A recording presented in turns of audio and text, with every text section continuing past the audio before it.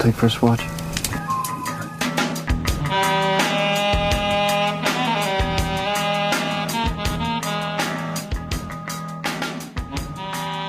Hello, welcome to an all-new, enchanting episode of the First Watch podcast. I'm Dorothy Gale, and I'm joined by my companions here, uh, the Scarecrow, the Tin Man, and the Cowardly Lion. You can sort out who's who. You guys ever feel like they did the Cowardly Lion a little dirty by making his name cowardly? Like, Yeah. that's just kind of a cruel way to talk about somebody or treat somebody that's supposed to be your friend. I don't know, just a thought, just a thought. It's kind of words that can become a self-fulfilling prophecy. Right, right. You know, if you believe that you're cowardly, then you are, which I think is so much the theme of today's topic, which is The Wizard of Oz. Here to join me, as always, is Cole. How are you?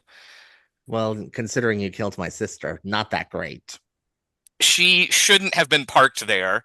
The signs were very clear. This is a loading and unloading area for houses. We're also here with Morgan. Hello. Look, I just should have stayed her ass in that wheelchair. There's That's too right. much power. I'll get you. And your little dog, too. My dog is This huge. You this cannot get podcast him. supports ableism. Let it be known. It's been written. And joining us, because we are in the throes of such a musical conversation, is Davey, freshly back from the slot mines, I presume. As always, I yeah. There's a lot of dumb bullshit. I had like three jokes I was thinking, and I couldn't decide between any of them at the time. There's so much slop in Davey's life, he doesn't know where to focus his energy. But Yeah. I do understand that you hung out with your good friend Freddie Fazbear recently. I did, my good close personal friend. I love him. He's a good guy. The allegations are What blown out of murder? proportion. Um yeah. He was the best guy around.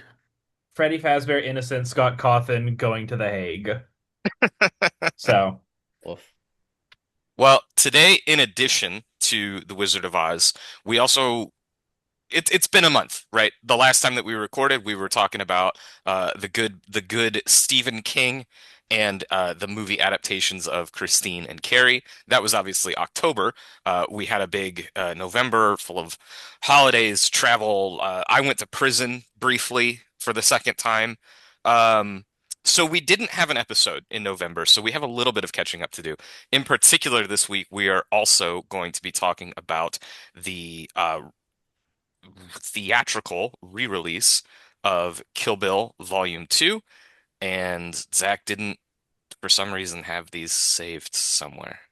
So he's off topic. Sorry, guys, I'm scrolling. They also did Kill Bill Volume 1. Indeed. Thank you for I, saying that. So it's the theatrical release, first time, not a re-release, of Kill Bill, The Whole Bloody Affair, which stitches together Volumes 1 and Volume 2. The third Knives Out movie, Wake Up Dead Man, Chloe Zhao's Oscar hopeful Hamnet, the latest Park Chan-wook movie, which I believe still has its wide release upcoming in the month of December, but we all have seen it so far. No Other Choice. And then, of course, to wrap up our new releases and to set up Victor Fleming's The Wizard of Oz, we're going to have a little bit of a talk on Wicked for Good and its predecessor, which is Wicked Part 1. for bad. I love how convicted they are on Part 1 and Part 2 movies that like no Part 2 movie is called Part 2 anymore. Yeah. Infinity War and Endgame, they had to change the name. Across the Mhm. Spider-Verse and Beyond the Spider-Verse, they changed the name. Dead Reckoning and Final Reckoning, they changed the name. Like they all want to do a part one and a part two, but they know it's a shitty idea. So they've stopped using part two in titles. It's The those only damn ones that have YA stuck to it movies. are the Dunes. That's it. Yeah. Well, and the unfortunate result is that they're going to call Dune Messiah Dune Part 3 instead of Dune Messiah, which sounds way fucking cooler. Yeah. Oh, But well. it's those damn Harry Potters and Yep. Hunger Hunger Gameses and Games, Twilights. the funniest of all being well, actually, I don't know that they ever tried to do a part one, part two, but the Divergent ones are the Yes. funniest They of all did part because one, then they were said they were going to do part two. Then they were like, oh, it's actually going to be a TV miniseries. And then Hmm. everyone was like, no, we're not going to do it. And then, no more Shailene Woodley. yeah, may she rest in peace. So we generally open this show by talking about things that we've been watching lately to lead up to those movies that I just mentioned, which we're still going to do. However, we're going to do it a little bit differently than we've done it in the past. Usually, we would kick it off, probably starting with Davey, our guest here, and just allow him to kind of talk about anything and everything. Instead of doing that, we're gonna try rebundling these in terms of the topic, the types of movies that we typically talk about here, so that we can spread it around a little bit more and just have a more compact part. So for those of you who are used to our usual format, get ready for something new. It's going to be fun. So we'll start with the most obvious, which is new releases or any 2025 year-end catch-up that you guys have been doing. Feel free, anybody who wants to go, let me know what you've been watching. Just because you invoked it, I did. I did see Five Nights at Freddy's 2 Yeah. in Oh yeah. theaters on purpose, uh, on a date with a person who is Who still loves you? chooses to date me, who loves me. No That's surer true proof love. than that. Yep. Yeah.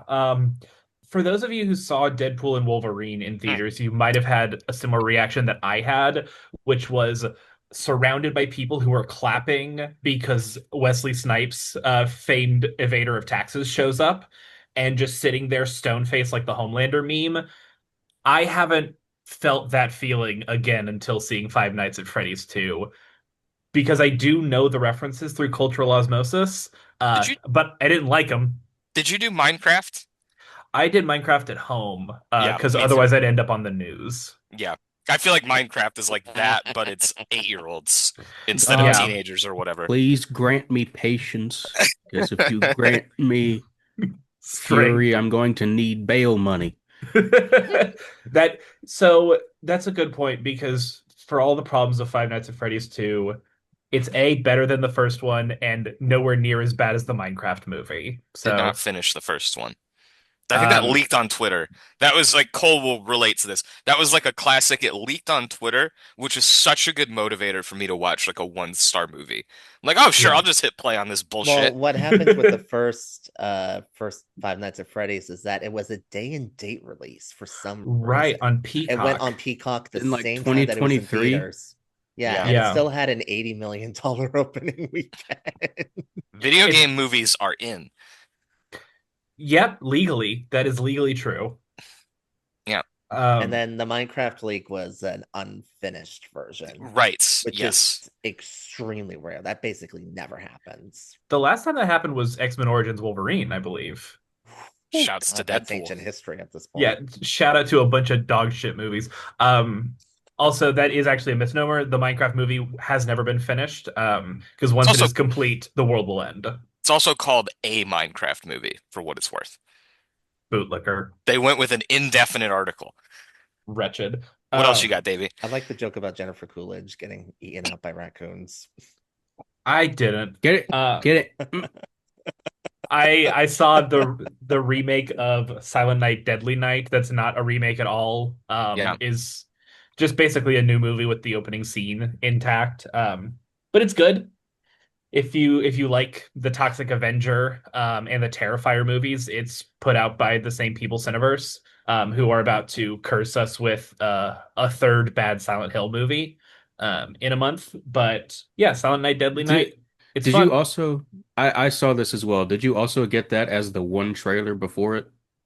I so I got the normal trailer pre-rolls. It ended with Silent Hill trailer, and then it did the little Regal pre-show, and then it showed the exact same Silent Hill trailer a second time, and Ah, then it went into the movie.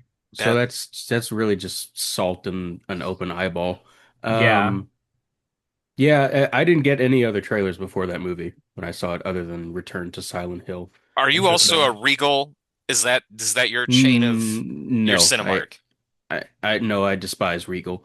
So I was a Regal person because I used in my college town there are two movie theaters and they were both Regal. Yeah. So I was briefly an unlimited subscriber. Um, so right now there's the theater that's here in town, which is sort of shoddy and operates in a bizarre function. And that was the theater that I saw Silent Night, Deadly Night at. So one trailer is not exactly uncommon for them. And frankly, I kind of prefer it to the 30 minutes of trailers that I've Yeah. seen 100 times at this point. Um, I really am glad that the next movie I will be seeing in theaters is Fire and Ash because it comes out the same weekend as The Housemaid, so I never have to see that trailer ever again. Um, yeah, and then the other theater is also a local theater called Lex Live for as in Lexington, Kentucky. Um, which is actually it's sort of it might be part of a chain, but it's like not a chain I know, and it's really, really nice. I will be seeing Fire and Ash there Mm. because they have a giant screen there that's better than the local IMAX by a lot. I'm getting off of the track of what we've seen. Have you guys seen that Fire and Ash trailer? I just got it last night Yeah. in front of the movie that I saw. That is a dog shit trailer. I'm not saying the movie will be bad, but like the trailer has no shape and no rhythm to it. Adam and I were sitting there, we were like, this is like an anime trailer. Like this is Yeah. like seeing like a, demon, whatever, I don't Like the even, Demon Chainsaw Man Slayer, movie. where The it's like plot ADR point, is plot point, plot really point, plot point, weird. plot point. And Yeah. it's there's no like, and in this, it's like scene, scene, scene. It's like on the next episode of Avatar type of trailer. It's really strange. It had a really, really weird vibe that no other movie trailer I've seen in the last 10 years has had. I think they've kind of given up trying to market these movies Because because Yeah, the they know they don't marketing is have its to. Avatar, right? Yeah. Hey, you Yeah. want to go see another one Right. of these? the blue Fuck Yeah. people yeah, are you back. do. Get in the house. Some of Yeah. them are evil now or something, Yeah, right? Like, Yeah. okay. they Maybe. like fire. Yeah. Yeah, One Oh, of them's played by Charlie Chaplin's great granddaughter. okay. oh, Yeah. that's fun. Game of Thrones own Una Chaplin. I mean, Kate Winslet was in the last one for all I could have noticed or cared. Yeah. I think she's in this one too. She's I back. believe her husband is Tamura Morrison, right? Yes. Of Star Wars fame. Mhm. Good for I them. I don't think we're getting Michelle Yeoh that yet though. Okay, she's in part four. Yeah. I hear the Mhm. main character of part three is Spider, the human child with the Yeah. dreadlocks. So That that's sucks. something to look forward to. Yeah, who apparently doesn't need a gas mask anymore to breathe. That's what I So noticed in the trailer. Yes, the trailer Because that hit every plot point. he's the Navi. Is he He's the the chosen one? Like, what's going on there? uh, How many they're Jesuses are they're in going this back. series? Yeah, a few. they got away from A White few. Savior just to do it again Yeah. in the third one. It moves back and forth between it's a white savior or a Navi savior. Because last movie was child Sigourney Weaver is Right. Yeah. Navi Jesus. Yeah. Who was Yeah. also white Yeah. previously. Like a I think hybrid. that Yes. I think the best Kind of a description of Gohan this thing. I saw someone said about Jake Sully. What if Rachel Dolezal was also Toussaint Louverture? Not Rachel. Just put my brain in a frying pan with some butter, some herb. Will Jake wear a kufi in any of the Avatar installments? Mmm. Davey, any others? Yeah, just one more that I wanted to highlight. And it's a 2026 movie. But I got to see Nirvana, the band, the show, Oh, the yeah. movie, the tour. Yeah, the tour. Um, That rolled through town here too. It is a lot of fun. If you're not familiar, it is based on a web series that became a show on Vice called Nirvana, the band, the show. It was created by Matt Johnson and Jay McCarroll. Matt Johnson, a guy who would later make the Blackberry movie. Yeah. And And also the Dirties and a bunch of other stuff, Yeah. right? Yeah. Dirty's Operation Avalanche, very Davy Core kind of freak shit about like people who don't know how to communicate. But the whole thing with Nirvana the band is that it's like the best version of this kind of Borat jackass bad grandpa. Oh, we're being crazy in the real world and building off of normal people's reactions. But they managed to do it in a way that still has like integrity as a story and is never as mean spirited as some of those can be. The movie is more of the same, honestly. I like it a little bit more after the live Q&A because they talked about how they kind of conjured the very dense plot of this movie kind of on the fly, which is cool. But just like Good Boy earlier this year, I can be really impressed with how you made a movie and still say that like this has flaws on its own. It's not perfect. It's a little shaggy at points, and obviously not every joke is going to hit. But it was a lot of fun to see with a sold out crowd, the Q&A with with Matt and Jay was a ton of fun. Mm. And it comes out on Valentine's Day 2026 in Yep. wide release, and it'll make no fucking money because it's a very weird, um, often I hostile movie to people I who aren't in the joke. I feel like this tour is a smart way to do it because it's going to Yeah. gather up people who are passionately interested in this. This was very much like while I was coming of age was, or like Yeah. kind of college years really was when this was hitting. The main thing that I know these guys for is the damn Wii Shop song. Yeah. Super That's the main Mario thing. RPG, Sonic the Ninja Hedgehog, Gaiden 1, Ninja Ninja Gaiden Gaiden 2, 2, Ninja Gaiden 3, Cruising And like Cruising USA. USA. and they do Ah, have like a little bit of the Wii Shop song in it just to be like, all ah, right, here's yeah. Slop for the Piggies, and Yeah, everyone I would be clapping. I would be like, I this was was my letterbox review is like 3 stars. My favorite part was when they referenced the Wii with the Wii Shop song. that's how it was. I shouldn't ever criticize the Five Nights at Freddy's fans because I'm no better than them. I'm not making a quality comparison here at all, but this is like if like the whole guy with the glasses crew got back together and went on tour again. Yeah. This is That's like the era we're in. The era of like that's I quit when I was 50 and then I was like, wait, I could still do it. yeah. Yeah. If Philip Rivers can be the quarterback for the Indianapolis Colts, why not me? Why can't I come back? If fucking Rob Reiner can roll Michael Right. McKeon's old bones Yeah. out for Jesus. Harry Spinal Tap Shearer and 2, all. They might need a Uh, literal spinal tap. Like, yeah, longest 82 minutes of the world. I Oh did not God. see that. I It's will bad. not. Film. I'm taking a stand on that. I'll I'm catch not. up with It it. could be. It could have a 4.3 on Letterboxd, and I'd And it still be like, and it go home. certainly does not have that. Yeah. No, not if I have anything to say about it. Any other new release, Cole, Morgan? I mean, God, I've just been seeing so much because it's Yeah. festival season in LA. We Yeah. get everything early. So I'll just hit a couple of things. So first of all, if you live in LA or if you live in the Big Apple, the best film of the decade, Be Gone's Resurrection, is in Oh, yeah. theaters now. Expect rollout throughout the winter. Yeah, Also first rolling week of out January here. is The Secret Agent, which is one of the best films of the year. Absolutely Next week thrilling. here. Fuck yeah. Amazing movie. Wagner Moura, so fucking good in it. Yeah. The Brazilians are not gonna let this shit go. And if you're Fucking looking for anything at Christmas time that doesn't involve Avatar, go see The Testament of Anne Lee. It is a fucking riot. I love it. It's spare such a bizarre, strange little musical. spare leak, ma'am. It's a musical, but it's also not a musical. And Amanda Seyfried's fucking fantastic in it. Mm. Let's see. Also been catching up, with the slops. So like I saw Zootopia 2 last night, which Yeah. is the I hear closest. surprisingly good. Yeah. It's funny. It's the closest any American film studio is going to get to talking about Israel and Palestine. Make of that what you will. That's psychotic. That's a psychotic thing. But yeah, but it's like, what if Israel was actually the Rothschild family instead, which is like an even bigger can of worms. That movie also made all of the money immediately. Yeah, Yeah. it's $1 billion hit already. Yeah. It was like 5 days and it had already like racked up 200 million and it's like huge hit in China as well. Mm-hmm. Yeah, like which a lot of our stuff has not been of late.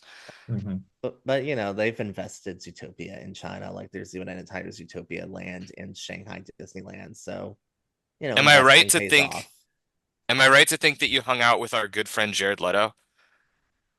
Oh Was I yeah. reading that right? Yeah, that was awful. That was dog shit. Fucking Tron Ares, Tron Pro AI nonsense. Ugh, terrible. I want the very, Not even great very music, if I'm being honest. No, it's not great. It's That's fine. that's The tough. the like That is a single tough that beat. they put out, that's like a Nine Inch Nails song, is great. It's one of my favorite songs of the year. I skimmed through the rest of that soundtrack and it left Yeah, not not missing not a much. whit of an impression. I want the very best for Greta Lee, and I feel like either she or her agent or the world at large do not want the best for Greta Lee, and I don't Yeah. understand what the disconnect is here. She'll be fine. She has a hit coming in the pipeline. As you know, she's voicing the evil iPad in Toy Story 5. That's not what I want for her. I mean, I hope it pays for a nice house or whatever. It will surely pay for a very nice condo. If I'm in Toy Story, I'm not buying a condo. I do not want give me a couple acres, bro, if I'm sacking up for this. Yeah.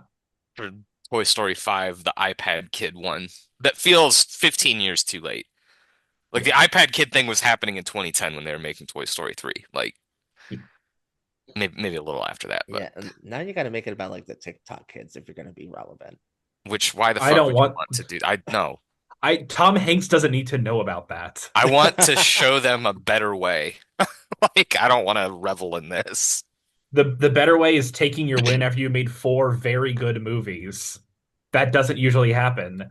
Well, Take three. the money. Nah, four. No. The four is like good. It's by no means very good. I'd say it's very good. I They think were they were it's the repeating themselves best by three. stopping point for the series. Might have been one. I don't know. Anyway, Toy Eh, Story. I know. Two and three are good. I like four is good too. They're all good. They're all good, and no one's ever seen Lightyear, so no one knows if it's bad. Yeah. It might be hey, I, great. No one hey, has ever seen it. I was there in that damn theater. Schrodinger's Chris Evans. Yeah. Whatever happened to that guy? Is he still working? He was in Ghosted, and then that was it. Some Everybody's Done. song thing. you don't remember everybody's favorite materialists? He's probably the best guy in that movie.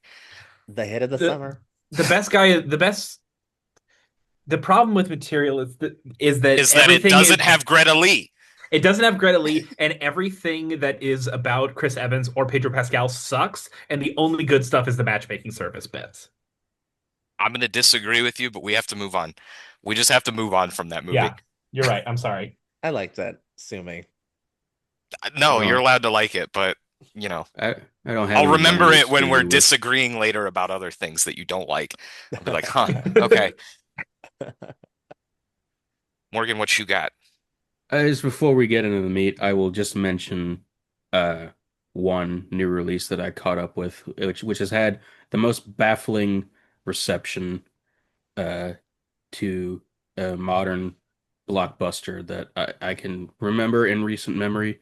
That being is baffling to me anyway. That being Predator Badlands, Oh yeah. which Yeah, seems to be a movie that people quite enjoyed.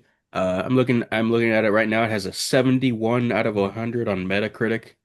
Jesus. This movie sucks. Yep. Like just endless Vaseline CG sludge fighting CG sludge. There's a subplot about, it's actually not even a subplot. It's the main drive for the protagonist is for the predator to find a found family with a robot and a monkey. Robot played by Elle Fanning. I actually did a double Elle Fanning when I saw this. I Oh saw yeah. this Yeah. and Sentimental Value back to back. Yeah. So that's actually a triple, technically. Yeah. Well, yeah, technically, but If I hadn't ever seen Elle Fanning in a movie, and this was the first time I saw Elle Fanning in a movie, I would hate her. This is awful in this movie. That character is wretched. The screenplay, I would not wipe my ass with. I gave this a 2 star. No, I gave this a 2.5, and then I downgraded it to two after like an hour of thinking about it. And if I think about it much longer, it'll go down to 1.5. It just like My only none. note would be as far down as this goes, Alien Romulus has to go exactly that far because I think this is Yeah, a little better than Alien Romulus. And I they agree. both disagree. Alien Alien Romulus is a Romulus, piece of shit. Alien Romulus, I find sacrilegious. Well, Uh, it's the first like genuinely boring Alien movie where like no yeah, choice is made. Even that's as much offensive as to you me. might like poke or prod at any of those given movies as being, not very good or not very satisfying, it's the first one that just has no ideas at all. Uh, Well, it has one, It does have one terrible and idea. it was really, really bad.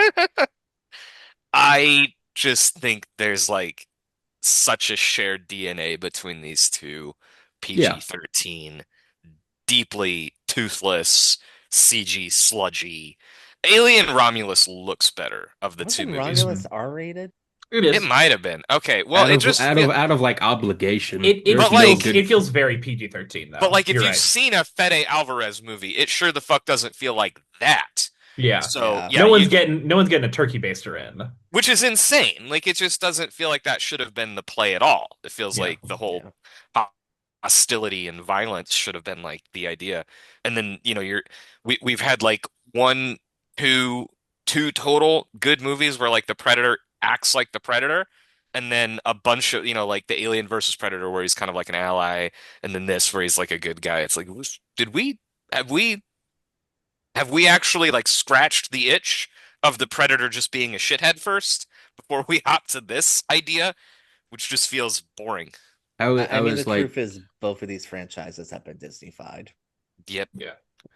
I was fairly excited for this movie. I got to it a little late, and I heard some mixed reactions, primarily from people around here. Hmm. Uh, but I was ready to just be like, y'all are haters, because sometimes y'all are haters, and I love you for it, Yeah. but sometimes Yeah. it's the way of Yeah. it. Uh, Never I hated anything in my life. that's just so untrue. What about the Minecraft movie? A Minecraft movie.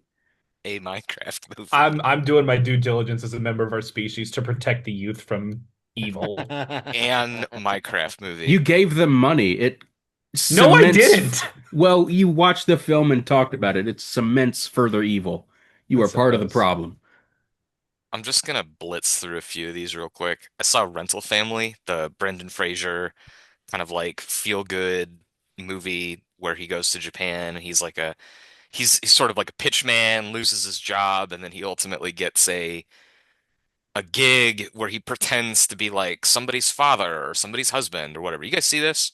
No. No. No, Flop City. Okay, No. all of you skipped it. So I can Yeah. speak alone to the fact that this was a pile of shit.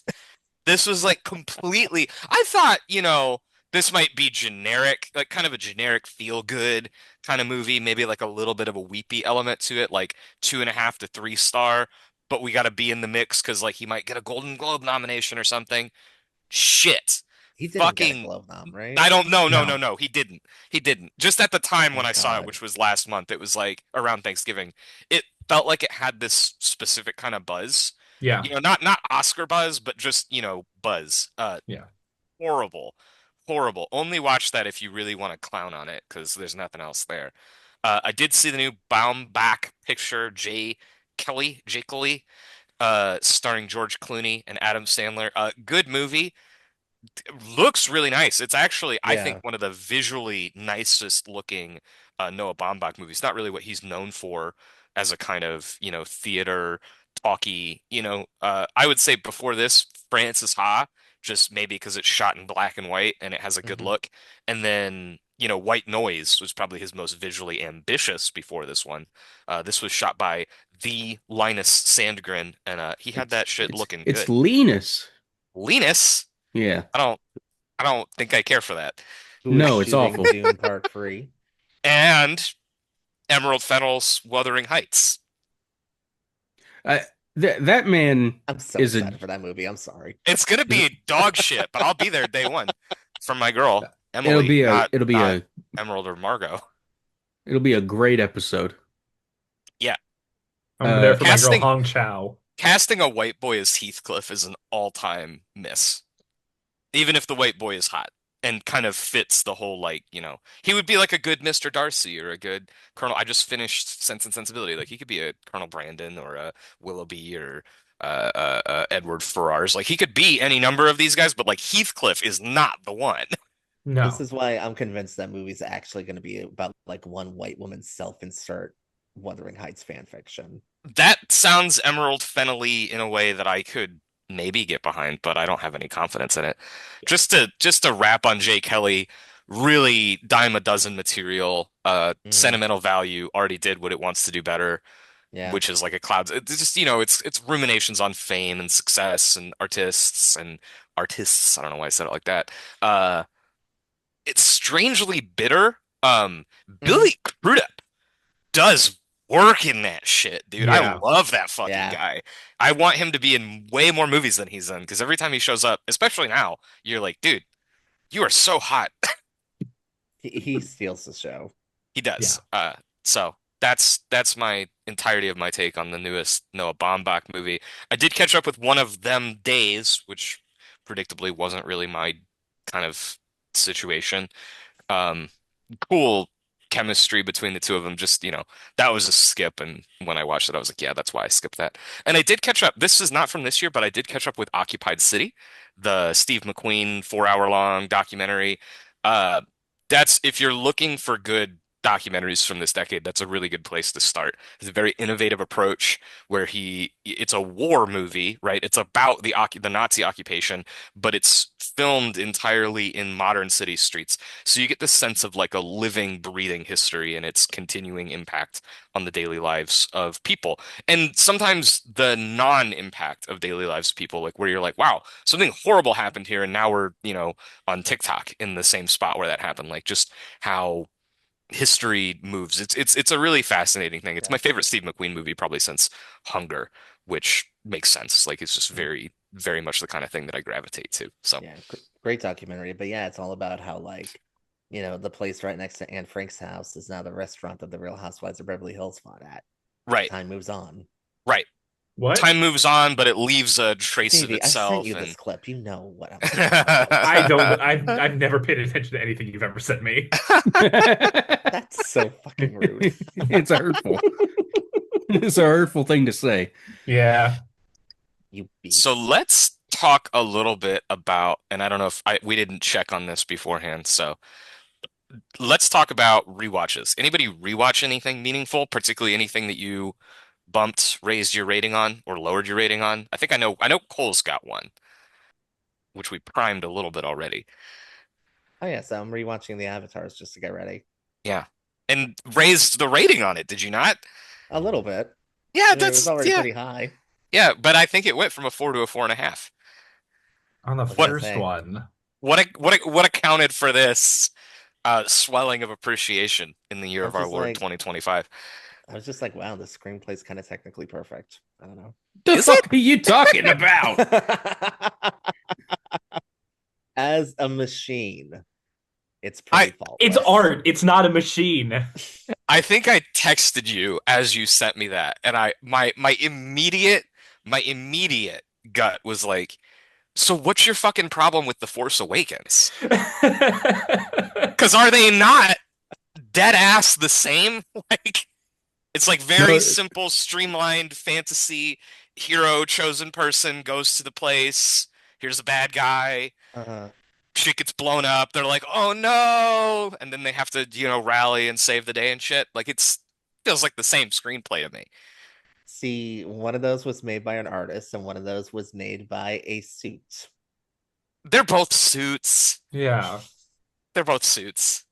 the I mean, last I get time it. James Cameron was an artist was True Lies, and that was a bad movie. So It We might don't have talk been about True Lies. the Terminator, but anyway, Titanic is definitely art. Yeah, I'll give okay. him that one. Yeah. Yeah, that's definitely like a degree of expression. Yeah, I had the best experience I'm probably ever gonna have with the original Avatar in 2022 before Way of Water came out, seeing it in the theaters, seated next to this little kid eating his nachos. That was probably like the peak of that movie for me, and it's all downhill from here. Yeah, you could just not get me to give a fuck about Star Wars in 2025. Yeah, I understand why you would feel that way, although I don't totally understand why the same feeling doesn't extend to the blue people because they feel really similar to me. Except one of them has sword fights and the other one has like machine guns, and one of those is always going to be better than the other.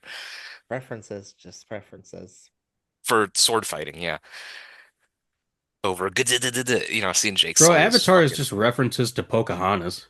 yeah, Like, come yeah, on. yeah. Way of Water Fucking clearing. dances with wolves Absolutely. ass. Is the I Way can of Water start. rating going to go up too now? Just, to keep the stair stepper thing happening? No, no, no. That'll probably stay the same. Yeah, that makes sense. Any I other can do rewatches?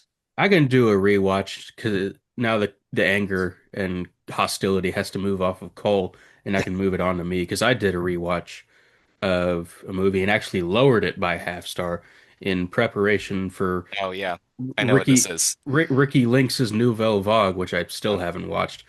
Uh, it's pretty I good. rewatched Jean-Luc Godard's Breathless, uh, and I hate this movie. Um, it's deeply annoying. I never want my taste ever questioned again. I know. I know. I'm hearing you. I'm just saying.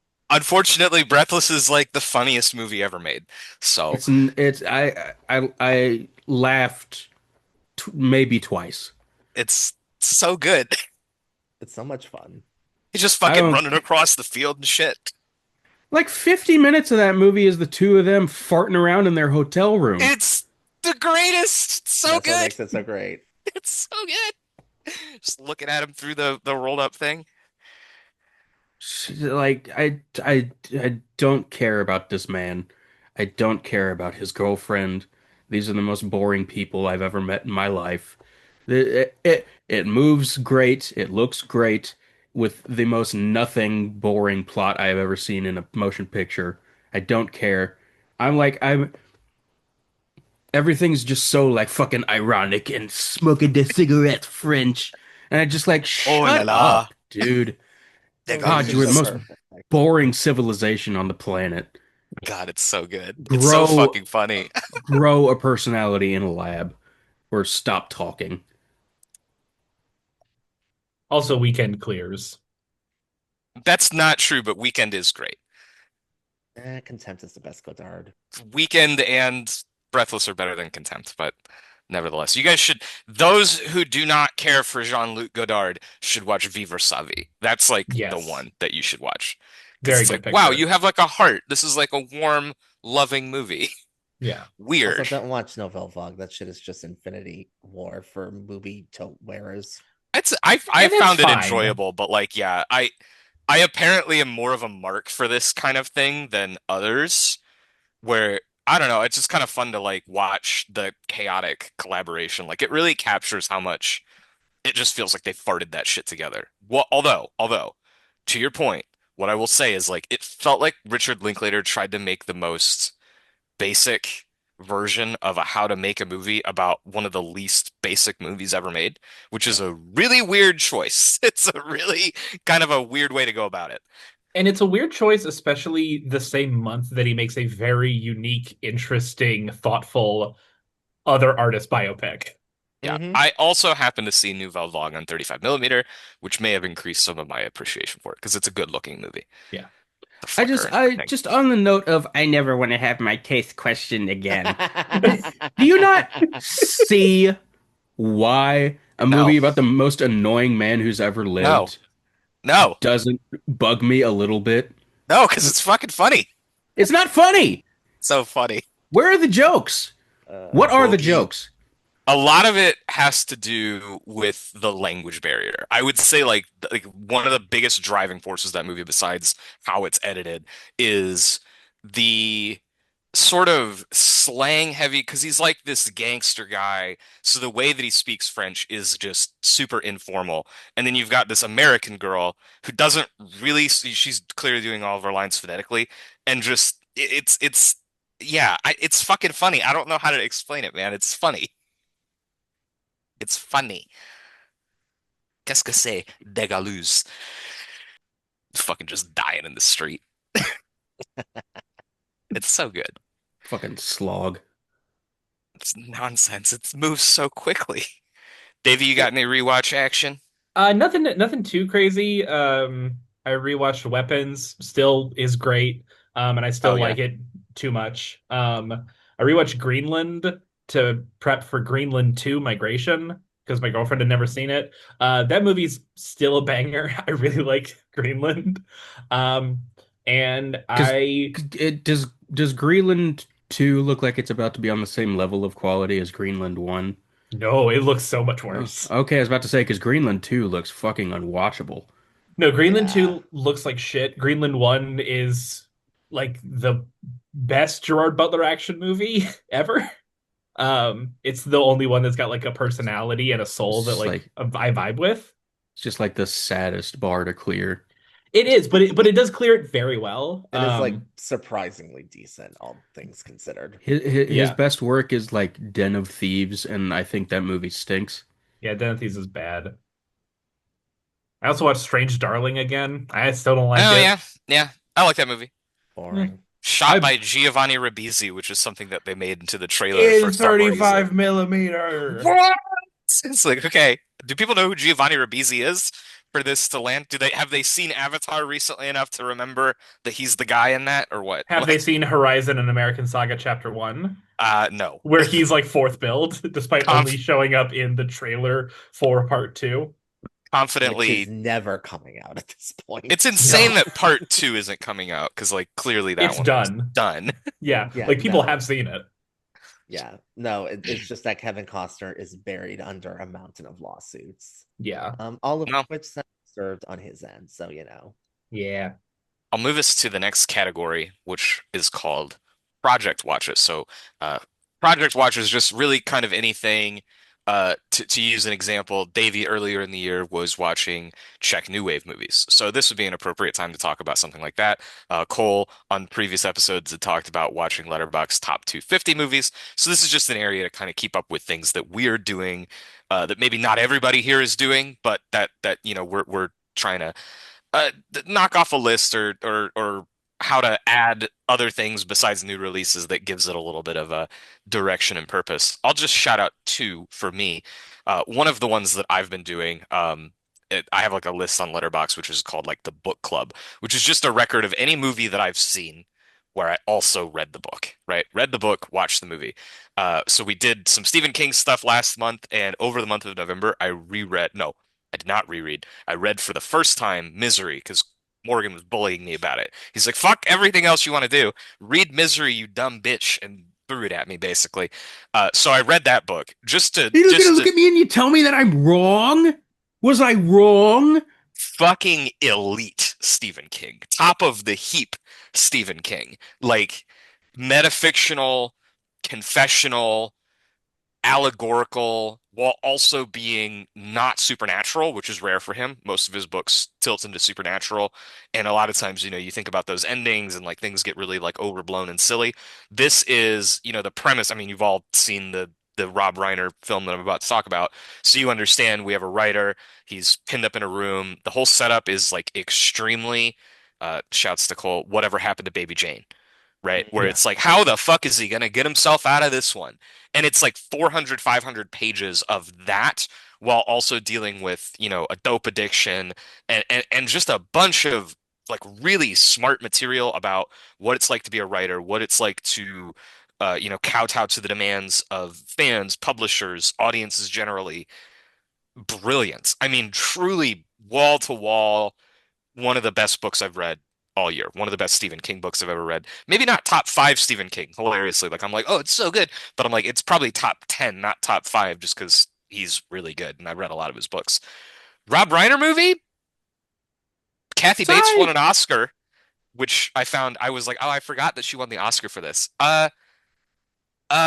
It's probably better if you've never read the book. Yeah. I think Because I the first time I had ever seen it was after reading the book, and it was after being like, "Oh, this movie's so good. Kathy Bates is so good in it," and I'm like, mhm. I mean, it's fine. It has a typical movie problem of just being a lot more generic. It doesn't it it looks at her fan thing and it's just kind of like, what if you had like a crazy fucking fan? And it loses all of like the actually interesting stuff about like binge culture, which this book is written in the 1980s. So the idea that it's about fans binging on material is like, oh, that's decades ahead of schedule. Yeah. All that is gone.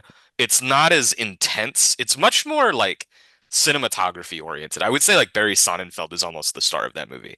Like Yes. just a lot of the lens choices where you feel like Kathy Bates is like right up on top of you, or you're even like glued to the wheelchair, like rolling around the house. It's just very kind of Coen Brothers energy. He shot their first three movies, which I thought about a lot while watching that because it just has that verve and snap to it. Fun movie, good movie, definitely does not live up to being one of his best.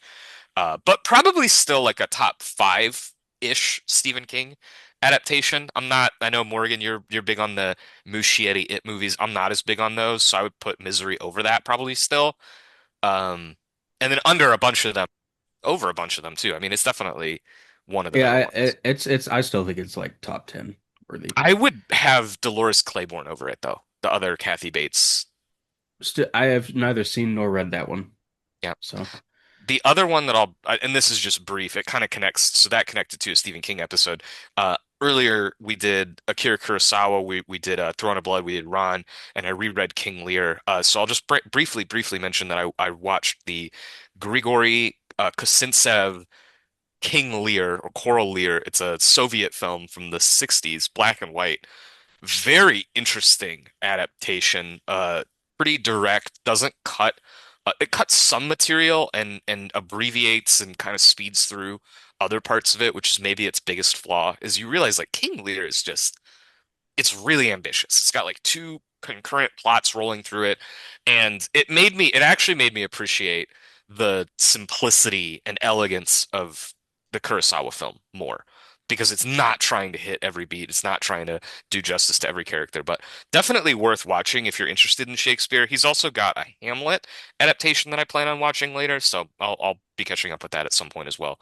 One interesting note was like all of the English subtitled dialogue was like exactly the Shakespearean dialogue, which I'm like, I would rather you tried to translate the subtitles of what they're saying, because I'm sure they're not 100% saying Shakespeare dialogue in Russian, and I'd rather have Yeah. like a closer idea of what their approximations were. That was a little like just hard to parse, you know. Yeah. Subtitled movies are kind of like that. It's like, you know, we're just at the whim of this translator and how they chose to go about doing that job. Anybody got any project catch up type stuff? I watched the Mr. Scorsese documentary. Hmm. Pretty good. So the quest then and now I still haven't crossed all of them off is to finally cross off all of Scorsese's future films that I haven't seen. So I did. Uh, yeah, we'll start with Boxcar Bertha, which is uh about as middling to bad as everybody said it is. Yeah. The most notable thing about this movie, I think, is the story that he tells in the documentary of him screening it for John Cassavetes, and John Cassavetes turning and looking at him and said, "Marty, you just spent a your life making a piece of shit. Yep. Go make something better now." And then he did, and it was called Mean Streets. And I watched this on the glorious Criterion 4K. Um, maybe just the coolest movie ever made. Completely invalidates something like Breathless to me by having interesting characters while moving at the same speed. That's a little rage bait for you. Um, Not taking it. I'm I'm leaving it very on the proud of shelf. both of you for not taking it. It's wrong, but we're moving on. and then I watched Alice Doesn't Live Here Anymore, which is Fucking yeah. like an Stellar. outright Incredible. Cassavetes riff. Yeah. Which I loved. I thought it was Yep. great. Burstyn, well-deserved Oscar win. Yep. Uh, One of our best. it's just like trying to find a little bit of something to hang on to in the absolute doldrums of lower and middle class life, and it's just like perfectly captured. Um, so yeah, I have New York, New York, Good and movie. then Kundun, and then The Aviator left. Three good normal movies. I'm sure I all have of them not are seen New York, New good. York. Yeah. Kundun is good. Roger Deakins doing Roger Deakins stuff. Yeah. I had to buy a DVD of that Yeah. because the Kino Lorber Blu-ray is like $150. Yeah. It's the weakest of Jesus. his like all of his movies are religious in some way, shape, or form, but like of the ones that are directly religious, it's like by far the weakest. Yeah. Because that's usually like a zone that I think he does really well in. Like, It this just is a seems like pretty he's movie. a little bit out of his depth with that A Yeah. subject hundred material. percent. Out of his depth, both as a creator and as like a thinker, and out of his depth in terms of like, you know, and I love that he's like this. I actually, you maybe can't even say it, but this is a copy of The Age of Innocence right here. Like, I love that you can't really pin down who Martin Scorsese is or what types of movies he's gonna make. But at the same time, it's like, yeah, maybe not that one. Like, Yeah. just audience wise, like interest wise, what am I interested in you talking about? You know, because I can speak on why The Age of Innocence actually does connect to a Raging Bull or to an Alice, like other movies that he's made. Kundun, it's like the closest I can really get to you is like he's made a lot of Catholic stuff, but like he is Catholic. Kundun feels not in He a was gonna cynical be way. he was gonna be ordained. Like, like the idea that that material interests him makes good sense. Kundun's like, where'd that come from? It Why did feels like a you want to make this? calculated decision, not in a cynical way, but almost like, yeah, Bertolucci made The Last Emperor. I can basically do that. He Yeah, wasn't Yeah. Asian and he made that. Now it's my turn. Like that's right. the energy I get from Kundun. And it's gonna be this like spiritual thing, and Yeah. that's maybe where he felt like he had that in. Any And that's and other? that's a Weinstein movie, isn't it? Indeed. Yeah, he Yeah. was he was in Harvey's purse for about a decade or more.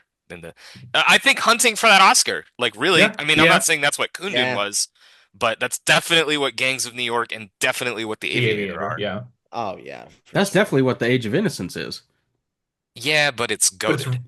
Well, Hamnet is an Oscar bait movie. It's pretty Yeah, fucking yeah, great, and we'll get yeah, to yeah, that. yeah, These yeah. things do not mutually exclude You're each right. other. You're right. You're right. And it doesn't. I was just clowning on The Aviator. Doesn't make that movie not good. I am the biggest Gangs of New York defender that I personally know. So, yeah, I'm with you. Sometimes like a big period epic is just like a nice one. Any other project-y type things anybody wants to go through? Shall we Uh move on? I've still hacking away at some French New Wave. Yep. Trying to finish up that list before the new year starts and I move over to post-war Japanese films. Just to highlight a couple, I watched Le Trou or The Yeah. Hole. Yeah. It's incredible. Holy Yeah. shit. Yeah. It's like a Yeah. Zach all-timer waiting to happen. It's just dudes hammering for 2 hours and 10 minutes and it's Yeah. awesome. Yeah. Uh Sounds just way more entertaining than Breathless. it Stop. is. How dare you? It's a riveting I got him picture. with that one. And I also watched Le Cercle Rouge, the Red Yeah. Circle. Yeah. Fuck Yeah. yeah. Yeah. I I Hallucinating lizards and shit. Just fucking going crazy. I I am about to watch Army of Shadows, but I That's feel Oh like very yeah. the best shit ever. I'm really excited, but the Red Circle and the Samurai I feel pretty similarly about, which is there is a pane of glass between me and the movie. And I think it just Yes. comes from a general dissatisfaction with the human condition, um, presented in a way that I don't totally emotionally click with, but also Melville seemed an unpleasant person to be around, so I don't think he connected with much of anybody. Yeah, but have you I considered that Late Samurai is the coolest movie ever It's made? really fucking cool. I It I I had a come up with both of those two movies. Like particularly the Yeah. first time I saw Les Samurai, it was it's cold, it's distant, it's a little aloof. It's not that it doesn't move well. I had to get more into Melville to realize like he has this kind of it's not Bresson esque, but it is like very intentional, right? It's like Yeah. we're gonna do this police interrogation scene where he Mhm. swaps the hat and the coat for like a full 15 minutes. You are gonna see every part of this thing. Yeah. And it was, I mean, it's really just it's impossible to watch like Thief or Ghost Dog or Drive and like just not see all these movies that just really are aping what that movie does with so much less visible effort, if that makes any Yeah. sense. Like it's so much less strain to just it's like elegant, it's effortless, it's gliding. Le Cercle Rouge hit me way harder, and I think it's like that brotherhood aspect that the characters Yeah. have. Like they're like this fraternity of criminal bad guys. Also the man with his cats, like just banger, Yeah. banger movie. The Army of Shadows is like I do have like one friend who watched it somewhat recently and was middling on it. I was like, that's bizarre because that just feels like an undeniable heater to me. But I also really go for that kind of like war resistance Yeah. occupation type of shit. Yeah. I've got that coming up. I got EO's Godfather, Hazard Balthazar, Yep. Yep. Night and Fog. I got some bangers waiting for me. Night and Fog. What a I've lark. I've Yeah. avoided it for a reason. Sunday matinee. 25 minutes and then you stare at the wall for an hour and a Yeah. half. Well, no, Let you that watch that, and then after 25 minutes, you spent 8 hours watching Showa. Yeah, Showa. Yeah. Or you just move on to the other Chris Marker docs if you like the style of it, because he I co-direct or assistant directed that. I've been trying to find A Grin Without a Cat for like Yeah. months. Yeah. I can't find it. I That found is a the good shit. terrible like English dub on YouTube, and I'm not gonna watch that shit. So, if any of you guys know where I can find A Grin Without a Cast, I please hit me up. I bought a DVD of it. Is how I Jesus. solved that issue.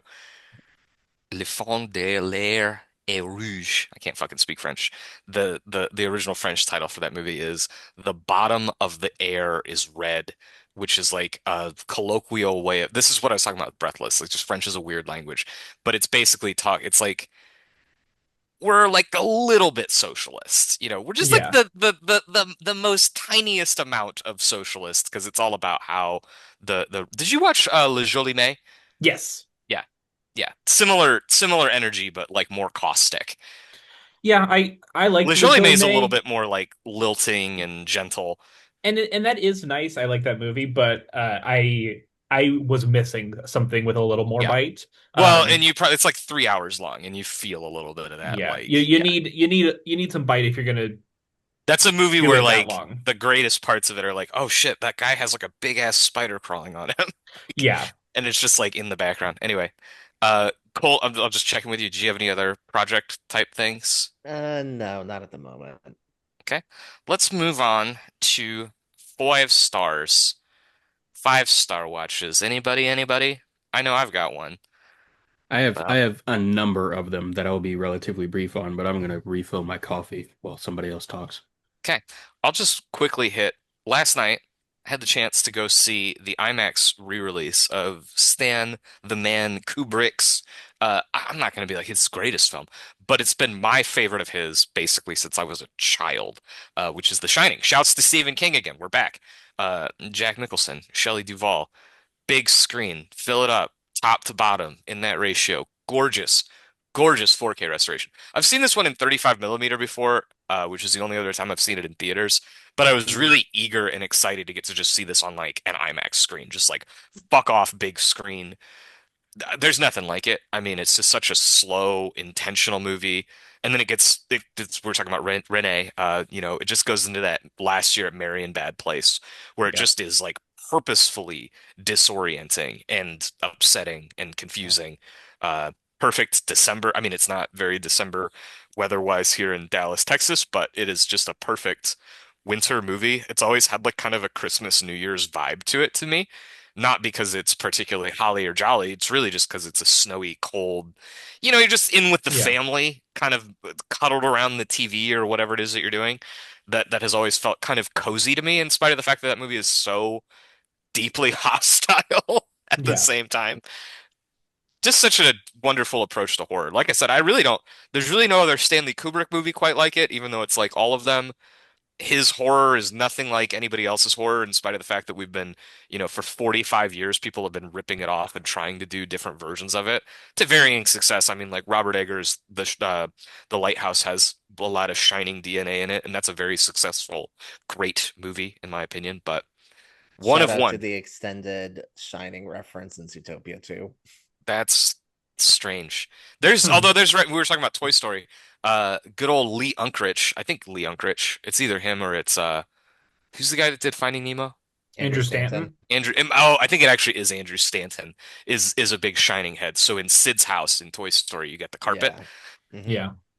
Yeah. I One day we're gonna crack that nut and we will do a Shining episode and it will be because of my long-winded ass, the longest recording we've ever done. Like the other people will fall asleep and I'll be like, okay, so then in the second act. No, I just geez, what a picture.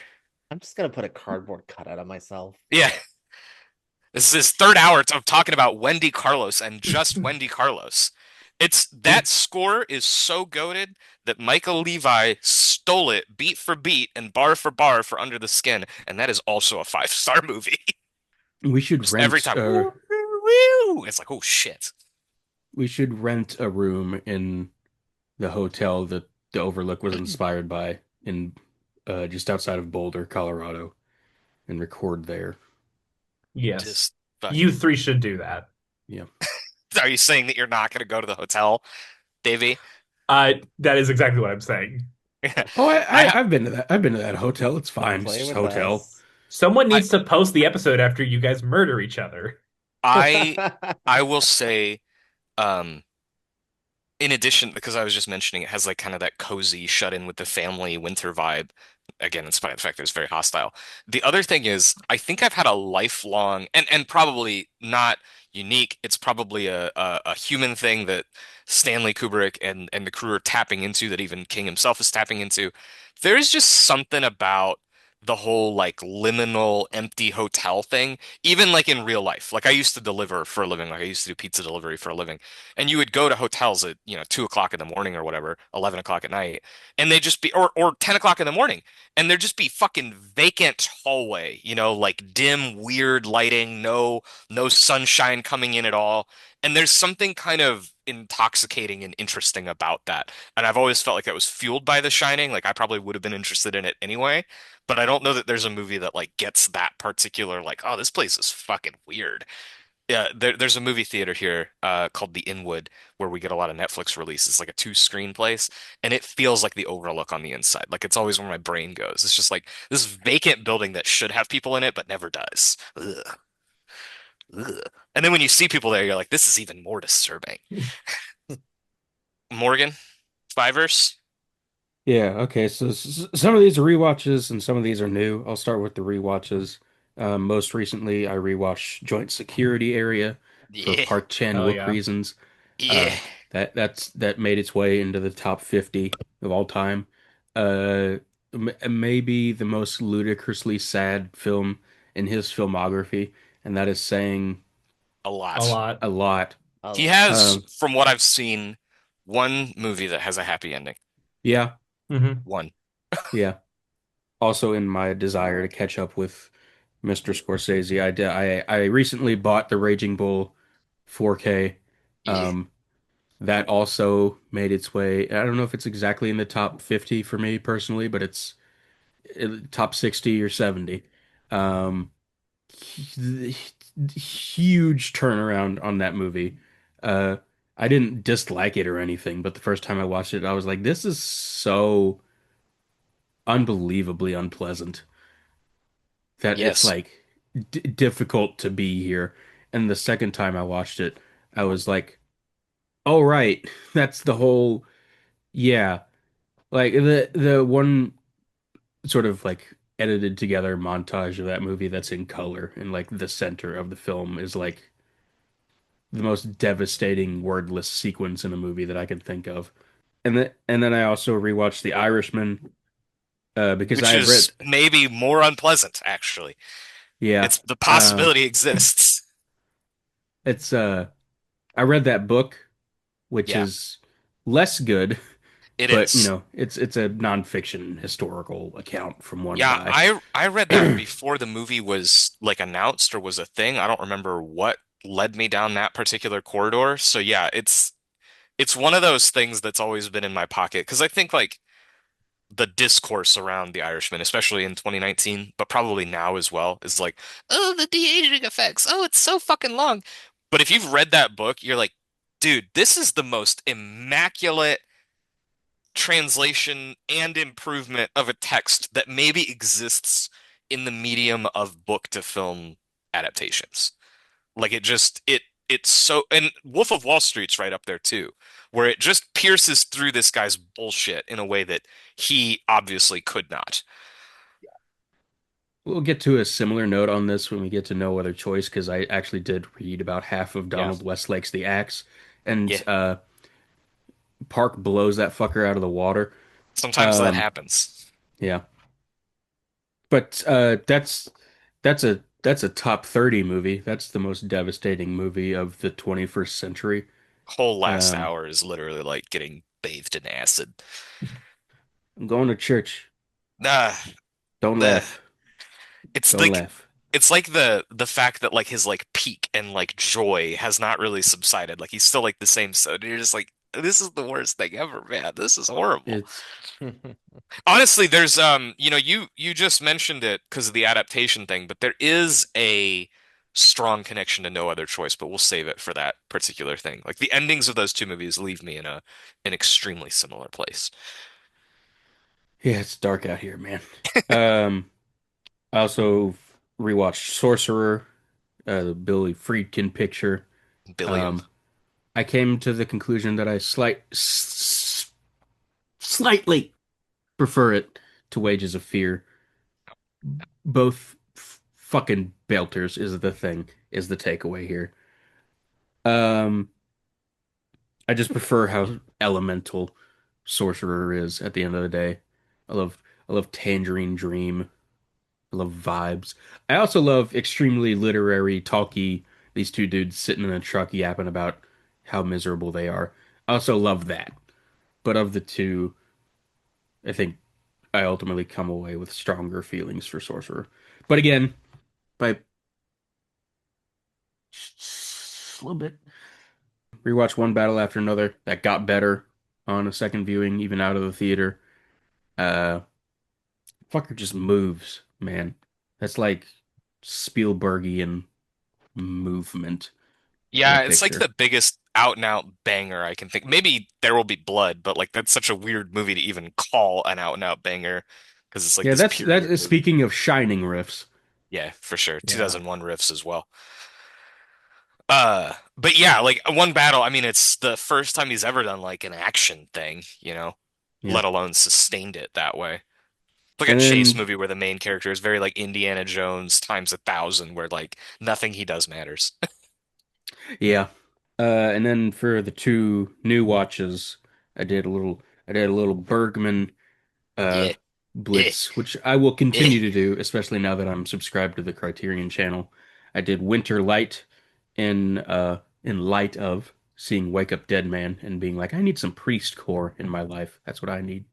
Also currently reading Flannery O'Connor's Wise Blood to really just yeah. m Priests who fucking suck. yeah, min max my stats of priests who are just miserable little bastards. I Uh, also rewatched Winterlight.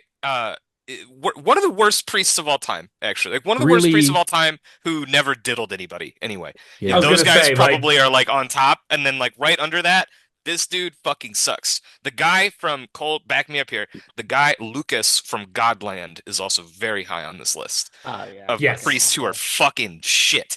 terrible He priest. might not be a priest. He might be a pastor. I don't know if they're Catholic, but we're moving on. He has bad priest He has vibes. Yeah, yeah, bad priest vibes. I do think Movie's he's Protestant though, spectacular. What'd you and say, it's Cole? I do think it's Protestant though. And his new film, The Love I That think so. Remains, it's really really good, really really funny, I want to Almost. see it. it's so Yeah, good. Yeah. You'll never look at a rooster the same way again. I don't I look don't at a know. rooster originally. I live in an apartment. yeah. You have a rabbit in your apartment, like you Yeah, but have. that's my little guy. It's my Yeah, but buddy. you're not averse to like wild animals in your house, apparently. Yeah, Winter Light, one of the most Yeah. thought-provoking movies I've ever seen in my life. Ingrid Uh, Thulin 100-point game. stopping the movie so she can stare you in the face and tell a Yeah. story. Yeah. Nobody ever did it better.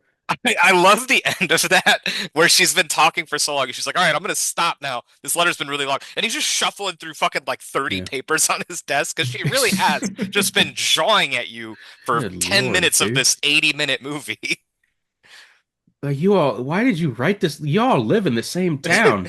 Just Just walk tell him next this. door. Just say it out the window. He'll probably hear you. Good grief. And then I watched The Seventh Seal. Even Uh, better. I don't think I agree, but I could see that I could agree at some point in time.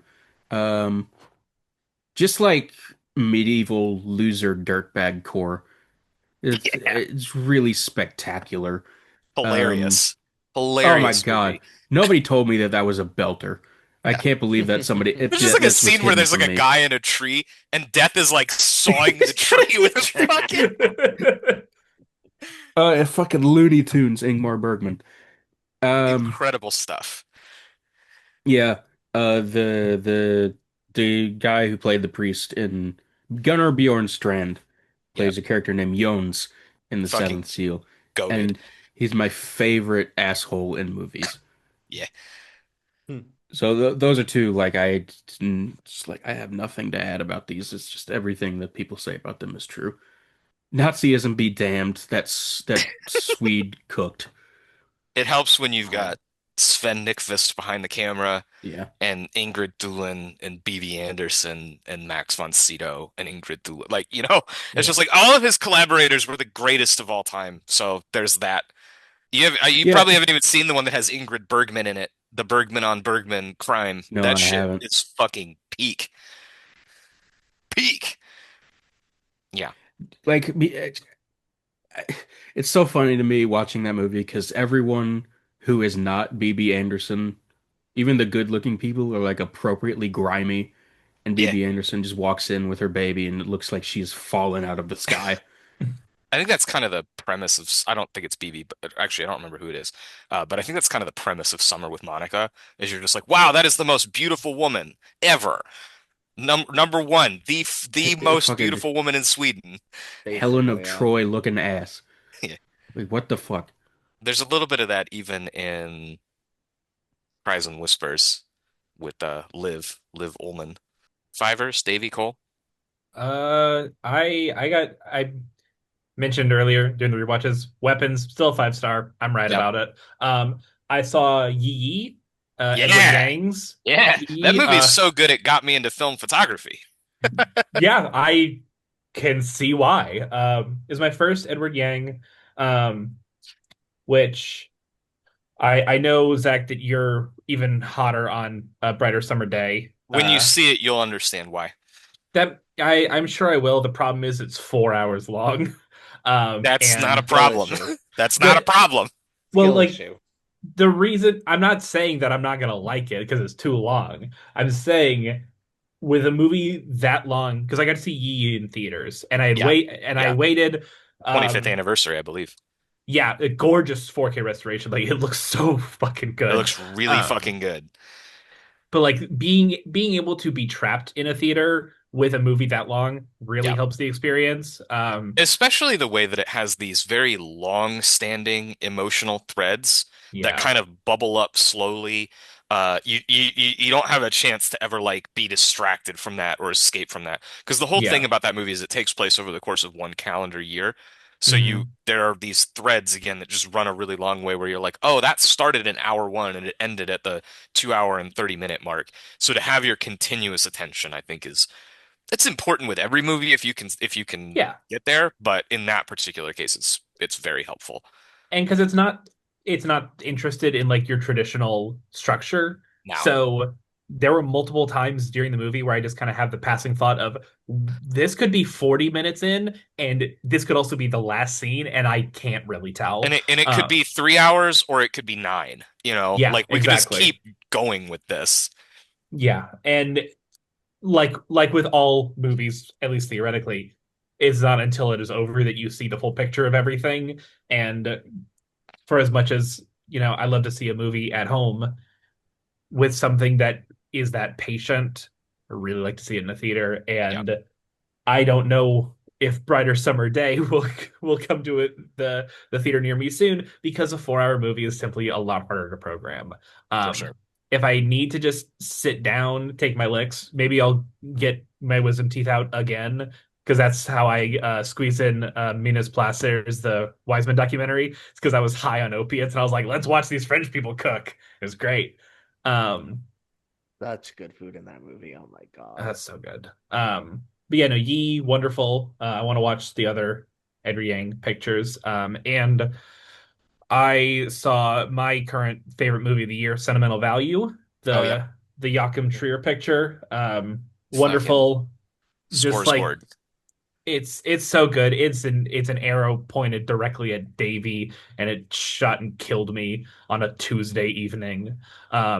Just cried a bunch, laughed a little bit. I think the ending is fantastic. Like the ending scene, a couple of shots is just so damn good. Um, Mm. I'm not gonna pierce too deeply into this, but I have heard a lot of people interpret that movie and the way that it treats or reacts to the Stellan Skarsgård character with respect to that ending. I just don't agree with how people are interpreting that. There's a particular thing that happens with a crowbar during that whole scene. They're going to make a movie, right? And they're yeah, renovating the place where they're going to make the movie. And that renovation scene just fully douses me in cold water in a way that does not allow that ending to be read on the simplest or most like cop-outy terms. And I think people have read it that way, and I don't really get why. Yeah, I think if you're reading that ending as emotionally simple, you've not been watching the same movie. Like it's not a happily ever after type of moment to me. It I guess is that's how I would Yeah, put it. it is very at much best not. a bunch of people going, we can compromise to We this. can try. Let's I try something. this might be good enough one day. Yeah. Like, But we know it again, sorry, this is yeah, hard to talk about without talking about the movie, but like there's a past movie that they made that has a similar dynamic, and we all kind of know how that turns out. Like it's a yeah, major point in the movie how that all turned out. So like, yeah. you know, the idea of history repeating itself, but it's like, oh, but it's better now. It's like, is it? I don't I think that's a question the movie's asking you, not something the movie's trying to tell you. Yeah, this is again, without getting too many specifics, it ends on a 7 out of 10 day in what is a 4 out of 10 relationship. Yeah, right. You're like, Like, yeah, it's a great way of putting it. this isn't. I don't know. I think it's just I mean, and if you want to say this about worst person in the world or Oslo, Cole, I think you put it this way. It's just like it's such an emotionally mature movie. Mhm. It's just like a fascinating little family drama, thorny. The metafictional stuff is not tired at all. It feels very sharp. Yeah. I was clowning around yesterday about how it's like a Clouds of Silmaria thing, but like the more movies should try to be Clouds of Silmaria, if is Yeah, maybe my takeaway, if they're this good and absolutely. this smart. Yeah, it's got a ton of stuff going for it. It seems like it's not going to win Best International Feature, which is correct. It shouldn't. It should be our boy Jafar. Um, Yeah, yeah, but it would have been nice to see a lot of love get thrown the way of this movie. To quote Morgan, of course, your favorite movie of the year is a movie called Sentimental Value. It's yeah. just my kind of shit. Feels like it would have the inside track for original screenplay. Yeah, it's a pretty. It'll get a nomination. I think it's way too stacked of a year, but yeah, We are in an environment where we are now openly discussing the possibility of 4 non-English language films making the Oscar 10. yeah, Yeah. We are really in a new No other era. choice. It was just an accident. Sentimental value Secret and Agent. The Secret Agent. Secret Yeah. Agent. Yeah, Viva Brazil. hell yeah. We're in a new Mu- era, baby. Yeah, Muito no, for amo sure. Here's the fucked up para thing a is that like gente. Lee Byung-hun is still not going to fucking get a Best Actor nomination, in And he should spite of win. the fact that we It are is in what it's the best performance of the year by an insane by margin. an insane margin, and it will not get a Best Actor nomination because even though Parasite won Best Picture, we're still in that part where like none of the cast gets nominated. Like Yeah, will Renat Reinsve and Stellan Skarsgård will certainly get nominations for their movie. yeah, Wagner Moura, Maybe I could see Wagner piercing for Best Actor. I haven't seen Wagner, that, I but think, is in, honestly. yeah. And I think yeah. oh god, who plays the sister? She's so great in Sentimental I- Value. I think she Oh, could- yeah. Inga Blood. Yeah, Inga that nice something. lady. Shout out She Inga.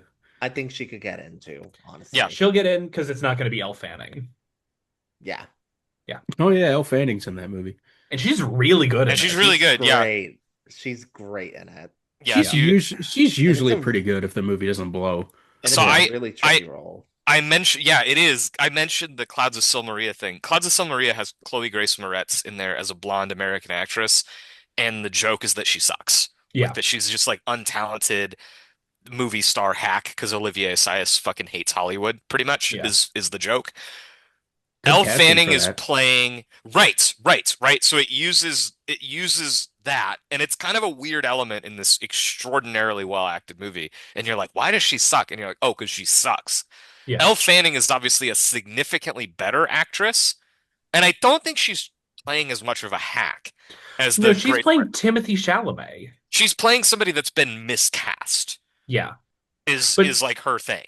but she's playing someone who wants to be a serious professional so badly and kind of can't get away from the fact that like you do like YA romance movies and like you do like The Hunger Games. You are Willy Wonka, but like you really, really want to be a You're serious, dating important Kylie person. Jenner. Yeah, exactly. Like I think that character is so interesting.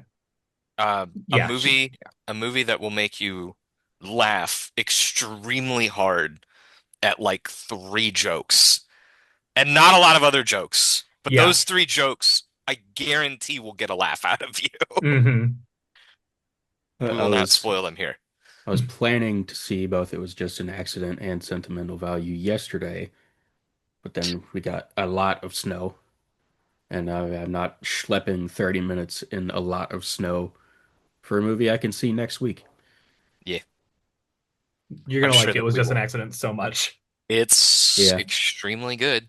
Yeah. yeah. We will definitely have room Movies. to be talking about both of these, I believe, as we wrap up the year 2025, as I think both of those are quite high. They're movies we didn't really get a chance.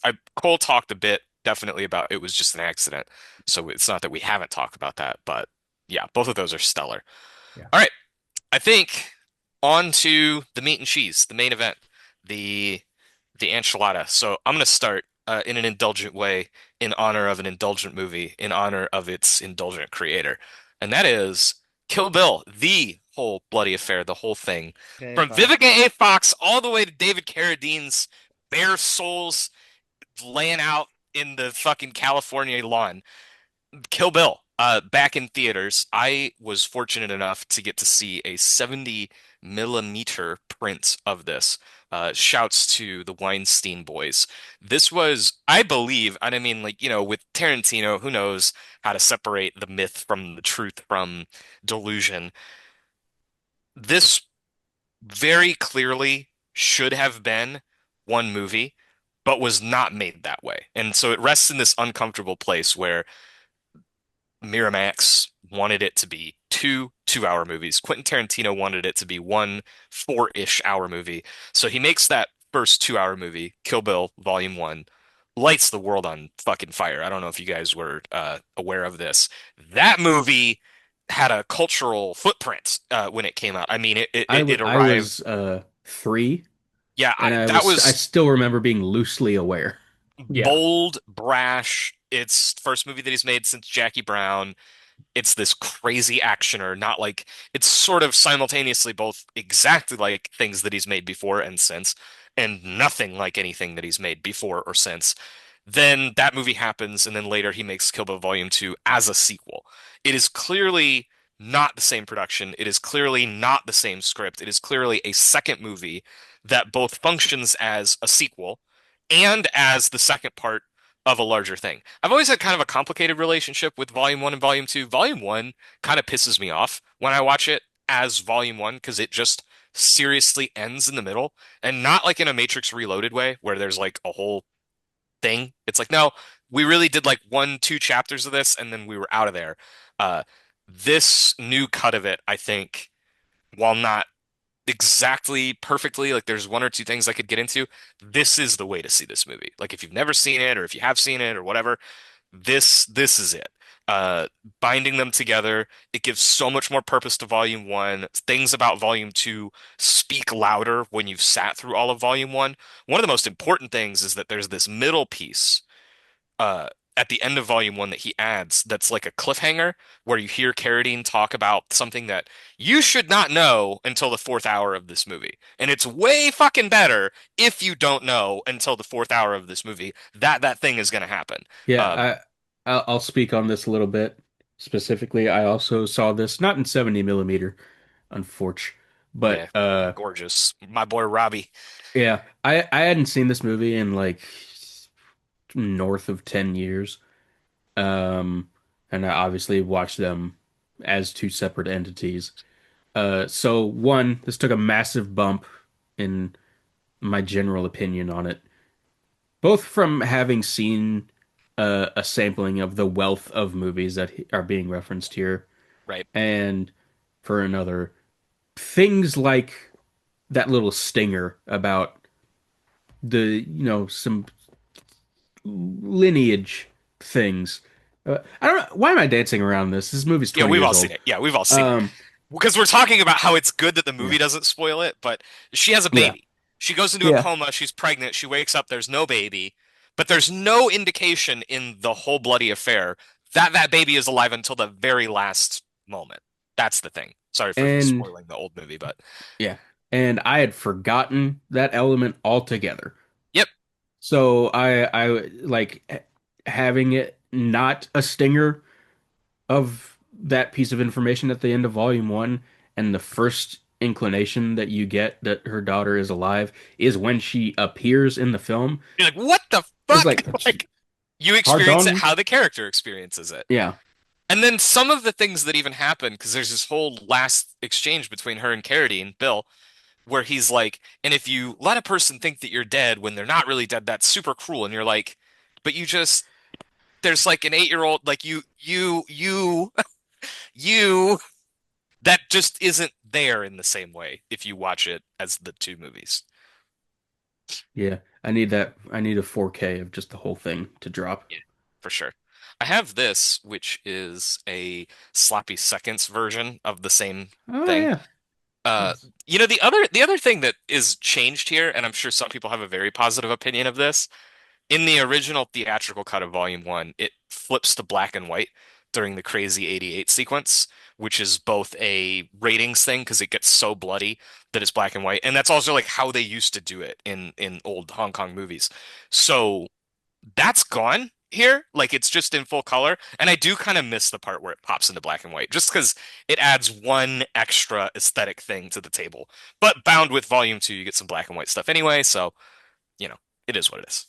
Yeah, I think that part in the church is maybe the most nice looking thing that Tarantino has ever shot in the It's black and definitely white. up there. Yeah. Yeah. I've always really, really, really gravitated to volume two. Like it's just such a Michael Madsen, incredible, cool imagery. Changes what the movie is in a big way from Yeah. like all martial arts to having like a lot of like Western influence, like Western the genre, not like well, I guess it is also globally Western, but like cowboys is what I'm saying. Sergio Leone, all the It just close-ups, it you're like, just oh, especially taken after like the intermission after the Crazy 88 fight, it just slams on the brakes so hard in hmm a way that's like, oh, this it is a different movie, but in for a, sure. when they're stitched together like this, it's like all of my bugs with both of them are suddenly kind of left on the cutting room floor. I think one observation that I walked away with, and I've thought about this before, she kills one person in volume two, and it's Bill. Yeah. No one else. Because Madsen gets bit by the snake. She doesn't kill Daryl Hannah. She just pokes her eye out. Hilarious. Fucking that whole fight is so. Daryl Hannah is a star. Yeah. One of the best. She's so good. Every close up of her with the eye patch and the bangs and the fucking outfits, she's like, I will never apologize for my unabashed love of this movie. I don't think Cole or Davey, you guys saw this recent screening. Any No. thoughts, any feelings on our favorite foot fetishist and Zionist defender, and I Paul my Dano only hater? yeah, God, just add it to the fucking list. My only thought about Kill Bill is that it's the only Tarantino sequel idea that I thought was ever good. Like Because Volume he, 3, yeah, where the it's Vivica A. Fox daughter. yes, and I Yeah. think that's a good pitch. And Instead, he made a short film on Fortnite. yeah, can that count as movie 10 and then he can just I fuck off think that we forever count until it. I think Aviv? I I think think we we count can it as just his 10th film. I think we Yeah. just count the Kill Bills as two separate films, and then we just dump this man forever. He's Yeah, such a I fucking moron and a dweeb. it sucks that he genuinely sucks as much as he does while making the at least seven like near perfect bangers. And We just can decide and debate which two aren't on the list. One of them's Death Proof, and then we Yeah, can talk about the agreed. other one. yeah, Agreed. And I think Death Proof, that's in terms of his 10 film thing, it's always been my thing. It's like, okay, so you're gonna be precious about having 10 films, but one, you have a two-part film that was filmed and released as two separate films. So yeah. that already happened. Two, one of your 10 is half of Grindhouse, which you made with Robert Rodriguez. Like, are you really so precious about half of Grindhouse that And like the bad half. we can't possibly water down the filmography that's got Death Proof in it? Yeah, motherfucker, you have a directing credit on Four Rooms. Right. Like, Right. Yeah, it's just dumb. I think it's the dumbest fucking thing in the world. I think he's an idiot. I feel no need to defend Quentin Tarantino, except from the assertion that he is some kind of like culture. You could actually accuse him of being a culture vulture. I think that's yeah, fair. When he wears the Kangol Yeah. hats and all that dumb shit that he's done, sure. But God. in terms of being like a rip-off artist in his movies, I don't accept that. And in terms of being a bad director, I definitely don't accept that. Because like he's the a very rip-off good artist thing, director. like I'm sorry, when you take like part of Jean-Luc Godard's Bond apart and you put it into Pulp Fiction with a million other things that are going on, it's cool. It Yeah, works. Like if it was if what he was doing was like shot for shot remakes of French New Wave movies, maybe we could talk about it. But even then, like I think there might be some interesting results there. I don't know, like the one with Kill Bill that people because the imagery is so clearly in the lineage of Lady Snowblood. And because Yeah. that's a revenge quest and a female lead, people gravitate to that. But I'm like, no more than like a little bit of Volume 1's DNA is from that movie. Nothing in Volume 2 looks like Lady Snowblood at all, like or It, feels like Lady Snowblood at all. So it's just one of many things in this carousel of influences he's got going on in those particular movies. it doesn't help him that he accuses other people of plagiarism Yeah, in the most yeah. outdated Reddit ass answers. bro, you're fucking yelling about Hunger Games in the In year 20 2025? Give up. Like Quentin What do you mean? Tarantino, I believe that he still sees himself as that kid working at a video store, being like, "I'm going to show you the cool stuff." He is not prepared for the internet age. Like Right, he's one of those everybody knows what guys. Battle Yeah, Royale is now, dude. yeah. You don't need to show us that you've seen Battle Royale. You don't need to keep talking about it. Like fucking. Ugh. So he He made a movie thinks on Fortnite. Does anyone want to tell me what the genre of game Fortnite is called? Battle Royale. Whoa! Like, hey man, cool. Yeah, it's like a thing. It's like a trope. It's like there's more than one like wandering Ronin movie, and there's more than one, Davey, you mentioned Yeah, The Shrew, but you also watched A Man Escaped. There's I more than one did. Prison Break movie. Just because there are only 13 types of stories, that doesn't mean there's only 13 stories. Yeah, fucking dumbass. What a Which loser. of all writers in the entire industry, he should obviously know, but whatever. Yeah. Django Unchained that is just the Count of Monte Cristo, Quentin. Like, hello. that that Cliff Booth movie is gonna suck. Shut up. Leave David Fincher out of this. Why Shut why the do we have to make fuck this David up. about Fincher David is the Fincher? reason why movie theaters are dying. No, it's You're No, Ted an Ted idiot. Sarandos. Sarandos is You're the a reason. moron. That's the dumbest thing that anyone said on this show ever. It is not Listen, David Fincher's fault that I'm just movies are saying, if he dying. didn't sign David a deal Fincher with the was the devil and made House weapon. of Cards, maybe we wouldn't be in this situation. He If it is at wasn't the him, site. somebody else was going to do it. He is at the scene of a lot of different cultural crimes. There That's are way it's too many crimes that we could list. The thing with Fincher is someone else would have done it, but maybe they would have been less talented. And like if Eli Roth's Hemlock Grove was the big Netflix original, maybe we would be living in the good place. maybe. Maybe. Rest in peace to Warner Brothers. I thought about them seeing The Shining yesterday. That big Warner Yeah, Brothers logo on the screen. I was like, the next time that they try to screen this movie, we'll probably get shot. yeah. Yakko, It, it, Wacko, and Dot are going to be executed in the street. Yeah. not if the Ellisons have anything to say about Yeah, it. I mean, we'll see. It is getting ugly. Yeah. I can't believe we jumped to the Netflix thing over the Tarantino thing before we get to the Netflix movie while we're still talking about the Tarantino movie. Just in case anybody is curious, Paul Dano, good. Matthew Lillard, good. Owen Wilson, sure. Owen Wilson, good writer. Owen Wow. Wilson, good in the Royal Tenenbaums. Owen Wilson, good in all the Wes Andersons. Sure. We I should have no issue with reunite. that. Yeah, They should. He's in Dispatch. yeah. I'm in Dispatch. Right. But yeah, Fucking Kill Bill, Criterion cover looking like Sergeant Pepper. Kill I have, Bill, I Whole have Bloody to Affair. say, I have to say the French Dispatch in full now because there is a very popular video game called Dispatch now. That is true. I was thinking about that.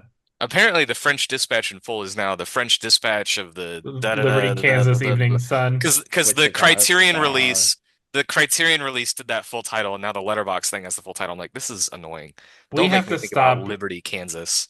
We have to stop indulging Wes Anderson in his bullshit. Yes, As someone who yes, we do. loves to indulge Wes You Anderson can in his put it on the bullshit. cover and on the poster, but that's not the Yeah. title of the film, No. dork. Anyway, Kill Bill, Whole Bloody Affair. That was kind of a bucket list movie for me. Just because, who knows that we would ever get to see it Yeah. all assembled together because of the way that it was ultimately made and released. So it was a very cool thing to get to see, especially on a print. Second 70 millimeter Tarantino I've seen after Hateful Eight. Third I've seen because I saw Hollywood on 35, but not 70. So Robbie Robertson, our guy. The next movie that we have on our list to discuss is buried somewhere in a list of mine, which is scrolling up, scrolling up, scrolling up, scrolling up, scrolling up. Wake Up Dead Man. Knives Out 3, Knives Out Tokyo Drift. The latest Rian Johnson movie, speaking of people who have made deals with the devil, it is the second of his two promised Netflix Knives Out entries that I think he got like a sweet, it was a $400 million deal. So I think he got 100. The producer, Rom Bergman is that? I forget what the Yeah, fuck his name is. It's that's Israeli it. guy. Yeah. We don't have to dwell on him. They all got massive paydays. Daniel Craig, Ryan, and maybe one other guy. Either way. So this one stars Josh O'Connor, who is having a year, having been in The Mastermind, History of Sound, and a more recent release that I haven't seen yet, where he's like out in the country wearing a denim jacket. I don't know what he's got going on in there. Yeah, You seen that one yet? Rebuilding. Rebuilding. Yeah, I think that just hit theaters here, or is about to hit theaters here very soon. One of the two. Haven't seen it. But yeah, I mean, it's coming off of recently did Challengers, recently was in La Chimera, just clearly a meteoric up and comer to such an extent that I would say that in this latest Benoit Blanc mystery, Benoit Blanc, the other Luca Guadagnino guy, Daniel Craig, who was in Queer, really kind of taken a back seat to Josh O'Connor here in the Yeah. overall screenplay period in the movie as the star, but very conclusively, like the entire first act is from the perspective in the literal handwritten narration of the Josh O'Connor character while Benoit Blanc is like being caught up to speed. He shows up 40 minutes into this 2.5 hour movie. So Benoit Blanc feels much more like a support, secondary character, but a supporting character. But apparently that has not swayed Netflix from running Josh O'Connor as best actor or best supporting actor for some reason. Fucking It's really stupid. bizarre. It's really bizarre. I Award mean, I season guess is so funny. I guess they feel like I mean, they're probably not going to get an acting nom out of this movie regardless, but They might get a best casting nom. oh That's yeah. true. Okay. Yeah, I forgot that Don't we have forget, that we on the got docket. a brand new category, people. Yeah, so we got Wessie, we got should be no other choice, but anyway. Yeah. Or sentimental value would be the other one that I would think. I feel like it's gonna come down to one battle or Sinners. Yeah, that's fair. That's reasonable. Especially because one battle's got like multiple, Tiana Taylor, Yeah. Benicio, Sean Penn, Leo, Chase, like all five of those Yeah, multiple realistically. people that will be taking home statues that night Like anyway. like Yeah. could be up for those individuals, all five of those, I would think. So yeah, Wake Up Dead Man. This one, so first Knives Out movie, Radiohead, Amnesiac. Second Knives Out movie, Glass Onion, Beatles. Third Knives Out movie, Wake Up Dead Man, everyone's favorite, Sonny Bono, U2. Actually might be my favorite of these three songs. Knives Out, Glass Onion, Wake Up Dead Man. Maybe. I was thinking about that. I listened to them all again last night. It's between this and Knives Out for sure. So yeah, the latest Knives Out movie. Thoughts, Good. feelings? Yeah, agreed. Firmly Yes. pro. Show Yeah. of hands, who else saw this in theaters? I think Okay, we all everybody. did. We all did. Okay, Yeah. Yeah. I thought, has it not come out on Netflix yet? It came No, out yesterday as of yesterday, this so Okay. this recording. And I watched it again. Yeah, okay. I thought maybe it had come out on Netflix in time for Cole to see it. Anyway, yeah, feel free to take the baton. Anybody that wants to talk about Josh E. O'Connor and his big ears He and his big heart for Jesus Christ. big old heart for Jesus Christ. He's so good in this.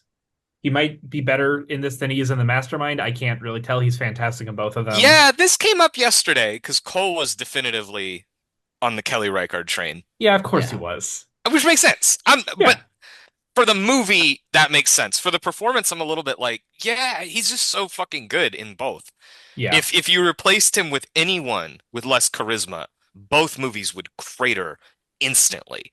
You could yeah, probably rebuild Knives Out around whatever personality you came up with. Mastermind would totally cease to exist without him. yeah. Mastermind feels like reverse engineered around, Yeah, oh, I have someone that his I kind of can, hangdog, shitty grin. Yeah, who yeah, can and play just have someone him who can be, play a shit yeah, heel. Yeah, and just be awful, but but so watchable that like yes, the audience yes. starts to forgive him in the way that like And then he is looking yeah, for. we hate ourselves for forgiving him, XYZ. Yeah, we This are is Alana like, Haim. We carry the flame. this is an interesting, like, the least What the fuck? scumbaggy. I hate you so much. I hate So you so I much. want to thank Davey for coming on to the First Watch podcast for the final time. It's been an honor and a privilege until 5 seconds ago. Alana Haim should continue to be cast in all movies set in the 1970s because she looks like she lives in the 1970s. Yeah, what's the opposite of iPhone face? It's what the Haim Betamax sisters all face. have. Ro Victorian face. Cholera rotary phone face. rotary phone face. Yeah. I love her fuck ass bob in one battle after another. It's It's so a Yeah. good. wig. That It's a wig, terrible right? wig. Yeah. I think She like gets shot in the diegetically it's a face. wig. Yeah. Yeah. She gets the Making out title card and then immediately shot. Yeah. making out with Avon Barksdale from The Wire. I was personally very apprehensive about this particular Knives Out installment, much as I was apprehensive about the latest Edgar Wright movie, The Running Man, which I don't know that we ever really talked about on here, which we don't have to talk about that much There's on not here. much to say. No, it is the Yeah, movie that you think it is. I that's I it. I came into this nervous, and I think, well, I'll kind of get into this. I abbreviated one thing, which we'll have to kind of loop back around on, which was like, what did we watch to prep for this episode? I skipped that category, unfortunately. Uh, and one of the things that I watched was Glass Onion, and I watched Glass Onion after I watched this, so it didn't increase my apprehension. Uh, that was a movie that I saw on Thanksgiving with the Fablemans, and it was kind of like light 3.5 that kind of it faded pretty quick into a 3, and then rewatched it. Now it's at a 2.5. It's at a 2.5 because Steve Yedlin's really good. It's at a 2.5 because Ryan Johnson's really good. It's at a 2.5 because Janelle Monáe's really good. But can't fucking stand that movie. Like it has gone from, yeah, that was kind of fun to, I kind of grew off me to like, I actively dislike watching this because well, I don't know. We can kind of get into the because there's a few things. It feels dated. It feels like he's yelling at Twitter. It feels to me like just a bitterly mean-spirited movie, which sometimes land close to my heart, but in this kind, it just felt like punching at the lowest hanging targets the entire time. I don't know. I think Davey and Morgan might be a little higher on that movie, but I Yeah. was Yes, but you're nervous. right. Like And it Knives Out. felt good in 2022. It's Yeah. I have no interest. it's real Adam McKay territory. Okay, It's okay. Adam McKay is like a pox on our society. It's not that bad. I definitely think talent wise and like joke quality wise, it's above that, but it is unpleasant in the Yeah, same way that those movies are unpleasant. And I think, you know, I would not say Knives Out, the original one, has grown off me at all. I yeah, think I was never like at 5-star pay dirt with that movie. I always really liked it. I've seen it too many times. I saw that yeah, like 2 or 3 times in theaters. I've seen it with friends since. I actually watched it just after moving into the house because it's kind of a fun movie to watch when you move into a yeah, house because of the way that it is. So I still really like that. It's still a great movie in my like a properly thumbs up. I really love that one, yeah, but it's like not quite got the same shine and sparkle because it's like the most 2019 movie ever made, which I don't mean negatively. It just yeah. is very much the most 2019 movie ever made. Well, Um, actually, the most 2019 movie ever made is After the Hunt I by was Luca literally just about Guadagnino. to say After the Hunt as the competing title. Sorry, keep Yeah, talking. but for the movie to be the most anything of a given year is it has to be notable in any way. I enjoy After the Hunt, but let using that as a springboard, I was afraid that this third Knives Out movie, in the same way that I feel about Glass Onion, would feel like the most 2019 movie ever Yeah. made, being released in quarter 4 of 2025, Yeah. which sucks. That's a sucky feeling. But I did like After the Hunt, so fuck me, I guess. You're the only person on Earth who did. Let's go. After the Hunt, Parthenope, uh, Nouvelle Vague. I love all the 3-star bangers of the year. Ella McKay, I cannot wait. I cannot wait. I can wait, but I bet I'll like That it. one looks tough. I Yeah. bet I'll like it. I'm, But I'm, I'm gonna go see it tonight. I positive word of mouth. I know Morgan saw this and Davey saw this before I did, and you guys. I was always going to see this. It was never Yeah. in doubt, but I didn't go see it right away, and it was nice to kind of feel like, okay, there's something. And then it caught me off guard because not only was it better, in my opinion, than Glass Onion, I think I like it more than the original Knives Out as well. And it's because of the way that Rian Johnson is negotiating with himself. Yeah. This is like so clearly the most not that he's not introspective at other times, but like this is his most introspective movie by a lot.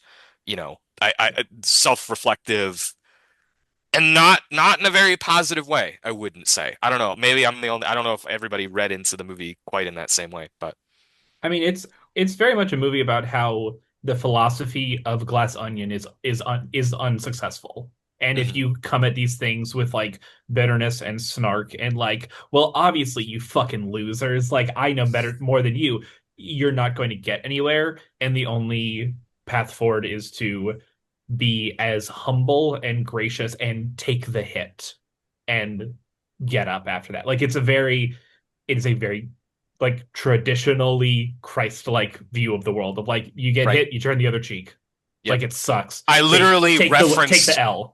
I literally referenced that specific chapter of the book of Matthew in my review of this movie, where it's like, don't resist it. Like, the Yeah, world is an evil place. It's gonna happen. Like, it's yeah. just, you're gonna be disappointed over and over again.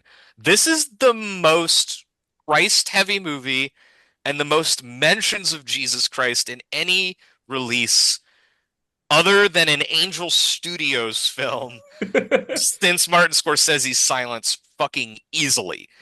Like And fucking easily. absolutely. And it is also a movie that has the main character at the end of like a religious epiphany go, oh, and by the way, God is not real. Like, obviously, God is a fiction. You want to come see me preach on Sunday? He's like, oh fuck no. Like, that sounds awful. No, Bye. my read of it is that, and this is informed by Johnson himself in like pre-screening or post-screening interviews, being like, I am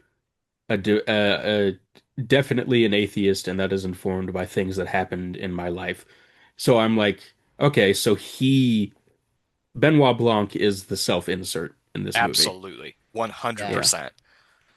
And it's just so rare and compelling to see someone who is an atheist and got there for understandable reasons write a movie that is like, no, but these people can and should do good work.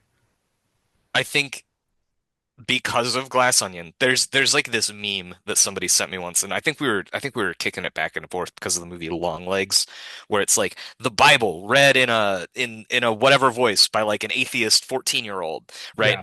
I thought that this was going to be that movie because that is the character that Benoit Blanc feels like, where he's like all this madness and superstition and Yeah. whatever the fuck.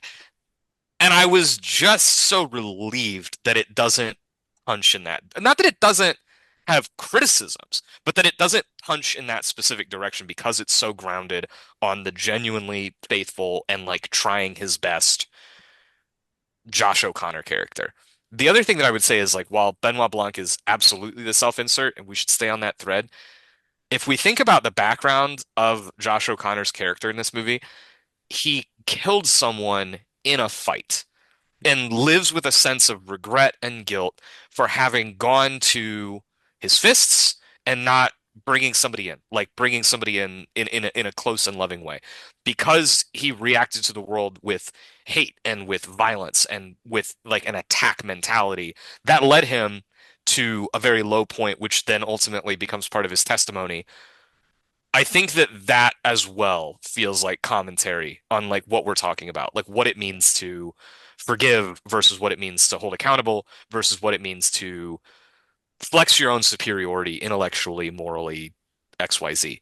Yeah. Um, and that's just an interesting, uh, at times, somewhat dour place for this movie to go. Like, I don't think it's a dour movie exactly, but it's like the least lighthearted of the three for sure. Yeah.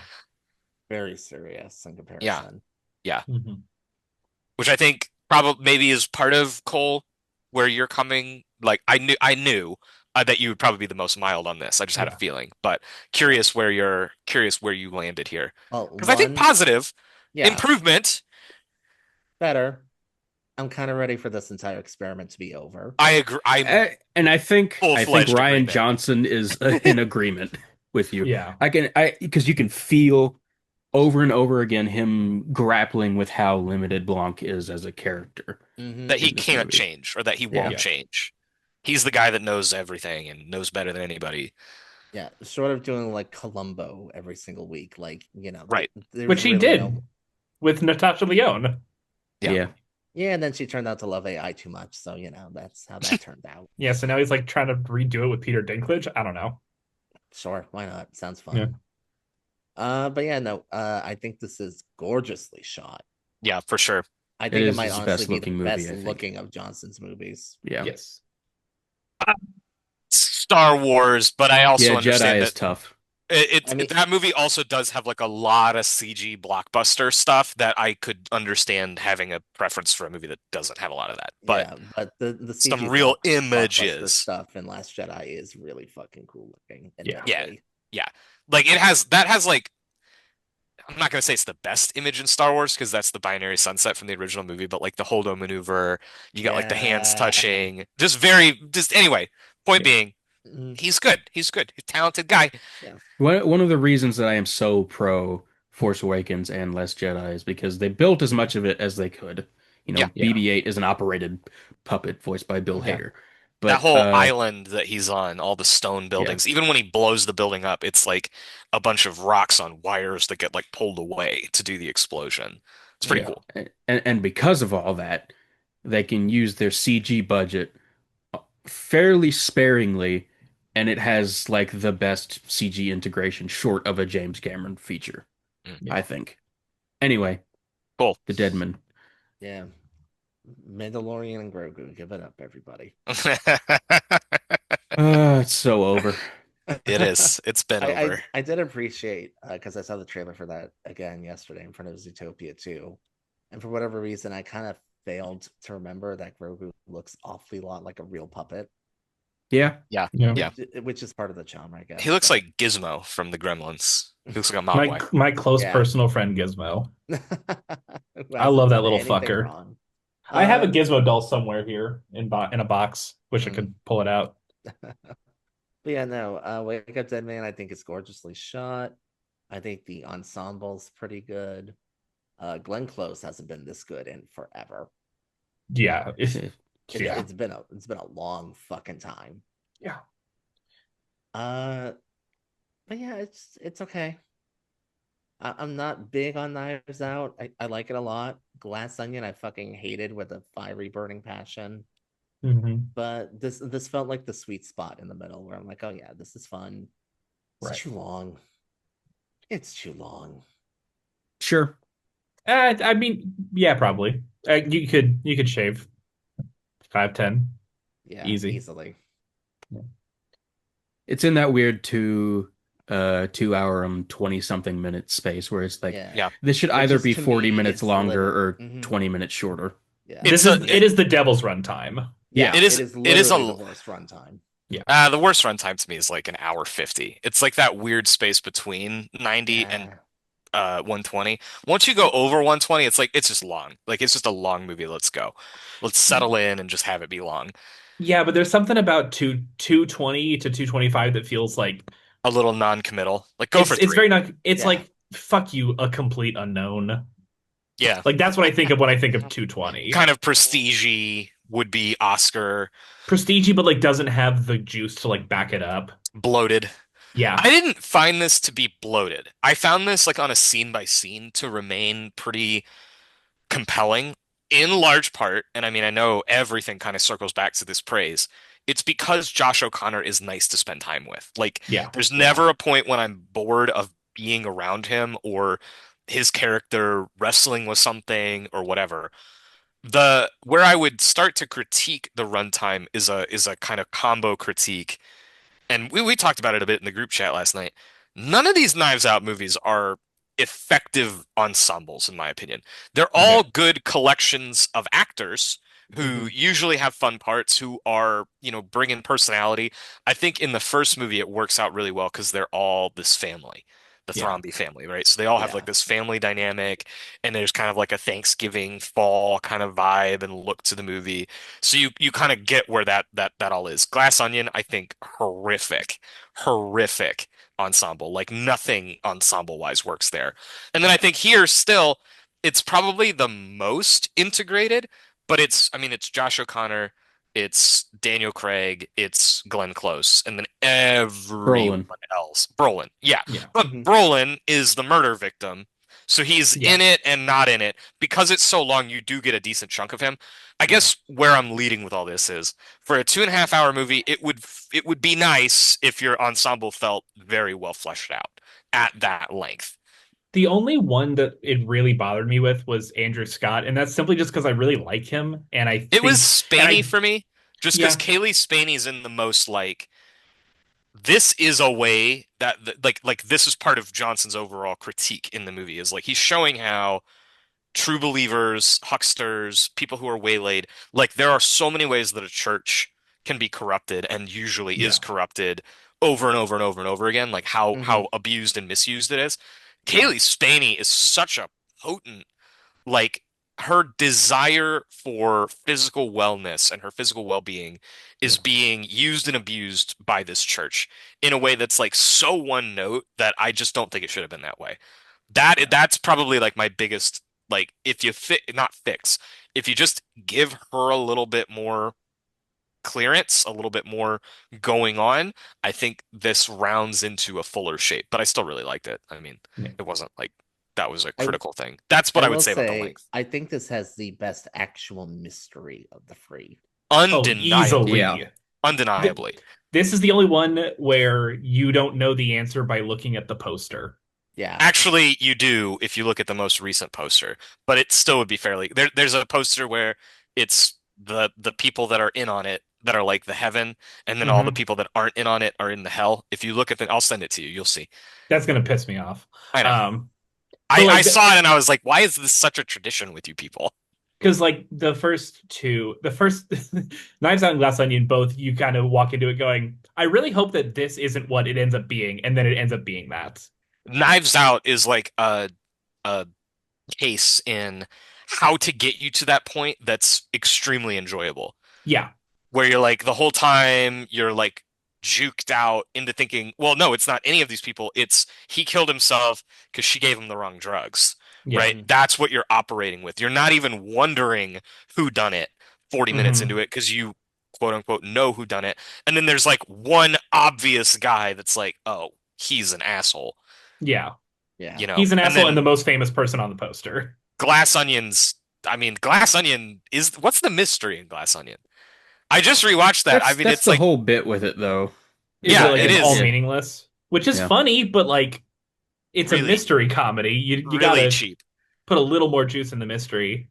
I Triangle of definitely Sadness like, ass movie.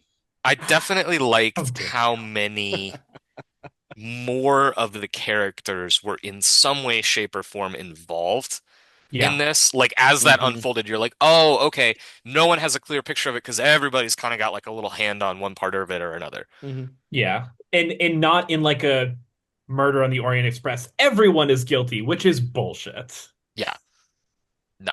There's I like really clear liked guilty, clear innocent, and then like Yeah, people kind of caught in the middle. I really liked Kerry Washington's Bible of Hate line. Yeah, yeah, Yeah. good stuff. good Very movie. enjoyable movie. Yeah, I liked it quite a bit. I don't know if it might, I could see it settling a little bit just because it is that longer movie. I don't know that I'm gonna reach for it, but I remember being I just had to step away. Did we talk about the best scene in this movie? We did Not yet. not. No. So the best scene in this movie happens when there's a point where Josh O'Connor's calling back and forth to this equipment company to figure out who rented out a piece of equipment. There's a woman on the phone, and it starts off, and she's like, a yokel in a Coen Brothers movie, like, "Oh yeah, hey, da da da," Yeah. and she calls him back with some information, and then the tone switches on you. And it's at a moment where the church is lit in a very like dusky, almost like stormy, shadowy kind of way, and she reveals to this young priest who's just taken over this parish, or well, yeah, I guess he has, because at that point the Brolin character's dead. And she confides in him a personal pain and loss and fear that he walks out of the room that he's in with Blanc, walks away from the mystery they're trying to solve. And we don't really see the conversation because he does it in the other room. What we see is Benoit Blanc's complete and utter unacceptance of this and impatience with this. To me, this is the best scene in any of the three Knives Out movies by like a long shot. Yeah. That Yeah. singular Agreed. scene is probably why I wound up so high on this movie, Yeah. because everything hangs on that moment. Bridget Everett, that's the name of the actress. She steals the entire movie in less than 3 minutes. It's Yeah. just such a potent, powerful thing. How do we respond to each other's loss? And you see how, again, I kind of talked about like the corrupting things, so Josh O'Connor, or not Josh O'Connor, Josh Brolin is like very weary. He's like this conservative guy, but you don't even get the sense that he believes in any of the shit that he's talking about.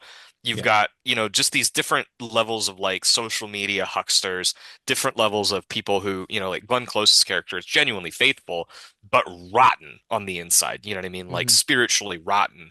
Yeah. And you see how the crumbling nature of this church robs this particular woman of a community to grieve with, or anything of that nature.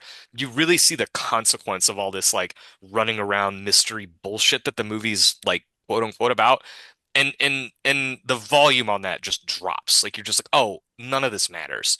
And it's kind of a revelation for that for the Josh O'Connor character as well. And it just, it's not a revelation for the Benoit Blanc character. And that's where I think so much of the meat of the movie lies. Is like he doesn't get that. He can't wrap his head around that. He's a kind-hearted person, but he's like, why are we not blah, blah, blah, blah, blah? Anyway, Yeah. Yeah. He doesn't get it until he lets Glenn Close be the one to make her confession. right, right, right. Best Glenn Close in 30 years.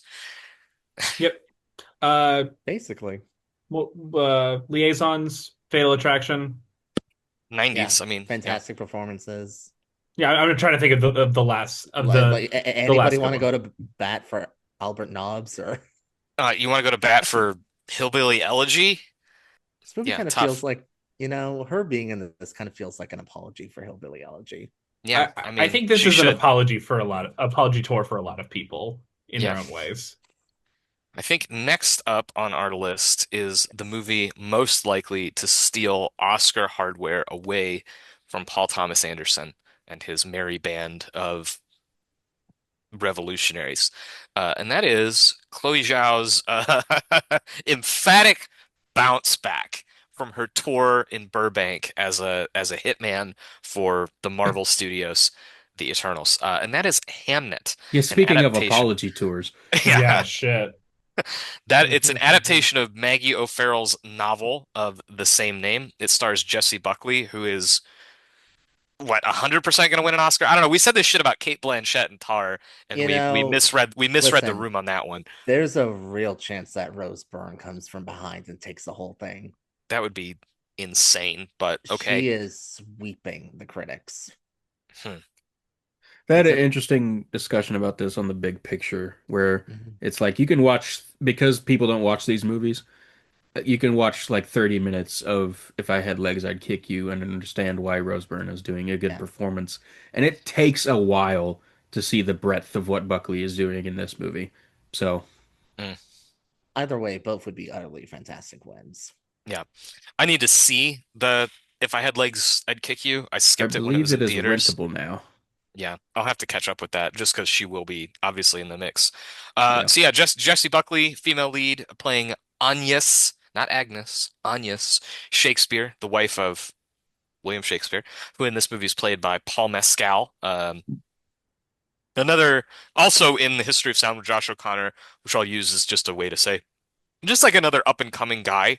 And I think this is kind of another notch in his belt, as he kind of marches towards very likely a supporting actor nomination, if not necessarily a win. This is classic Weepy. Classic Yeah. Yeah. Weepy. Welcome back to the Weepy. We started off with like We Live in Time last year with the Andrew Garfield, Florence Pugh. She's got the tumor or whatever. This Yeah. one spoils the concept of this novel and the concept of this movie are a spoiler because they're about the son that William and Anya Shakespeare had, Hamnet, who dies, and then that ultimately inspires the writing of, well, they speculate, and there's a New York Review books you can read that. Hamnet is obviously a novel where they kind of speculate between the relationship of like losing a young son and then ultimately writing like what is considered one of the great tragedies in the English language, Hamlet, one of the most enduring uh, stage plays ever written, one of the most enduring pieces of verse ever written, yada yada yada. You've all seen The Lion King, you know how that goes. So, Yeah. Hamnet, Chloe Zhao.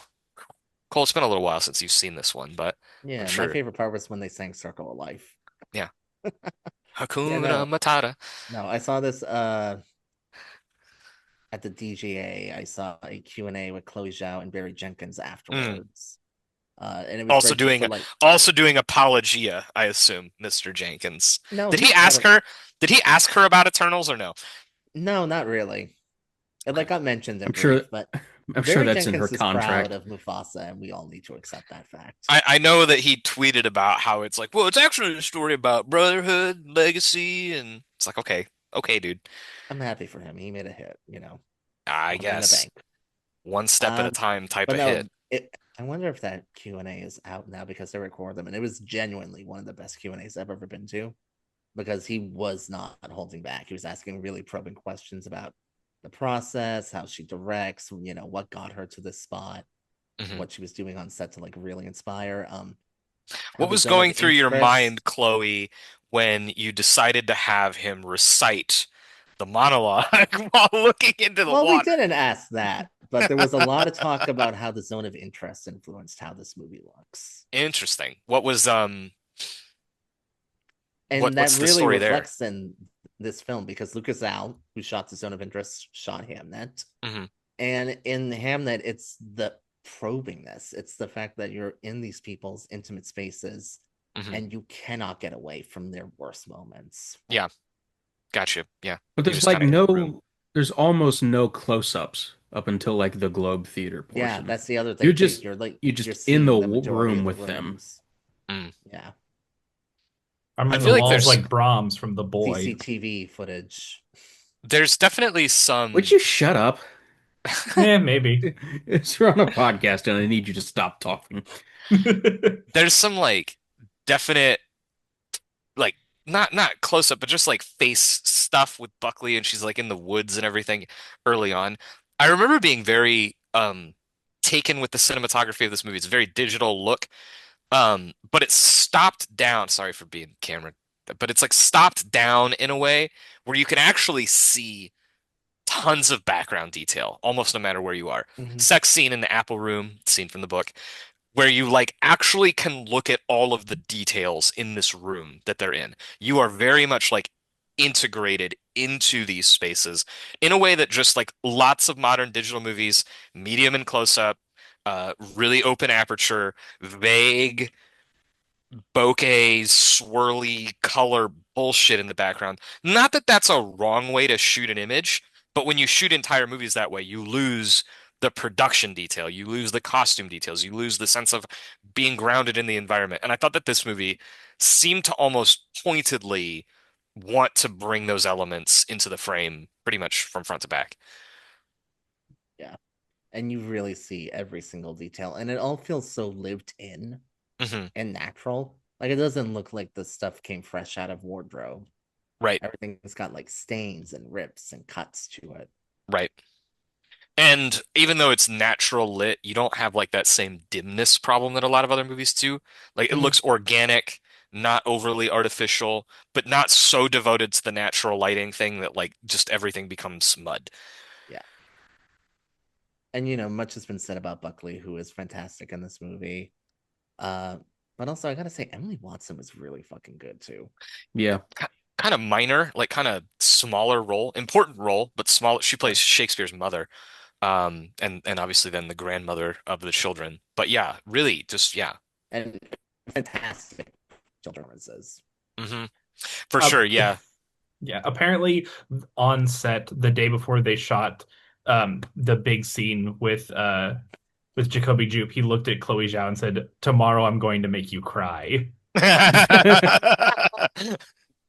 And he did. Also, I did check that DGA Talk is up on their podcast. Awesome. So you guys should go listen to it. I highly recommend it. Very great casting to get Noah Jupe, who we've seen in a few things, to It's play. so good. It's a really good Also feint that great. she throws. Yeah. Really, I mean, the whole movie solid. I think something that I've been reflecting on since seeing it is like compared to the book, it doesn't have the same exact imagistic, like just blow your hair back with the language and the way that it describes things. It's not quite as scenic, it's not quite as beautiful, although it does have those things very well. There are It, some structural changes that I don't care for yes, at all. yes, I agree. Like in the book, you're toggling back and forth between different periods of time until the death happens, and then it's like, whoa, whoa, whoa, everything kind of collapses into this moment. In the movie, because of that, it has a feeling like that. It like it's hard to discuss this without discussing the death, and it's hard to Yeah. discuss it without discussing everything that happens after the death, because it feels like that's what the movie is. Everything else is Yeah. kind of preamble, and that does not sound like a very structurally satisfying movie. And I think, in fact, it could be like a real hindrance for some people, but it's very inviting. But I could see the rewatch of it being frustrating for that reason, where it's just like Mm. there's Th- 40 minutes of this that's like this is the movie, and then there's Yeah. all this other stuff that's like laying track for the movie. It is Yeah. wild how late the premise of the movie starts to happen. Yeah. So Um, Yeah. in the book, it may not at all surprise you to learn that that happens immediately, and then it is intercut with the Right, courtship of right. Will and Mm. Agnes. and And that And then like his uh, being constantly away feels like more of a dramatic element. Like, my dad is such a fucking generational genius that I've never seen him. He yeah. just yeah. lives in another town. Yeah, I think having that having some of that stuff happen before the death, it kind of robs it of a little bit of its power because when you're in the context of the death, you're like, oh, he's missing all of this stuff. If you don't know that or don't have that like kind of like in your emotional memory, you're like, yeah, he's away because he's writing Macbeth. Like, I'm Right. sorry, he's got to go do that. Well, That's how we get Throne of Blood. there's a particular the composer of this film and the composer's most famous song that he's ever written, and maybe the other big film that you would most associate with the composer's most famous song and what that movie's about.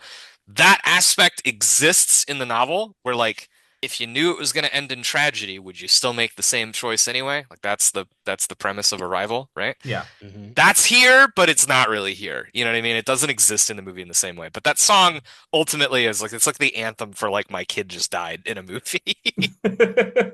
Should have put in Rabbit Hole. Thank you, This Max is Richter. score of the year, even if you left out On the Nature of Daylight, I think that is still the score of the year for me personally. It's a beautiful Um, score.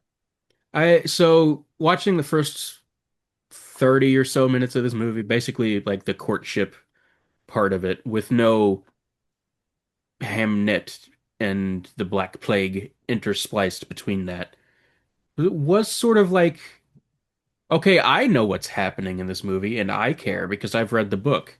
Hmm. But I really am like, it's would be difficult to not feel adrift in the first part of this movie completely if you're not at all familiar. I also have a quick question for anybody that was watching it. Like, there's an overt reference to Macbeth.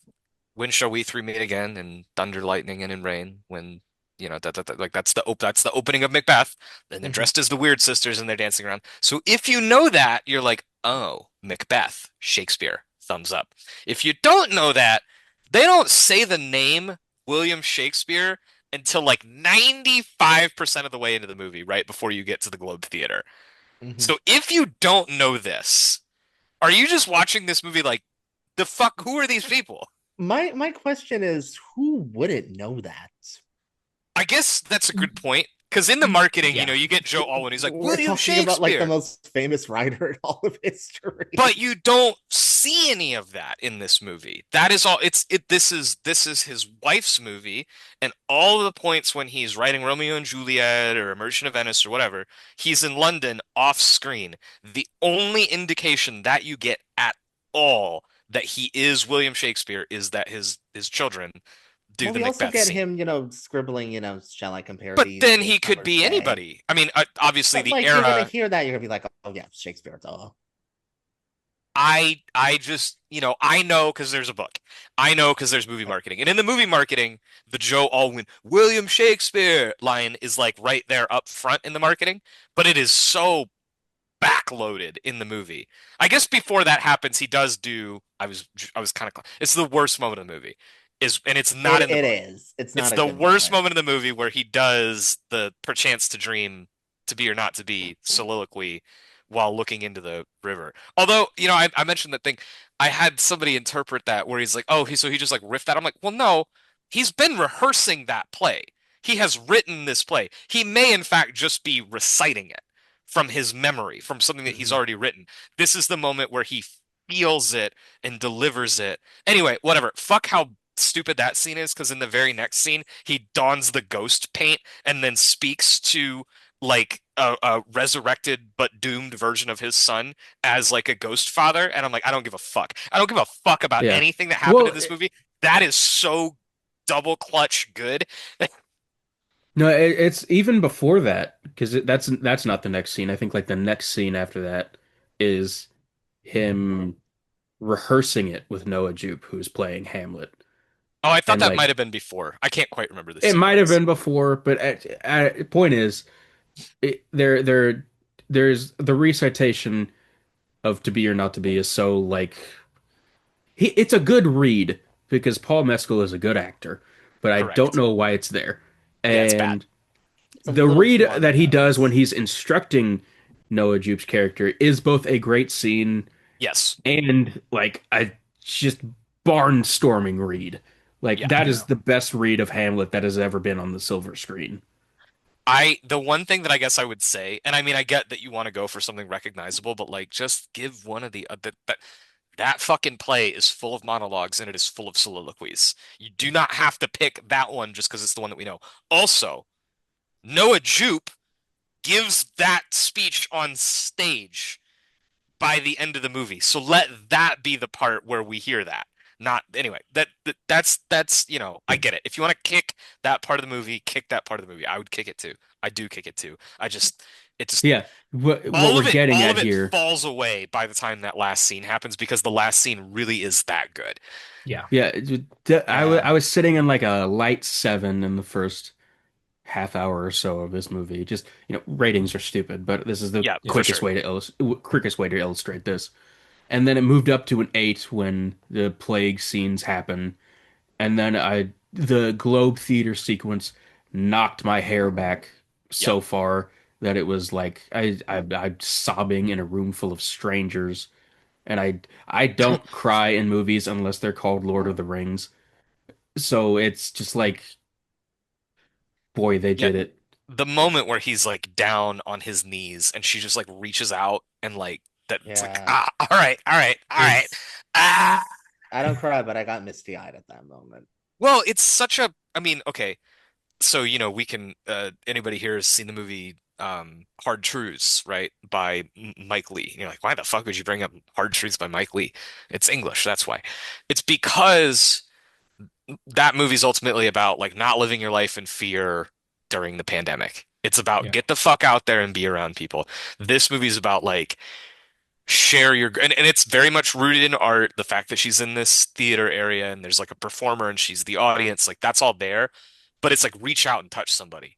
Reach out and be in the room with somebody. Like theaters are gonna die, but don't let that take people away from you. You know, Mhm. that's and I mean it's the image. Like you see it. She's shoulder to shoulder with that entire audience. Her hands Yeah. are on the wood of the stage.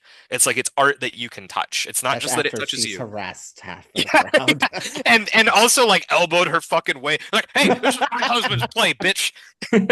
Alamo Who's this Drafthouse fucking final little call shit? at Miss Shakespeare. Why are they saying Hamnet? That's my son. It I do because I've known a couple people that saw it before I did and came away from it pretty cold. Yeah. And I was talking to them beforehand about it, and they were kind of giving me the reasoning. I was like, that makes sense, but some people just have weird takes. After watching the movie, I totally get why someone would straight up not like this movie and not Yeah. click with them Yeah. at all. Like Yeah. if even with how good the Globe scene is, even with how good a lot of the individual elements are, I because it is so malformed structurally and Yeah. intentionally, so it's not like an accident, and how focused it is on kind of leading you to this emotional catharsis.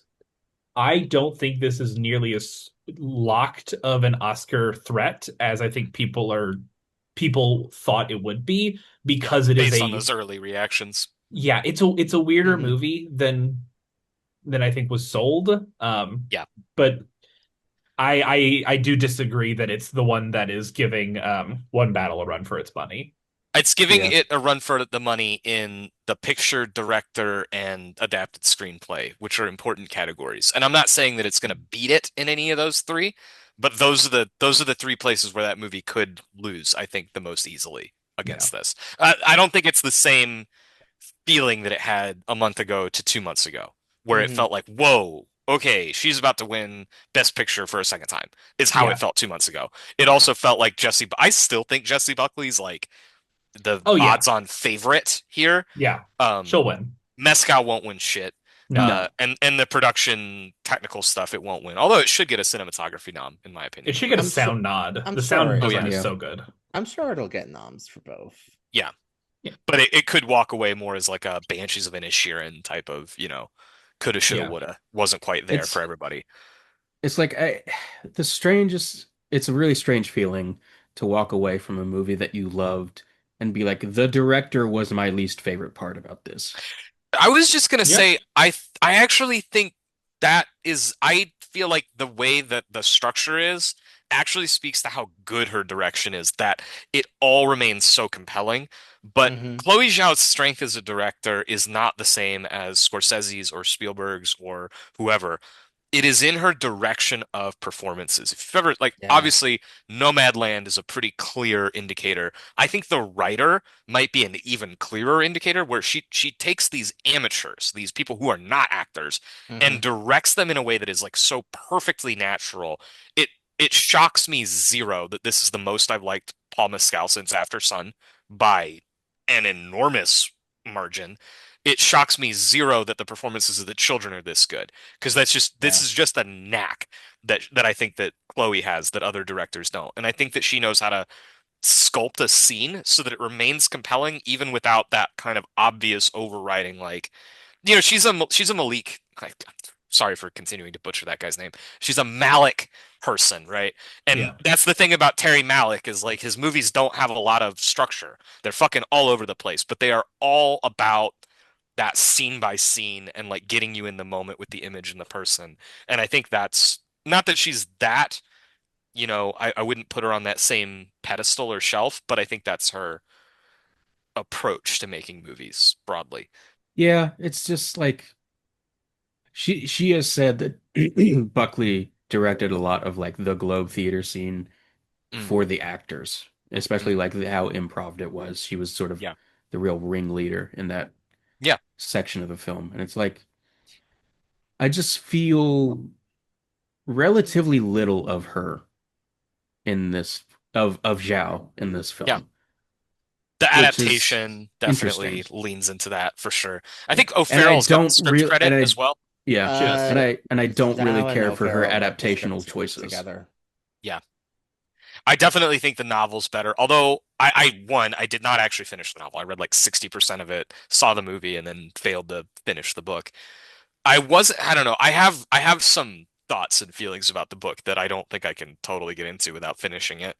Where I was just like, man, there's just certain things in this that don't quite click, but the prose is so fucking good that it's like I don't care about the thing. Yeah. You know what I mean? Like, it's just like the word by word choices that O'Farrell makes are just so fucking strong. Anyway, Jessie Buckley's gonna win an Oscar, and then like 3 days later, her Suicide Squad ass Maggie Gyllenhaal Bride of Frankenstein movie is gonna drop. So Yeah. happy January to us all. Hey, I think it Or looks good, February. and frankly, it's probably going to be better than Guillermo's Frankenstein. It looks very hot topic-y to me. It looks very like Jared Leto Joker Suicide Squad to me, but we'll It's a see. bit of a recession indicator, but like, welcome Yeah, back 2009. yeah. That movie's gonna kick ass. I hope that it does. I It want looks it to. fun. It looks fun. Put Panic at the Disco on the soundtrack. It'll kick ass because of Buckley. Yeah. I I'm want to going be clear on to. that. Bale Frankenstein is the most boring thing I've ever heard in my life. I Yeah, like that the Maggie has her brother working and not Yeah. doing Roadhouse remakes No, for he's still Amazon doing a Yeah. Prime. sequel to yeah, the they're still Roadhouse doing the remake. I'm not sequels. saying Yeah, not doing that. I'm saying just doing something other than that, aren't there Yeah. even like if two temporarily. competing sequels happening or something I really weird going Yeah. on? I One I of don't one of know. them is Doug Lyman, but not Gyllenhaal, and one of them is Gyllenhaal and some rando. I think both Doug Lyman and Jake Gyllenhaal should be in timeout for a very long time, and Doug Yeah. Lyman should maybe never come out. One of Doug Well, Lyman's next projects is Stephen King's The Stand. great, fantastic. at least that Tom Cruise and space movie got canceled. And what at least Tom Cruise in Space got canceled? That I want to see that. Well, yeah, because it was going to be a Paramount production, and now he's over at Warner Brothers, and he Well, probably he's probably doesn't not want going to to be there very be. long. Uh, Yeah, he Put the might kill. man in He might kill. space. He might kill Ted Sarandos with his bare hands. him or Good. Christopher Nolan. Yeah, Tom Yeah, Cruise should do it. They've got Scientology lawyers. They've gotten away with murder before. it is damning when you're in a cult and you don't want to be around Donald Trump. That's how annoying that man is. Yeah. So we're gonna move on Ugh. from all of that Thank God. to talk about our last movie before we take a trip to the merry old land of Oz.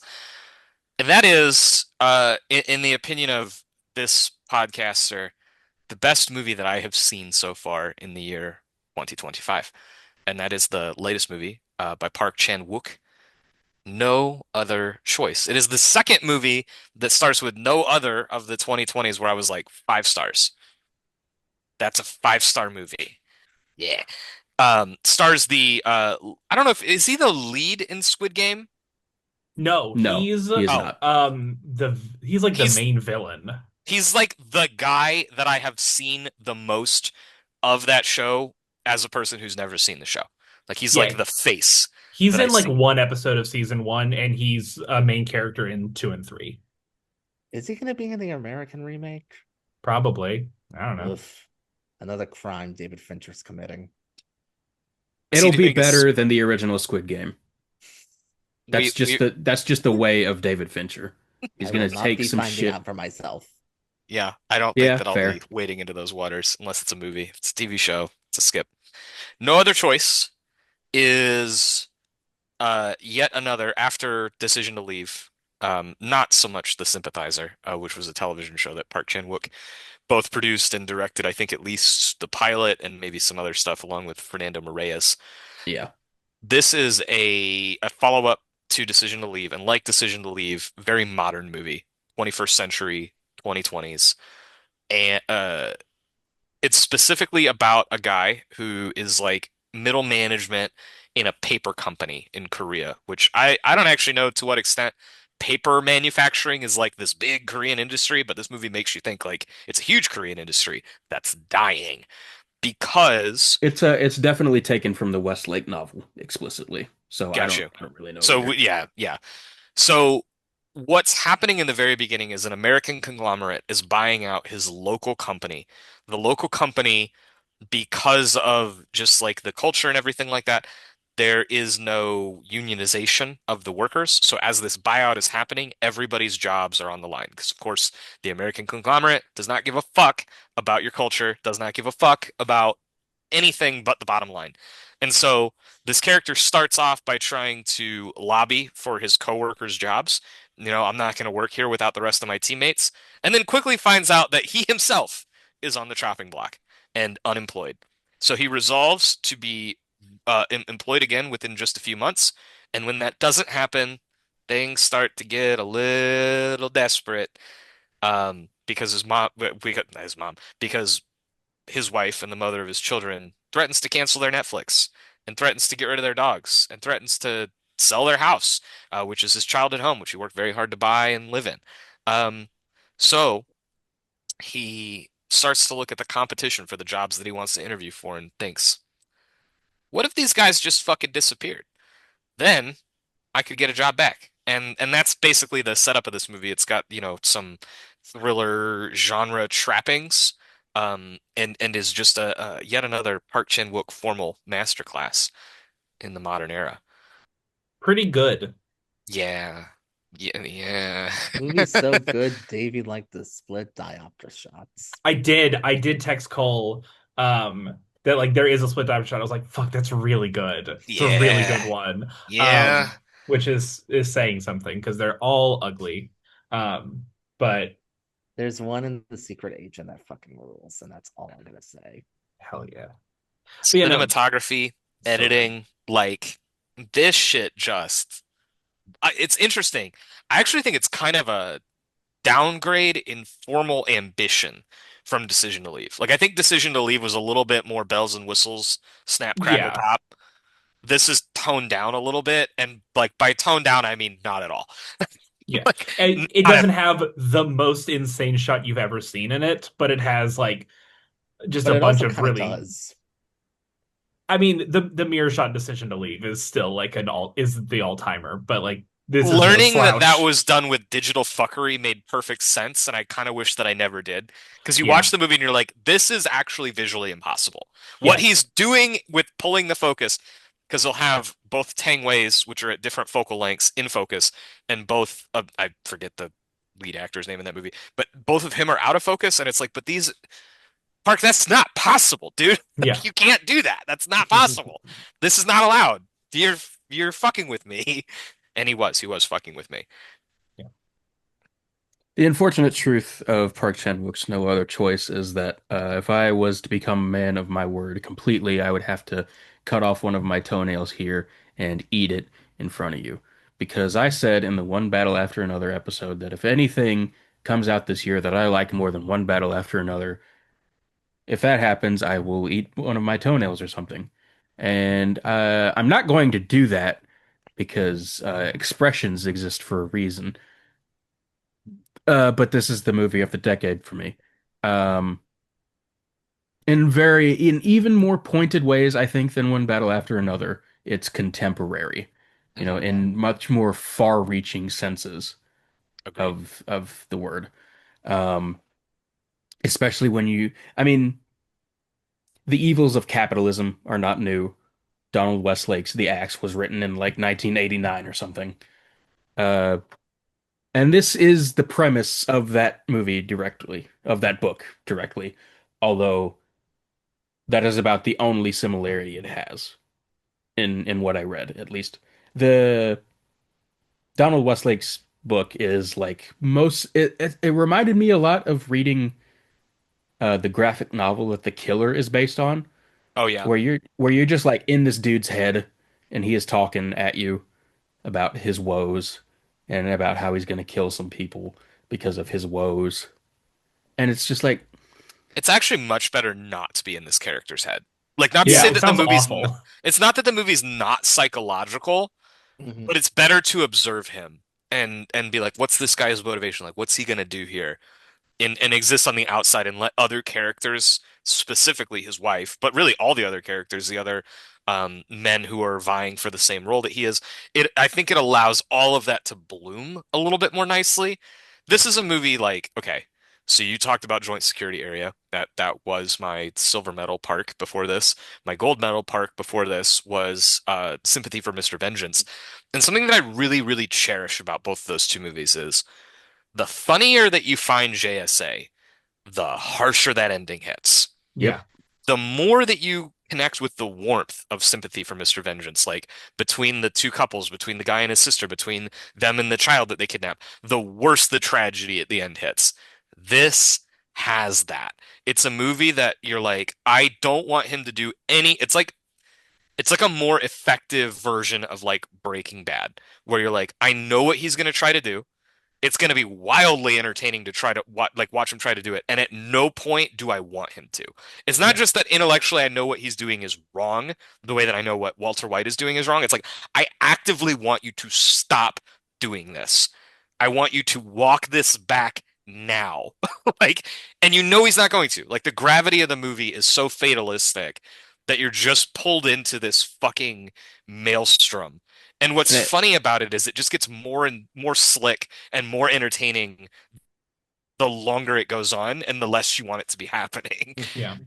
it's I like it's ironic that the movie is called No Other Choice because all of what you're talking about right there always hinges in each of these set pieces on one decision that he makes. There is always a Yep. moment where it builds and it builds and it builds, and at any point in that building, he could just turn around and walk home, or just And spend the rest of the night being a normal guy hanging out with this so new person that he knows.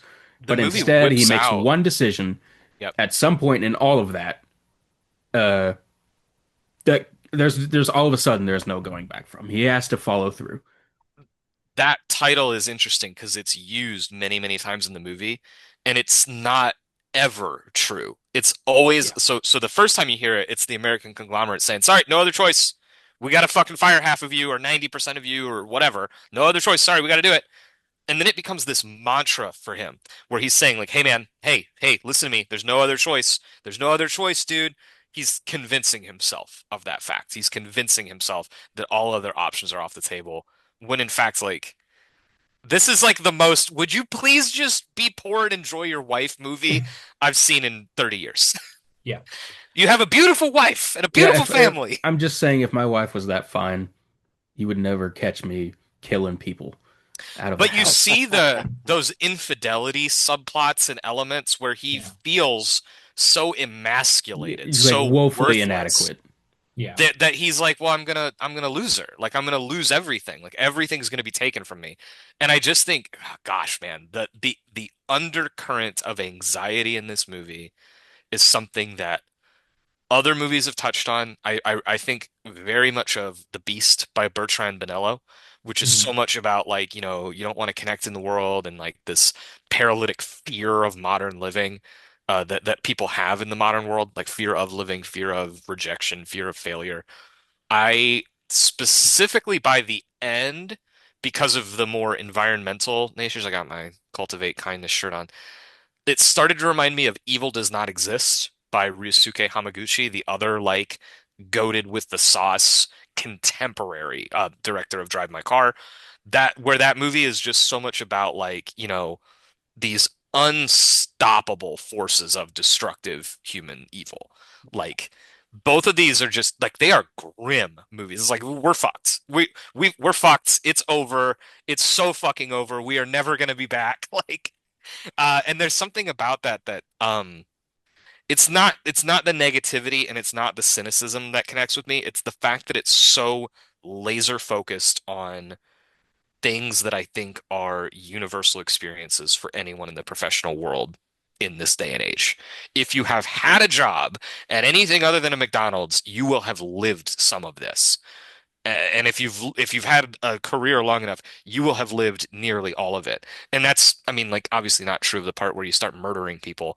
All the heightened things to me keep this movie plugging along, but it's what's underneath all of them that I think makes it such a bitter experience. It's very bitter. It's very grim. I was thinking about this yesterday because I'm the only one here who doesn't have it at a 5 star. Um, and I was wondering why that is because there's nothing wrong with it. Um, and I think it is really, really fucking unpleasant. Yeah, As yeah, an it and is. like not even in like it in a very similar way to how something like Sympathy for Mr. Vengeance is. Hmm. Um, I That's the think movie of his that I immediately found myself comparing it to, which is yeah, like those are my two favorites. It's not that shocking. I think this is a lot. I don't I do bump up against some things with Mr. Vengeance. Yeah, yeah, yeah. It's just it's so grim. This I It's think early. It doesn't have the yeah. same. It's extremely polished and looks really good, but it doesn't have that Mhm. same like pop pop pop pop pop pop. Yeah, it's Sympathy for Mr. Vengeance is a movie by a very good filmmaker, and No Other Choice is a movie by one of the most talented people alive.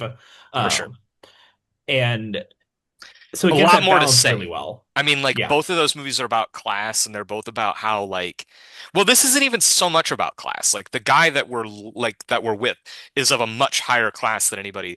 Well, really, in Sympathy for Mr. Vengeance, which I rewatched, there's like a guy who like cuts himself open in front of the Song Kang Ho character. That Hmm. is the main character of No Other Yeah. Choice, where he's like Mhm. pathetically crawling to the boss, like, please give me an interview, please. You Yeah. know, and it's that patheticness that I have felt in myself that makes this movie resonate the way that it does, where it's like, oh yeah, I've definitely gotten on my fucking hands and knees and been like, please, please, Mr. Boss, give me the AI slop. I just want to be able to pay my mortgage, please. Yeah. The nerves that it's touching with that are so fucking raw. Yeah. Um, and I'll see myself coming back to this movie more and more over the next couple of years, and I'll probably like it more and more. It'll go up on my rankings Yeah. for Park for the year. I wouldn't be shocked if one day I have this out of five, but this is a really shitty feeling to live in, even when it's Yeah. so well put together, even when everyone's at the top of their game. Like, I'm longing for the Greek tragedy of Decision to Leave, or Mhm. like the fucking just like parade of misery of like Lady Vengeance. Like, please give me something that doesn't make me think about having to coordinate a Zoom interview, I because that's the worst thing that has ever happened. I've been thinking about it a little bit, especially during this conversation of like our return to the podcasting form in this particular iteration of the podcast was on Ari Aster's Eddington. Right. And I Mhm. think on paper, if you want to look at them, this, No Other Choice, and Eddington are fairly similar movies about extremely uncontent men and the Yeah. rippling effects that their horrible decisions have on the people around them. And if we want to say this movie is way better acted, it's way better written, Yeah. it's way funnier, I it's mean, way better yeah. looking. If we want to set all of that aside for a moment, the thing that makes this work so much more than Eddington is that it is funny. Yeah. Yeah. It is a bitter, bitter pill to swallow, especially at the ending. But so much of this is just like hijinks of like the people wrestling under the table for the gun Yeah. and There's like Totally. something very, very Cohen's about this entire film. A hundred extremely, Yeah. percent. yeah. Yes. And like probably I mean, I don't know, we could argue about it, but it's kind of in that like the man who wasn't there, just like Yep. extremely nihilistic. No, like not nihilistic in the sense that like people are evil and people are awful. Just like it doesn't matter what your intentions are, it doesn't matter what you want to do or who you want to be. Like you're just gonna get folded. You're gonna get And fucking crumpled and up. The and most that decent people in this movie get fucking chewed up. Yeah. and that I find so much more compelling than the people are evil nihilism of Yeah, Eddington. Yeah. agreed. Yeah.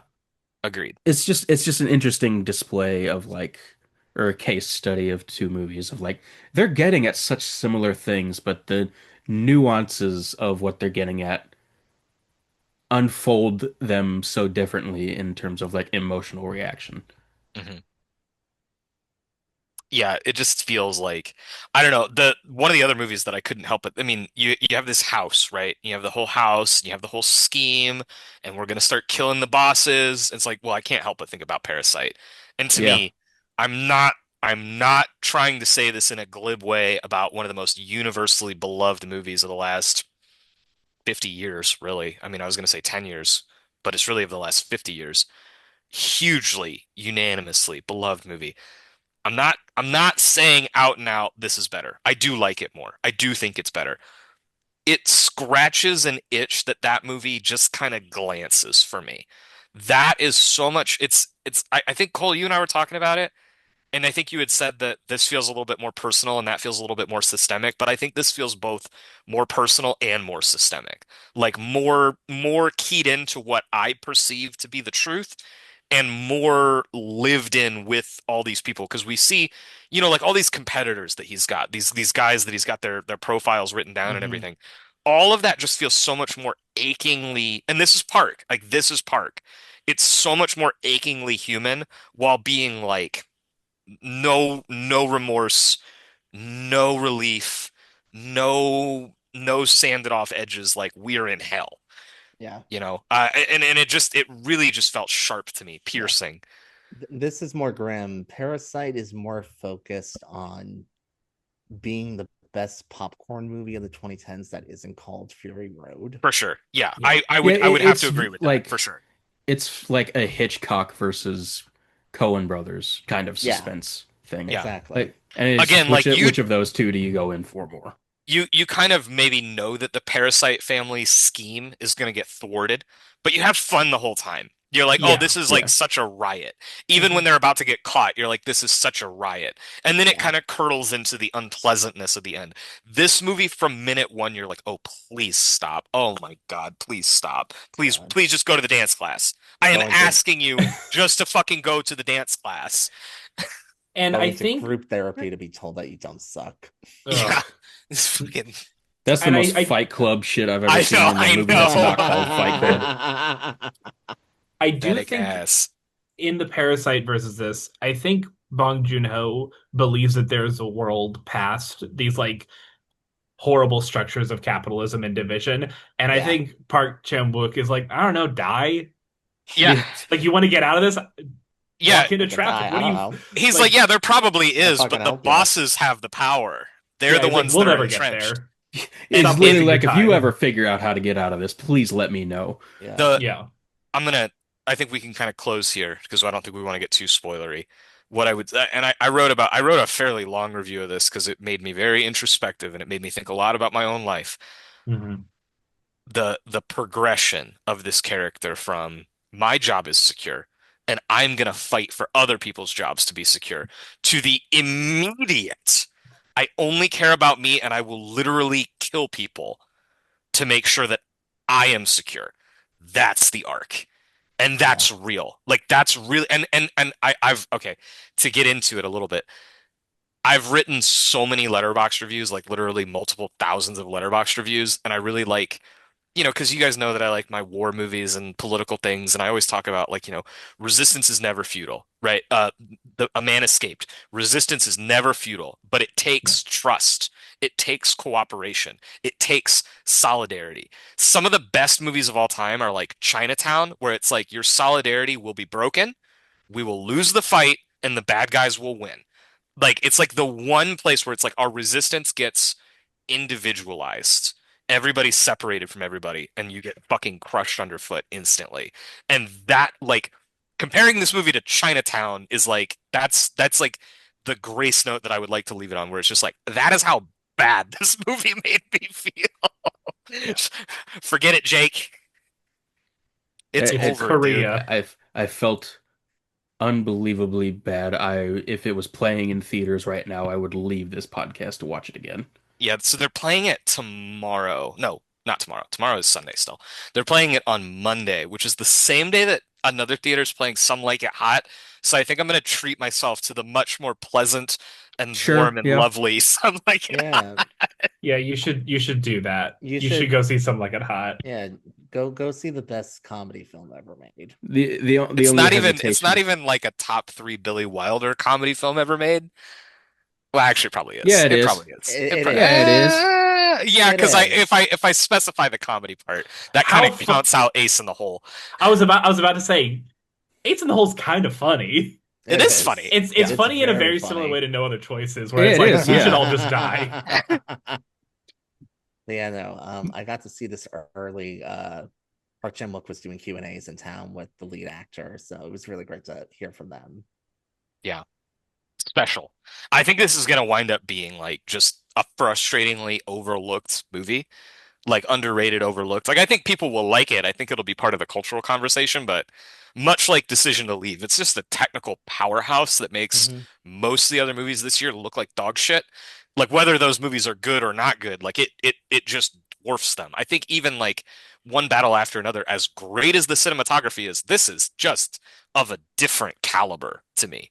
It's just stepping up in a different way. So it'll be frustrating when this is not like an award It's season juggernaut, but say la vie, it'll they're be not that cool. interesting. It's It'll been be picking up interesting to see steam, though, honestly.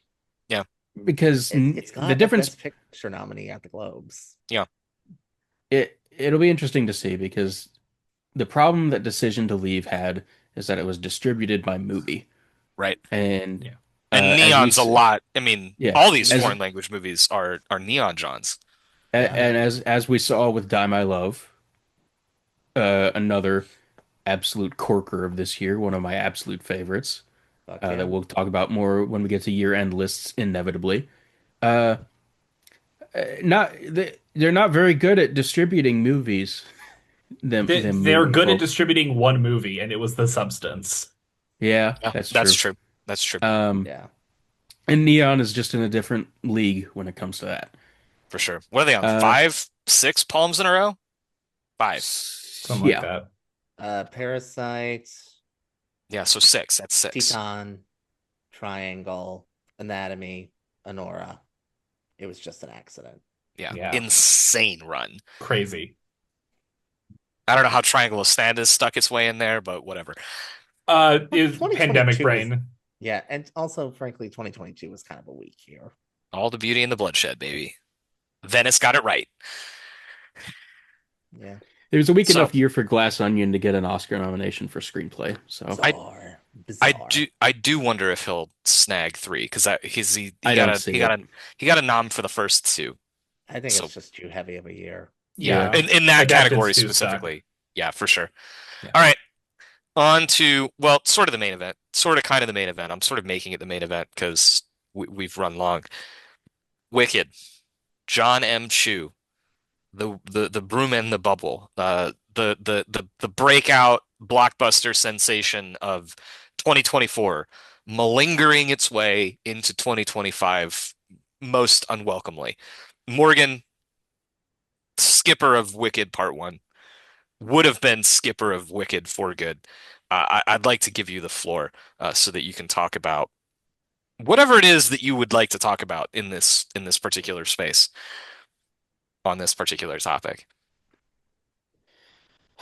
why don't musicals have numbers anymore? Yeah, it's great. It's great opening line. Great opening question. Steven Spielberg, I'm not talking to you. Yeah. You're free to go. Pass through the water here. Wh- What are we doing when we set Defying Gravity? One, what are we doing when we make Defying Gravity like 20 minutes long as a number? Number two, what are we doing when we set 10 minutes of that 20 minutes in a dimly lit attic where the Glinda and Elphaba are just singing the words at each other. There's no dancing. There's no emoting, really. They're just having a conversation in a dimly lit room over the showstopper number of maybe the entire of the century thus far. It is like the signature piece of musicals in the 21st century. And there are these two fairly one I think is very talented. Cynthia Erivo, I think, is doing a pretty bang up job as Elphaba, especially in the singing portions of it. Ariana Grande, I can't get over the fact that it's just Ariana Grande, and I don't have anything positive to say about that performance. But benefit of the doubt, it's like good. It's Did you leave all of the lights at home, sir? Did you just you can't light a lamp in this barren attic that they're singing at each other in. And then there's that. So there's about 10 minutes of that because they have to elongate everything because this part one is as long as the play itself in both acts. because somebody out there hates me personally. They did that because they hate me. Um, and then we have the final 10 minutes of Defying Gravity set against maximum computer generated sludge. Just as much of it. There's no real lighting. There's no real, it may be on a real set, but everything around that set is green or blue screened to They hell. actually, they really sold out on those sets. The sets are actually very good. Yeah, it's the parts where you can see them are great. Uh, you can't see them most of the time. One So I just, wonders what happened to lighting in movies. you just, I don't. They don't pay the gaffers anymore, so no one wants to be a gaffer. Is it because everybody like sold their strobes and bought those fucking circle lights to do TikToks with? Like, Yeah, is everybody it wants to just be all a LEDs? Like, what's the problem? everybody wants to be a micro influencer at Community Goods advertising their latest matcha latte. You know, Look, you guys were it, talking about the complexity of Elphaba Throp's makeup and how you see like the freckles and it all like it's really, really beautiful work. And then I was just talking about this with Hamnet. The fucking aperture's so wide open that it just it's all like blur. It's all like fucking just like somebody took indiscriminate. their Vaseline out of their jar and they just across the lens. I don't get it. Very Underlit, Drag Race season one. So underlit, for backlit, like it's all like glowy highlight. The cinematography of the first Wicked movie should be studied because it is truly ass. I think the second one looks a lot better actually. It does. Not like Yeah. it's like fundamentally a good movie or something, but it's like It's a worse movie. why does the first one look this bad? Yeah. so I do for as you know depressing on the state of affairs movies that we've gotten this year. No Other Choice, one battle after another. Even Eddington, which made me miserable in ways that I don't think it meant to. I don't think anything has made me as depressed as watching these two movies this year because it's so they're like a little longer, I think, than yeah, for sure longer than Kill Bill, The Whole Bloody Affair in total. If you wanted to make that particular supercut, it would be longer than that. And I sat through all of them pretty much back to back. Went to the theater, bought my matinee ticket, and watched Wicked for Good by myself. Uh, and it's just the two of them together, especially, are the most depressing experiences I've ever had. Not ever, but like in a long time. I'm not, like a die-hard Wicked fan. I mostly skipped part one because I saw it on stage on Broadway around when the movie was coming out and was like, Mhm. this is like a 7 out of 10 kind of enjoyment for me. I had a good time. These numbers are cool. Very good singing and some songs and all that. So I don't really have any like brand loyalty. I certainly don't have any brand loyalty to like Oz in general, as we'll discuss later. But it's just like such a display of how clearly to general audiences none of this stuff really matters. Cinematography does not matter to most people. Good musical numbers do not matter to most people. It's the artistry being covered up by poor CG integration and bad lensing and lighting just doesn't matter to most people because the first part one especially was extremely well received, and both of these movies are going to rake in $1 billion total, and they're both going to be up for multiple Oscar nominations. And I just that's the thing to me, really. That's the real like sand in the eye to me is that Captain America: Brave New World or Fantastic Four are not going to be up for Oscars this year. But Wicked for Good is. And Wicked for Good is a worse movie than I probably not. It's probably not. There's no way it's worse than Brave New World. I'm sure that Yeah, movie's I was far gonna worse than say. this. Yeah, I was I, like, I didn't. I didn't see it, but I liked Wicked for Good far less than Thunderbolts and Fantastic Four. Two movies I did not like. Mm. Um, but none of those movies are going to be up for adapted screenplay or score or set design Yeah. or cinematography, maybe. And it's Original I song. That's going to be the thing. yeah. It well, it's not gonna win because the Demon Hunters have it on lock. Sure. I don't And need K-pop Demon Hunters to win. I just need Wicked for Good to lose. Fakest fucking category that there ever was. yeah. But it has made me lament the loss of artistry in a way that even like AI and the onset of that hasn't. Because all of this was made by people. These are decisions that people made, and they were clearly extremely successful decisions in pretty much every way that matters. Both, box office and awards and critical reception for part one, especially. Because of Oh, all these things, this is what we have to get used to. I just think that not because of this specifically, this has been happening for a long time now. Because of things like Spielberg's West Side Story getting completely overlooked in its poor release window because of COVID, but also because of very just low general audience interest in a movie like that for whatever reason. I think this being as successful as it is and as purely sloppy as both of these movies are. I don't want to call them slop because of like the genuine emotional connection that people have made to it. Like if you value that, if there's enough people that value something to that degree, I don't want to call it slop, but they are sloppy movies. It feels very low effort to me. And if you want to look at that as a barometer of where like this genre of movies are, I think we're at the end.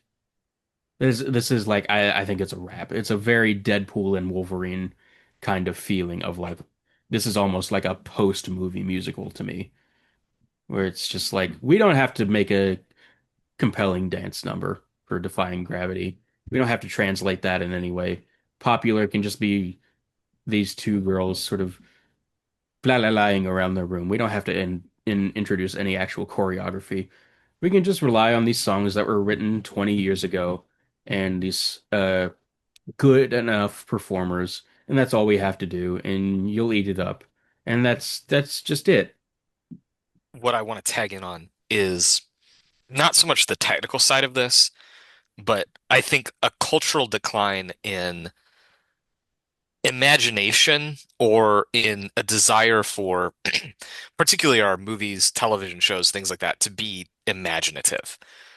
I think that the whole history of L. Frank Baum and The Wizard of Oz is one of kind of morphing this material, right? It's a 125-year-old book at this point. I think it was written in like, published late 1800s or like right at 1900. Starts off, it's a children's fantasy. It's similar kind of in tone and scope to something like Narnia.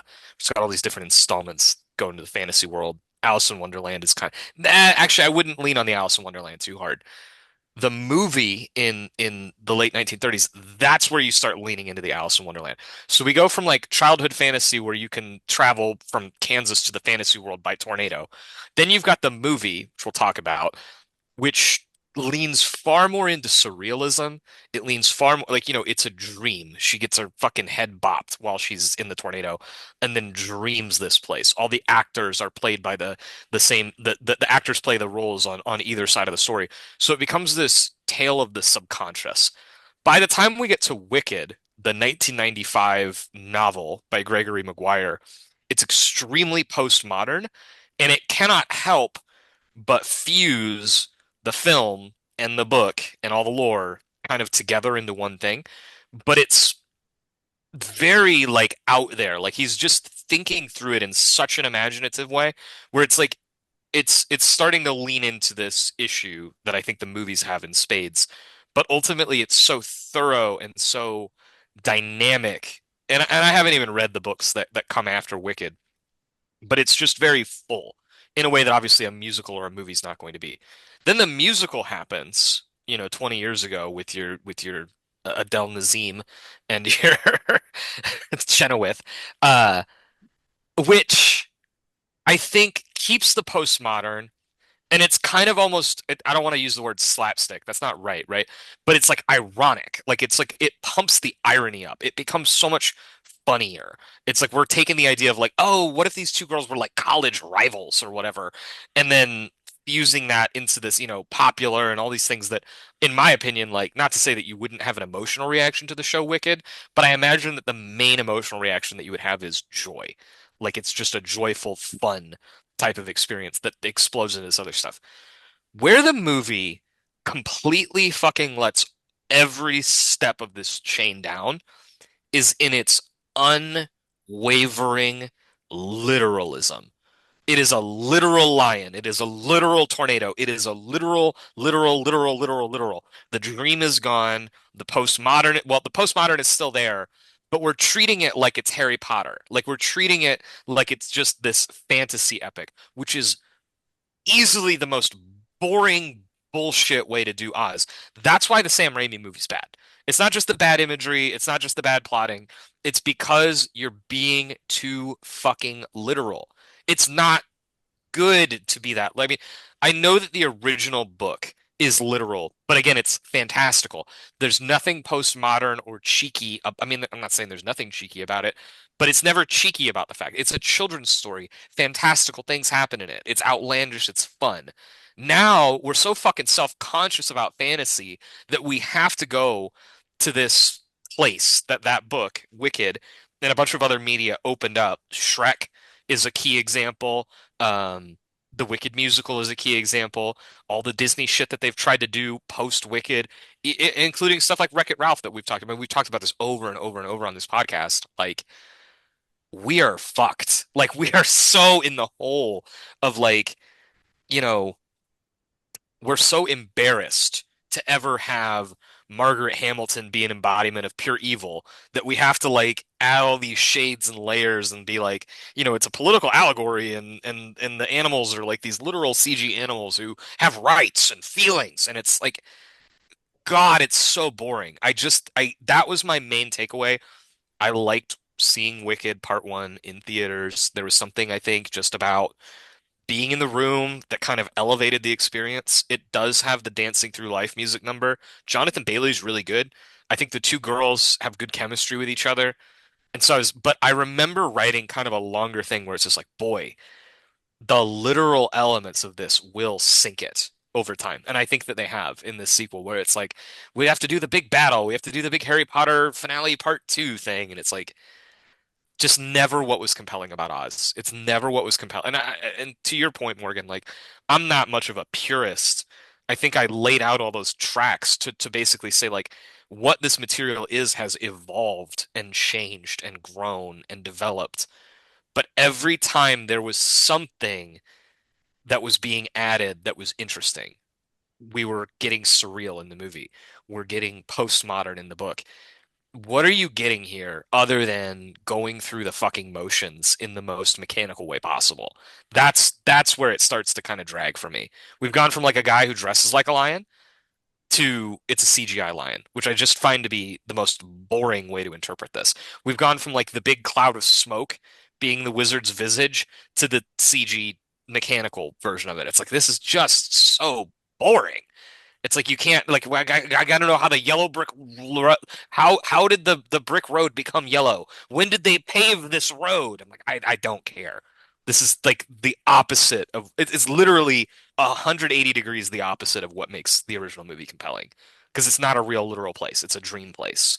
Everything is kind of it's because it's the opposite of how Kansas is. That's why it's like this in that first movie. And I know that's not the only source material we're interested in here. There's like five, but that in and of itself becomes, much like any given Marvel movie. It's like, okay, so who is the North Star here? Is it the musical? Is it the book? Is it the original book? Is it the movie? What is it? Cole, how are we going to turn this shit around? The body's buried. She's dead. Listen, Part two, dog shit. Davey and I are Irredeemable. both not into part two, but we Yeah. both like part Yeah. one. Yeah. We both have a good time watching it. The- I think Cynthia's great. I think Ariana is really good. yeah. Their chemistry is what carries the entire thing, even through John M. Chu's brain dead directorial choices. Yeah. I mean, the thing with Wicked as a theatrical object that I'm very, very familiar with, It's, I believe, the only show that I've seen professionally, like more than once. And it's just a soundtrack that I know basically front to back, even the songs that suck, like all the Wizard songs.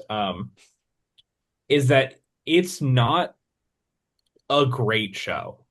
Yeah. Um, and it's never been a great show. That was always the fun thing about being in these kind of musical theater spaces when they announced that they were going to split up these movies, and even when part one came out, is everyone was going, well, act two is bad, so I'm curious how they're Right. gonna do that. And then part one came out, they're like, yep, this was all the good stuff. Hmm. Part two is gonna be bad, and then it happened. Well, Wouldn't there's you not even believe it? anything like Welcome back, It Chapter 2. Hmm. she's already made the heel turn at the end of Yeah, part one. Like she's already yeah. done it. She's already the villain. That already happened. And that's why Act Two is 50 minutes long and is mostly filled with bad songs, and then like Well, two it's also heaters.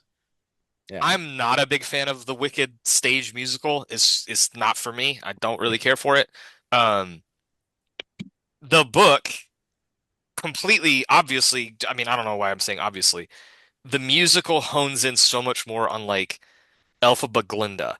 We Yeah. ditch Hmm. everything that happens before the school, which is like 100 pages of that book. There's like a lot going on in her childhood. And then we ditch just about everything that happens after, Yeah. which is, like weird revolutionary, like Wicked the book after she leaves school is like one battle after another. Is like that's what they're doing in the middle of the book. Is they're doing like terrorist shit in It in the Emerald City.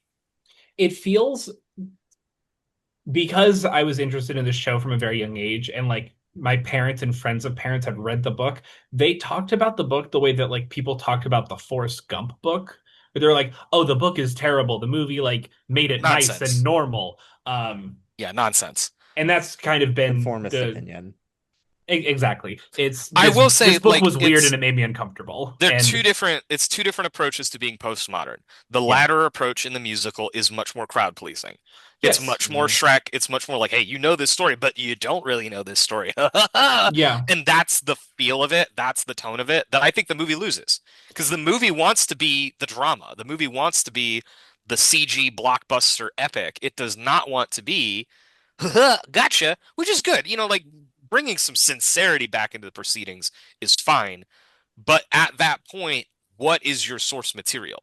If you yeah, want to be that way, the book is maybe the best direction to go. Now, the book, much more adult, much more yeah, mature, much more difficult and thorny, and it doesn't have the songs, right? Because the reason yeah. that you make this movie is to Yeah. do the songs. It's so that Hmm. you can do popular and defying gravity. So The why isn't it a comedy? Like that's where my brain goes is like, okay, so why not make it the comedy that it is? I I mean, if in the question of what is the ultimate source material for this movie, the source material is I saw Wicked 10 years ago and Right. haven't looked anything up about it since then. Right. And so you have people going, oh, well, like that part was good. We need to keep that. We need to keep this thing. We need to keep like these jokes and this emotional beat, and we can kind of emphasize little pieces here and there. But it's not a comedy because no one wants to make a $400 million comedy, Right. Yeah. which is like the worst reason in the world.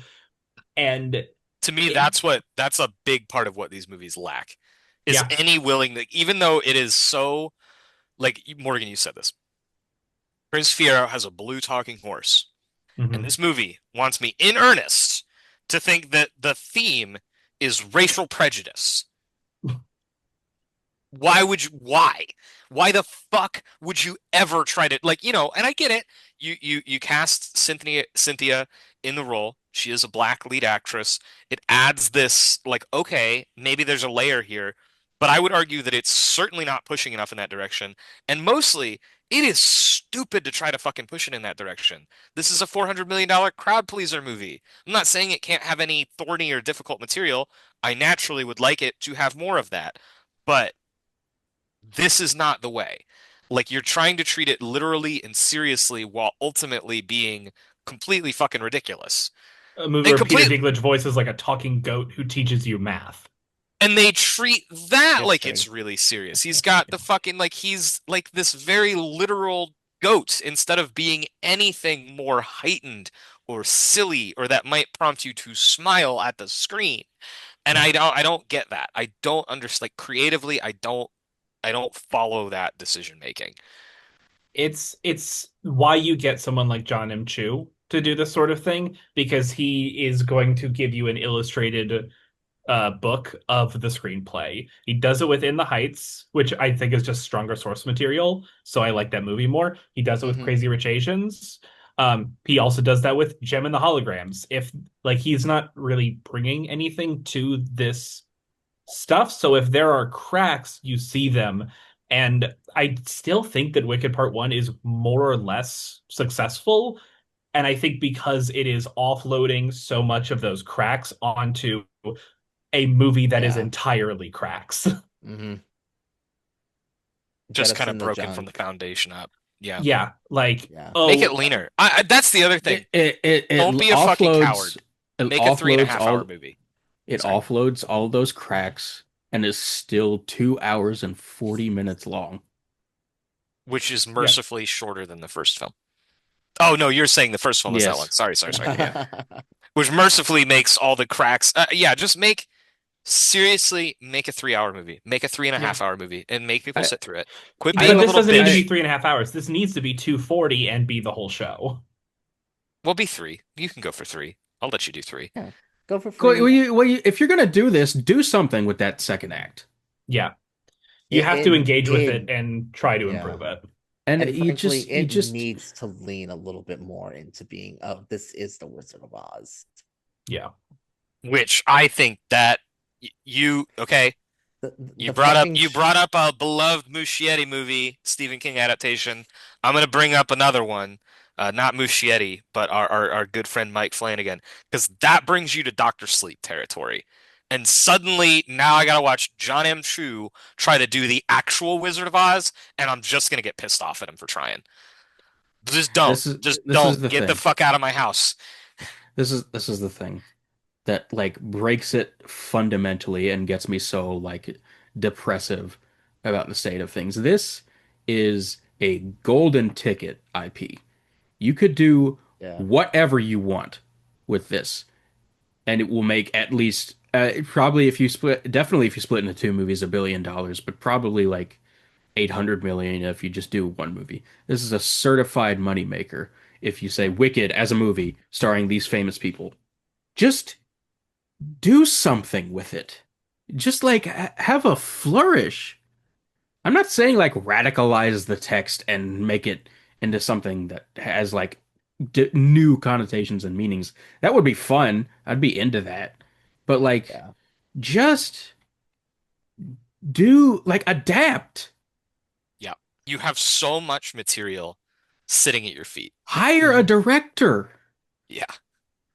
But I think that ultimately Universal is just in the money game here. I mean, Yeah. we And want to so are brand it and get people in the seats. Like, Yeah, so like you have people just like do Mark that and Platt. let someone Yep. do something and it makes the same amount of money and costs the exact same because you're already spending all the money and it's already going to make all the money. So like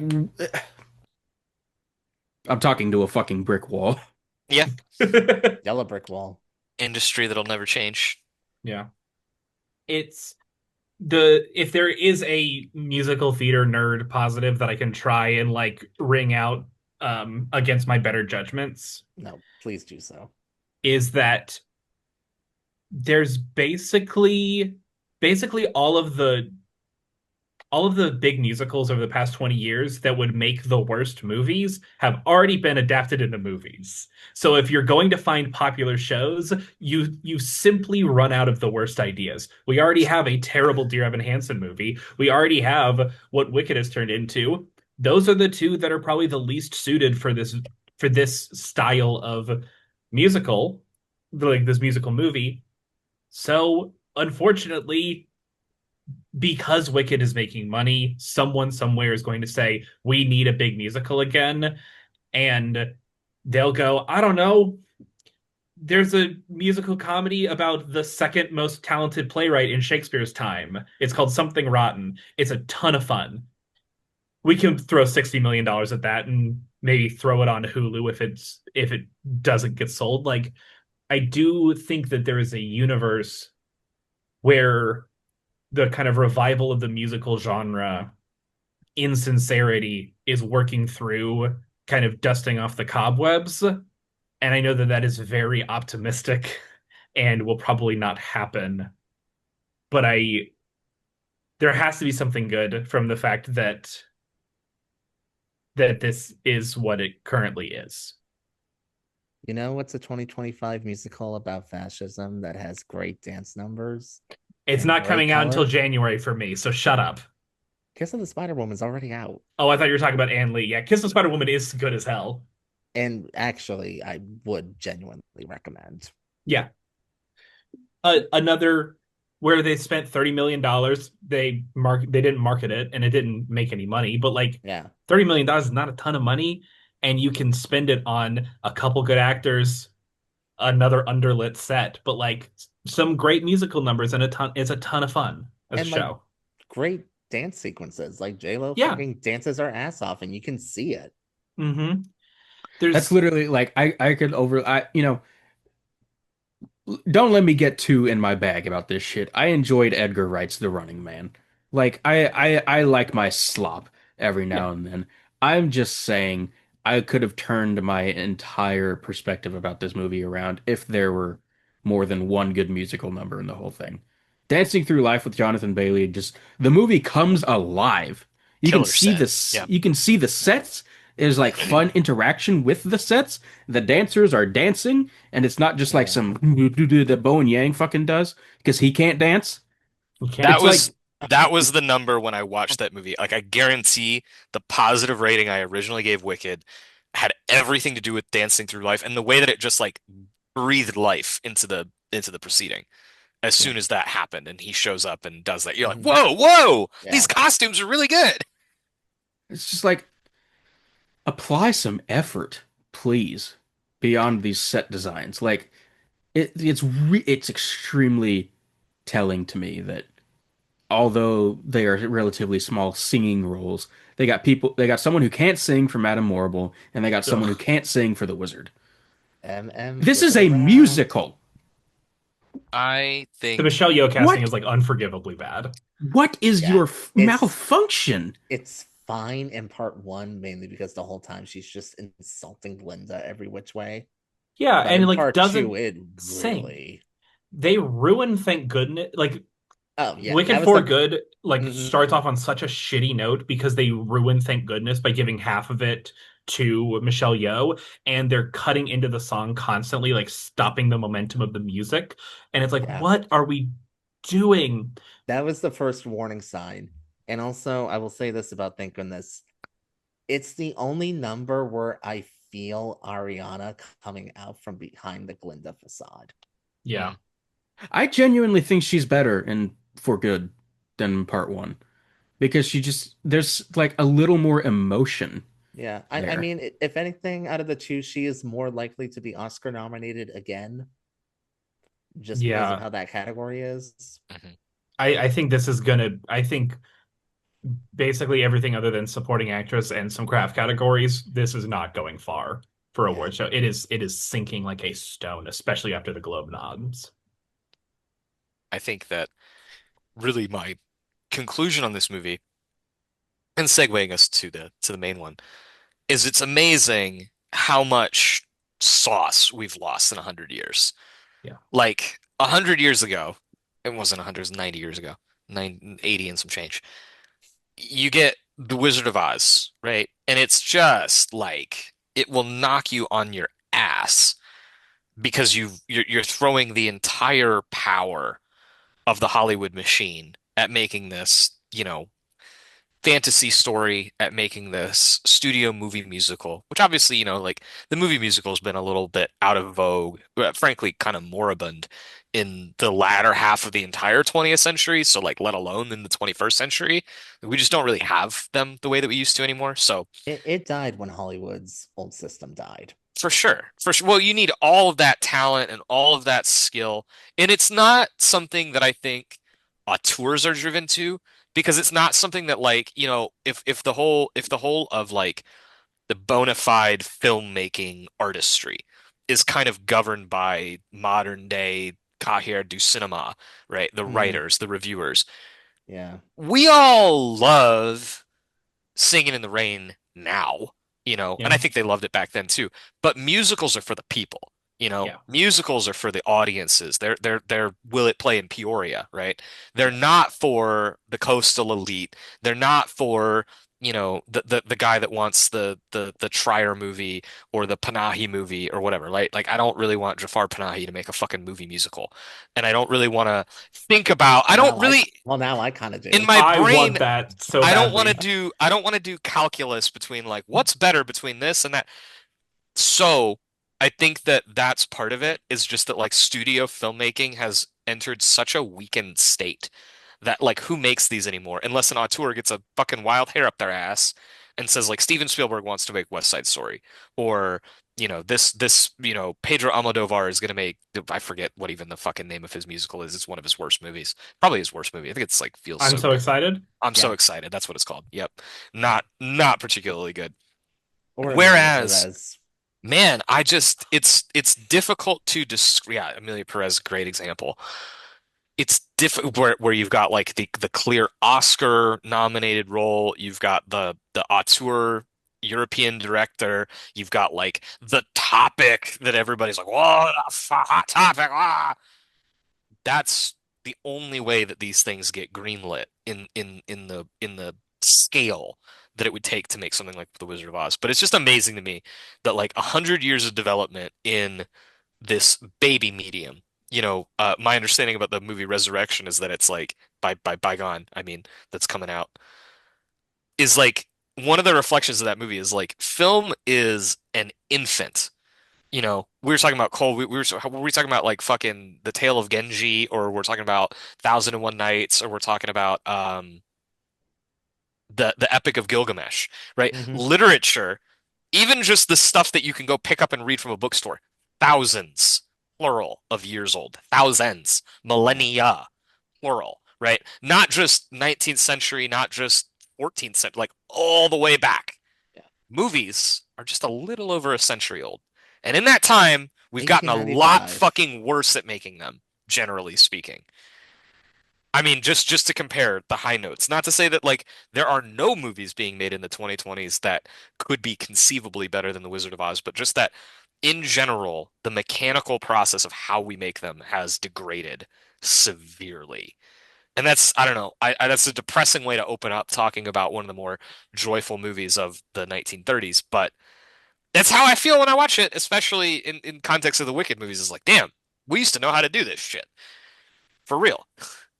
And And I guess now, that is kind of the question that gets opened up, how to balance that while also protecting the people who make these because, Wizard of Oz so joyous, all that. And then you're like, oh, asbestos, oh, third degree burns, oh, uppers, downers, and candy corns and Judy Garland's cocktail every single day. And a lot of these artists are employees of the studios, and they go, "You learn how to make a good musical," and they learn how to make it, and then they make right. 20 musicals. They do the Stanley Donen thing, and if they say, "Well, I like to make a thriller now," they go, "Die." Like we pay you to No, know how to no. make Right. Seven Brides for Seven Brothers, and you're going to do that. I Right. don't care if you think that the vibes are rapey. You're going to make the barn raising scene. Like That movie's awful. it's terrible. And so it is kind of this weird thing of like it's something that happened on Blank Check a while ago, like an almost wistful wanting to harken back to when creatives were employees of the studios. And Yep. I get the impulse of like, oh, there's security there, there's One of the like things a it's real career. we joked about the gaffers, right? Yeah, That's where you feel the impact. yeah, Because we still have those auteur directors, and maybe you have less of those, like, you have less of a Stanley Kramer class of guy who's yeah, maybe in the middle. Not, I'm not trying to denigrate him. If anything, I'm trying to lift him up. yeah, It's harder than ever to be that person and make anything besides fucking Evil Dead and Wizard of Oz movies, yeah, or whatever that looks like for you. I'm not even really trying to pick on Lee Cronin or Evil Dead as yeah. a franchise. I'm just saying, like, it's hard to even get anything done. But where I think you feel it the most is you're at Universal, you're at MGM, you're at Warner, and that fucking cinematographer has shot 200 movies, right? He Yeah. knows this shit like the back of his hand. They are Mhm. professionals. Those set dressers, the script, like, script screenplay coordinator, like just everyone works on these things day in and day out, project in, project out. And so yeah, is it more of a machine? Is it a little bit more of a factory? Does that does that lead to some pretty fucking awful working conditions on The Wizard of Oz? Yes, it does. But it also means that you have like real deal apprenticeship and real Yeah. deal mastery that I just don't believe exist in the same way anymore. And we just don't have the time anymore. Like filmmakers on Twitter will bemoan how good the shot, like the stairway shot from The Exorcist looks, and they're like, "Well, why can't we do that now?" And it's like, because that took 2 weeks to figure it out, and like to get people in there, setting up lights, testing things, saying, "Oh, how do we get this? How do we get this?" Like now, oh, it's an exterior shot. You have 45 minutes, and because Charlie D'Amelio is going to be on set in at 3 p.m. and we got to get her scenes in and out so that way we can sell this to 14-year-olds. Like so much of this And comes down to business problems. yeah, and also this costs 200 or 300 million dollars. And because Exactly. of that, you cannot afford to burn all that money on making this look good. It has to go towards making it look good in post. Yeah. Yeah, Because the Exorcist was a $12 million movie, and I think it was like the sixth or seventh movie William Friedkin ever made. Yeah. This was not his debut. He was not Yeah. expected to be doing The Exorcist by He movie was number two. seasoned, yeah. I think about that with like Brian De Palma, right? Like I think of Brian De Palma as being like one of the slickest formalists to ever pick up a camera. Like Hmm. past a certain point in the 1970s, whether or not you think every movie, I mean, Bonfire of the Vanities, shitty movie, right? But he is Yeah. always just fucking cooking. But he had the entire 1960s and a good chunk of the 1970s before he hits with like, Sisters or Carrie. He's got these movies like Hi Mom. He had such a long runway of figuring it out Yeah. before he becomes the guy that makes Carrie, Scarface, Mission Impossible, like whatever. These big movies, Untouchables, that is decades into his career, multiple decades before he hits Blowout. Yeah. Now it's like, oh, your third movie is bad. All three of your first movies are bad. You're out. Boxcar Bertha. I don't feel like we have the Boxcar Bertha moments with John Cassavetes anymore, where Yeah. we allow, a young filmmaker like Martin Scorsese these attempts to figure it out. Oh yeah, you made a shitty movie. Now make a better one. Like I think that shitty movie can just totally alter your career and at it's this point. because the shitty movie cost $200 million because Yeah. nobody knows how to manage this anymore. Yeah. It is the long, lingering effects of Silicon Valley, a place that should be nuked. They Yeah. should salt the ash, and then they should pour concrete over it. Yeah. Yeah. No disagreement there. Yeah. Anyway, Vic Ugh. Fleming's Wizard of Oz. Good movie. Good and, movie. and analog, hand-painted backgrounds, toxic face paint, Looks great. dwarves out the ass, all being treated badly, I think. Half of them alcoholics. I wouldn't stop at half Yeah. if I had to guess. Got to press skip 15 seconds a bunch of times so Ben Mankiewicz gets off my screen and so I can actually watch the damn movie. It's really annoying. Yeah, I don't, Mm. it's funny, we are doing a podcast about it right now, but it's like I don't really need somebody to like tell me what this is. Like This genuine question. Is this the most influential movie ever made? has to Yes. be. Yeah. So Yeah. why are you jawing at me? It is also quite possibly the most viewed movie in history. I would say like if you wanted to compare, so I just Just like mentioned the Star Untouchables, Wars. but Yeah. this influenced Star Wars. No, for Yeah. sure. You know And what I it's mean? had more Like time and more TV play. the Yeah. only the only things that I think really would stand up in terms of that would be like you have to go all the way back to the cabinet of Dr. Caligari, right? Influencing all of expressionism and all of noir. So its influence is kind of in our past. It's like really more 20th century influence.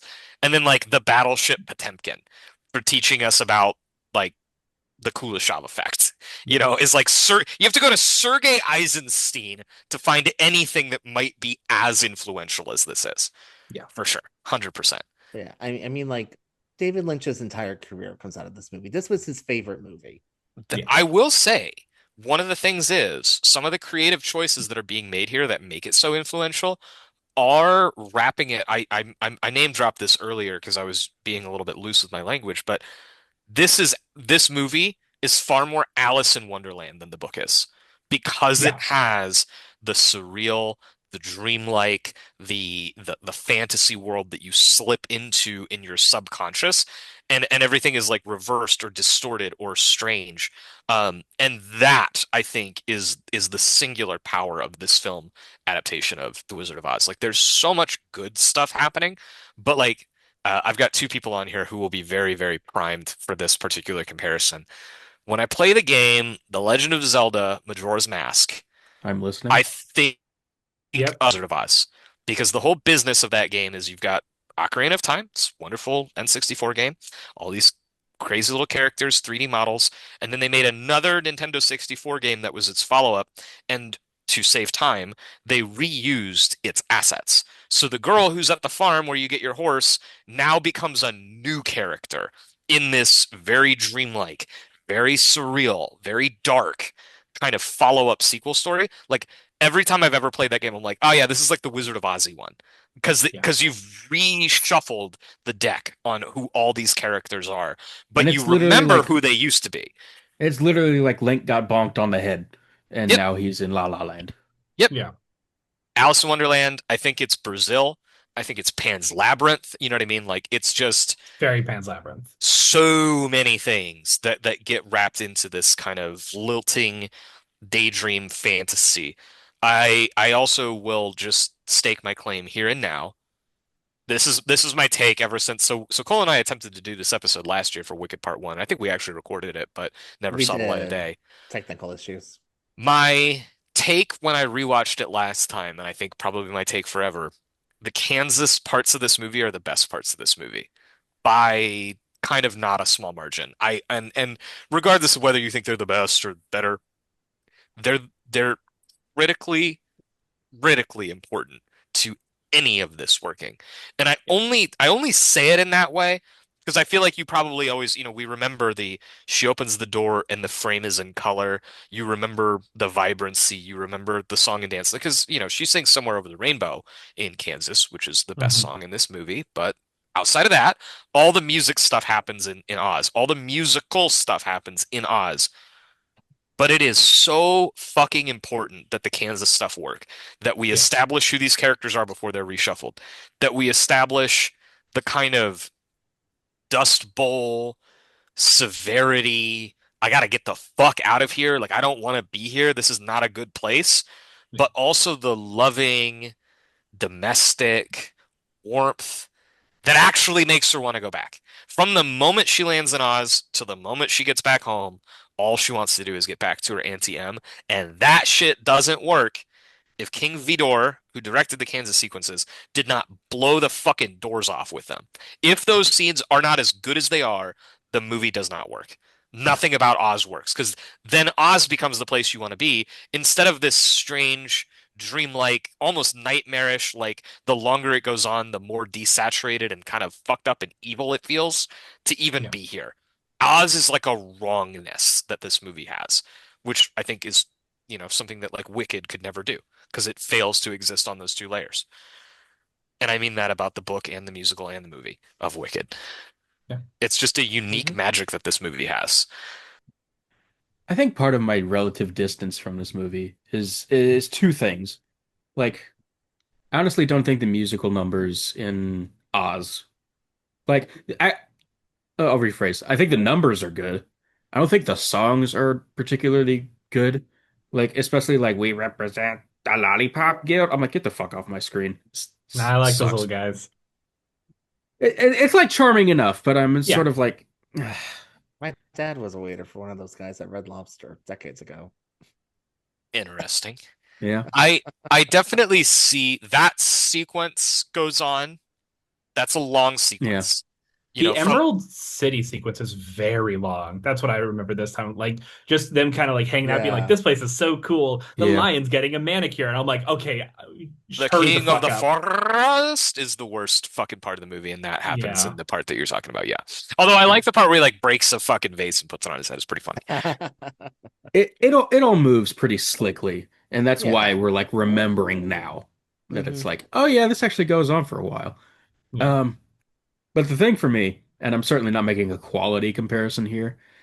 Um, I think, obviously The Wizard of Oz is far more important and influential and better in many ways than this film I'm about to mention. But in my childhood, I watched The Never-Ending Story over and over and over again.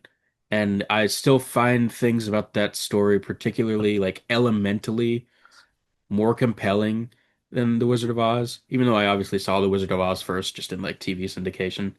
Mm. I There's things about the Never-Ending Story that are much scarier than Yeah. Well, anything in sure. Oz. Horse dying and And all that stuff. yeah, and like the nothingness as like the primary antagonistic force and the big dog. And it's just like it's stuff that gets my brain firing on more cylinders. Hmm. Like it's so much less like clean and habitable than Oz appears to be. But the trick of that is that in a way it's Oz because it's not really real. It's in this book. But the world of it has so much more stakes than it does in Oz. The stakes of Oz is that it is not real, is that you are not supposed to be there. And that's interesting in and of itself, but I find it slightly more compelling if the world that Bastian in Neverending Story falls into is actively more sort of hostile to him. I, So I that's not like a counterpoint to the Wizard of Oz. I'm not out here being like the Neverending Story is better than Wizard of Oz or some shit. But there are just things in my youth that I got a lot more out of because I saw the Neverending Story so many more times mm. than the Wizard of Oz. And it's just like it's an interesting inflection point of like just I don't know, I'm trying to think of the way to phrase this. Is like because the Wizard of Oz is so influential, weirdly, it left less of an impression on me in my youth. Whereas things like the Neverending Story or Spirited Away, for Yeah, instance, totally, 100%. even though I didn't really like that movie when I was little because it scared the shit out of me, it left much more of an impression than The Wizard of Oz did, and to this day leaves more of an impression. Spirited Away, Yeah. especially. I think I'm actually thinking about because I rewatched this movie because I bought the 4K. Just thinking about the big P word, postmodernism, and how that connects to Wicked, and how maybe the movie that I can think of that does that the best. I guess I was just thinking about movies that you really like, Morgan, but also maybe that you've seen a lot. Rob Reiner's The Princess Bride, I Hmm. think is like that really gets a lot of mileage out of like, let's break this fairy tale down to its essential parts. The kind of rupture between the real world of the boy and his grandpa, Fred Savage and Peter Falk, and then flipping into the fantasy world and how those two things can interact with each other. And this has its own stakes, even though it's imaginary. And the guy that's listening, the kid listening, is getting really, really invested. But it's kind of postmodern and it has a lot of fun with itself. Like that is a great example. Also, just cheap movie, gorgeous movie. Just saying, just throwing it out there. Hmm. Sometimes all you need Yeah. is a good set and some good lights and A a lot of hot cinematographer who people. does not suck. Yeah, Robin Wright. Shouts to House of Cards and the the detrimental impact it has had on us all. For me, this movie is like Margaret Hamilton, the movie. Like Judy Garland is Yeah. Judy Garland. She's going to do her thing. Hmm. I do think the companions are probably my least favorite part. I love the Scarecrow. I Yeah, feel like the Scarecrow is a head above. just that makeup Yeah. fucking insane. And I think like, the Tin Man would be good, but I feel like the Tin Man's shtick, and this comes from the material, is just a little too similar to the Scarecrow. Like Yeah. guy Yeah. wants a brain, guy wants a heart. They basically sing the exact same song. And then the lion is like the one that's different of the three, but Sucks. he's like by far the most annoying. I wouldn't say that he sucks, but the companions are definitely like comparatively less interesting to me. I kind of like it once they're all together and they're like tooling around, stealing Winky guard outfits and trying to like save her from the palace and doing not that good of a job of it. But Yeah. it's Judy, but it's Margaret. Margaret Hamilton, who plays the Wicked Witch of the West. Iconic. Cole, there's two movie villains in the history of cinema. Two. Just two. Maybe three if we want to lump in Maleficent. You love Maleficent, I love Maleficent. We all love Maleficent. Not the Angelina Jolie one, the original from the 50s. It's Darth Vader and his progenitor, the Wicked Witch of the West, who have the same visual dynamic, I would say. Yeah. So The Wizard of Oz is a movie that has kind of always been there for me. Like I don't remember the first time I've seen it. Like it's my grandmother's favorite movie, so I've seen it like countless times. It's just such a raw, primal, elemental story for me. And part of that is because of the way that it plays with color. And I think that's the genius of it, you know. When she lands in Oz, it's bright and colorful, and then of course it desaturates over the course of the film as she wants to get home more and more desperately. But there's two things going on. One, there's the brilliance of primary colors being the motivating factors in the story. The primary colors are red, green, and blue. You got blue for Dorothy because you know she's got the gingham dress. You've got red for the ruby slippers, and then you got green, of course, the skin of the Wicked Witch of the West. So you have your three primary colors all in contention with each other. And another thing is that for all this color, all of a sudden there's a black void in the middle of the screen. Because that's the Wicked Witch's outfit, you know, that's the hat, that's the cape, that's the broom. Pitch black. It is not just color, it is the absence of color. It's the void of light. And it's such a striking image in a film that's full of color to have suddenly no color at all that just immediately establishes her as this witch is dangerous. She's bad news. And the thing with Darth Vader, it's the same thing. It's, you know, black against a sea of color, you know, whether it's white or it's Tatooine or it's even the gray in the Death Star. He sticks out like a sore thumb. And that really establishes the danger of both these characters. So just playing on like that raw animalistic level, even really speaks to why they're still so memorable decades and decades and decades later.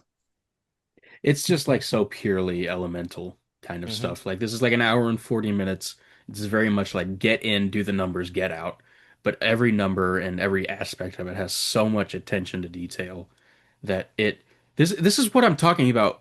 What is missing with movies like Wicked and what Zach is getting at about the lost art of it all is that everything has to have as much attention to detail as everything else Mm-hmm. for a complete unification of something like this. You have to be transported.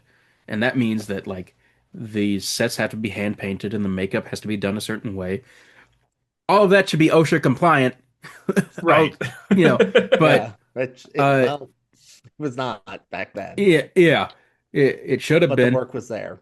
but you have to see how much effort and care and dynamism goes into the smallest of things to be completely transported by a movie like this.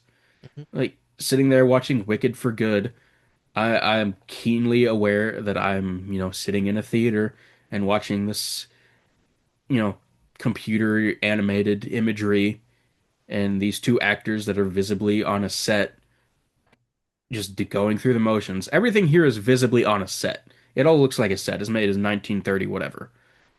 But because it has so much dynamism and Mhm. effort put into it and beautiful artistry, like because everyone made the same movie at the same time, Mhm. it all shows on the screen and you're just whisked away. And like I know that people sometimes brush up against obvious sets, but like a set is still a place. Like it is real. Like there are Mhm. like walls and a For sure. floor For and a sure. Yeah. ceiling, and it all like the lights all bounce the same way off everything. And you Yeah. don't have to do a bunch of math to figure out how to make the lights match. Like there's just it's just very tactile kind of stuff. I feel like that's why we end up talking about like movies like The Wizard of Oz in this way, because like it feels weird to try and find like a new in or like a way to kind of like penetrate the text. Yeah. But it's like it just was better, and we should be able to do this again, obviously without killing and abusing people. But like the killing and abusing people isn't why it was good. No. It was good because people tried and had a lot of time and money, Yep. but not as much time and money as you'd think for something like this. Yeah, I don't really think it would take the lack of professionals, like the lack of personnel, might get in the way of trying to do something at this scale. But making a picture in a studio is something that we've known how to do since our cameras were way fucking older and more rudimentary. And I'm not Yeah. even talking about digital versus film. I just mean like even film camera lenses developed so much from 1930 till like Barry Lyndon, right? In Yeah. 1975. Like Mhm. those lenses are fucking crazy. Like they're doing such crazy stuff with lenses in 70s and 80s. There's no we haven't lost any of this. We have maybe lost lighting for celluloid, but lighting for celluloid is fucking easy. Like to your Yeah. point, like it's just put a strobe on it and then it's lit and then like but it feels like it can only be a lack of effort. It can only be a lack of care because yeah, Stanley Kubrick only comes around every so often. Somebody who's got that touch and that feel. I feel like what's happened with movies is that we've forgotten how to do anything that is less than somebody at that level. Yeah. Anything that's down here below the virtuoso level, Paul Thomas Anderson's going to be a virtuoso every time he goes out. He just has that touch. Quentin Tarantino, who we talked about, just kind of has that touch, right? Just those are kind of self-taught guys. They're guys who had to sort of learn from watching movies and learn from the video store because they didn't have the same structure. And now it's like if you come up and you have that level of skill, good for you. And otherwise, you're Joseph Kosinski. You're Yeah. you're gonna make Top Gun and F1 for the rest of your fucking life, and that's it. That's all you're ever gonna do. Um, and it just, I don't know. I guess it just baffles my mind. It just doesn't seem like making a movie on a soundstage should be like a. I, you remember a few years ago? There was that show, She-Hulk. It was like a streaming thing. And there was like a point, I think the showrunner was like, "Yeah, we all sat down in the room and realized we none of us could really write a compelling court scene." Writing a television show, first of all, it's about a lawyer, but whatever, it's a superhero show. And Yeah. you can't write a fucking compelling court scene?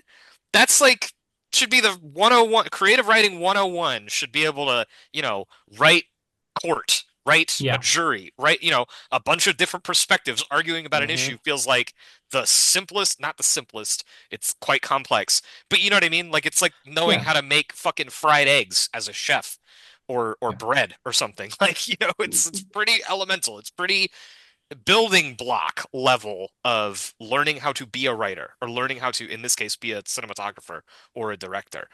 And I do think to that example and kind of continuing the metaphor, like I guarantee that a lot of those people who are like, I don't know how to write court scenes is because they're afraid of fucking up like the The like detail. legal stuff. Yeah, And it's like Yeah. that doesn't matter. You at all. if you're afraid of the seams of your matte painting looking wrong, Yeah, that's such a it's a good matte point. painting. It's like That's the literalism problem. yeah. You Mhm. need to Thank you. trust that I just want to go on a journey with you. And Yeah, I and want and to it make is you feel CinemaSins. something.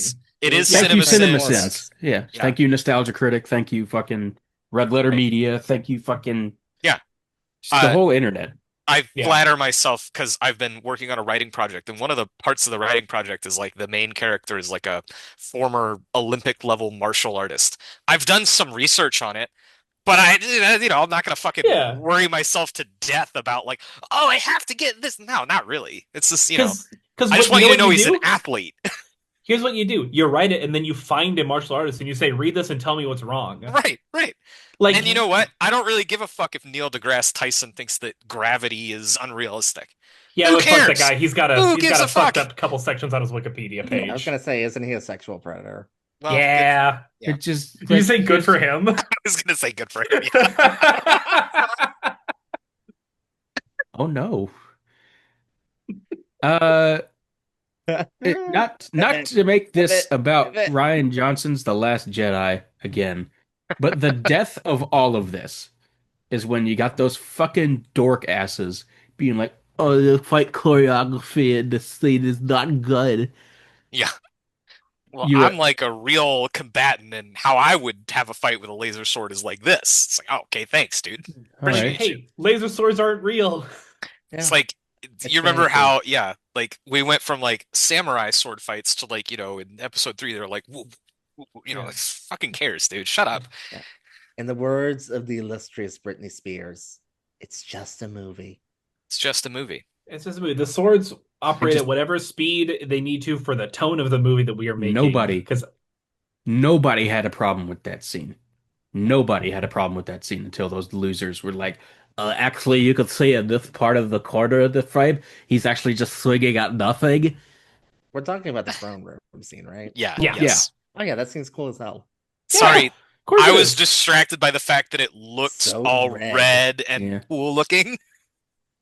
Like It's like Argento red. Yeah. it's so good. It's all so good. We just need to be willing to like make me feel something. I don't care if you Yeah, get the yeah, details wrong. I'm so bad at finding continuity errors like in totally. anything Yeah, because I just want to feel something. I think that's something that like for the Wizard of Oz, you need to surrender to. Yeah, yep, You need to absolutely. embrace the fantasy. yeah. And Surrender, comma, Dorothy.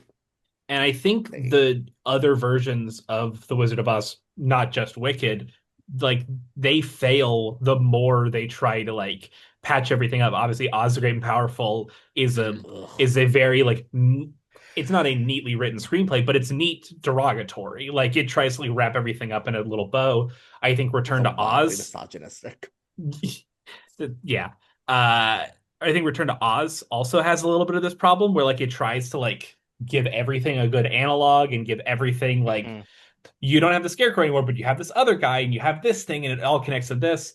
And the movie that gets the closest to the actual vibe of what The Wizard of Oz is doing correctly is a good movie that was made in 1978 by a man named Sidney Lumet called The Wiz, a movie that I watched in preparation for this episode. The Wiz, good movie.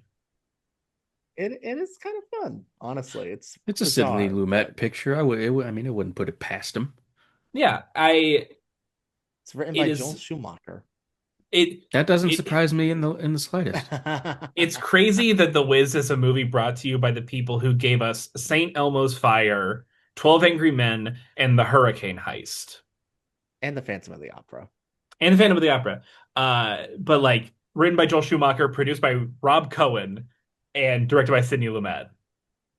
The Wiz gets it for all of its flaws, for all of its weird decisions. They're like, Dorothy is played by Diana Ross, a woman who's like 34 years old. Why? Who cares? Dorothy's 20 in her 20s now. I don't know. It doesn't matter because at the end of the movie, there's 6 minutes of Diana Ross singing directly down the barrel of the lens, and it's fucking awesome It because it makes you works. feel something, even though the movie is 2 hours and 15 minutes long for some goddamn reason.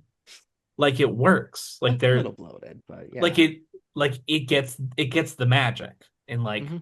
I want to feel the magic. Right. Like Judy Garland's hair changes length about 5 times in every single scene of The Wizard of Oz. Of But who course, cares? I don't notice. I'm too busy looking at like oh the colors and like hearing the songs that are sometimes good and sometimes kind of shitty, and sometimes there's a flying monkey and I go oh that's cool. Yeah. The thing with the songs in The Wizard of Oz is that, they're not, it's more of a variety review kind of thing. It's not Yeah, like the modern Broadway musical that we think of. yeah. But then, you've got a song like Somewhere Over the Rainbow, which I would argue is the best song ever written for any movie. I could sit here and try and think of one better, but Yeah, I'd probably be like, nah. that's what I'm currently trying to think. Yeah. But even then they were fighting, concerns from, the uber realistic people because they were like, oh, the song's boring, you should cut it. And they Yeah. almost did, which would have been the most harebrained decision of all time.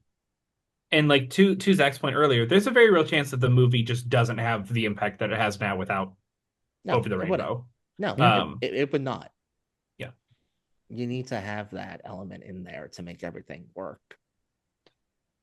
Because it's okay for a song. This is also just a problem with like how musicals are written these days, like Mhm. on Broadway, is that every song has to move the plot along, and every song has to be like a big like character transformation. You have the I Want song, like hitting these points, and it's like Mhm. the show can stop for 3 minutes, and someone can sing a very beautiful song about feeling a certain way, Yeah. and that's okay because when it's done right, you don't notice. You're not thinking, "Wow, this track didn't really progress forward on the hero's journey wheel that I bring with me to every show and like mark off when we've like Yeah. refused the call." It's just like, oh, I felt something. Yeah, and that's ultimately what musicals are about. It's about the emotion. That's what like all of that's like what like life is about, and Yeah. like art and movies and You don't have to question why the scarecrow knows about Lincoln. He just yeah, has to do his little dance. it doesn't matter. Yeah, Ray Bolger very good in this movie. Yeah. You know who's also a really good scarecrow? Michael Jackson in The Wiz. He's really good in it. He is. That's the worst part is that he is. He is genuinely really good It's as probably the someone best. without a brain. It's probably the best performance in the movie. He's just like got like a lot of charm. Yeah. I like the bit where he like keeps pulling like quotes from famous philosophers out of like the straw in Mhm. his head. Yeah. It's just a good bit. I love the fucked up trash can monsters in the subway. Yes. Morgan, have you ever seen The Wiz? Nope. It's pretty good. You should. I know you're all in on Lue, so I would Yeah, recommend it. Yeah. I'll Uh, get to it. Lena That's Horne that's plays my guy. Glinda. Yeah. Hmm. So I think it's about time to wrap this up. We're already a man down because we blabbed too long. That is true. I know we might have to release these episodes as part one and for good. To really maximize viewership potential. Hooray. Has For Good passed 500 million yet? Let's take a look. Because these episodes don't need to be any longer. It is, well, as Davey and I have discussed, it is sinking like a rock. Yeah. It's at from 454 according to Wikipedia. that is not great, Bob. Nope. No, it is not. I mean, the budget for both movies was made back with the first one, so anything is the For cherry on sure, top. but like But also for something that was so heavily, heavily marketed. No, this Yeah. this should be making $2 billion as a For whole the enterprise. past fucking year, I have not been able to step outside without getting hit in the face with something that's pink and green.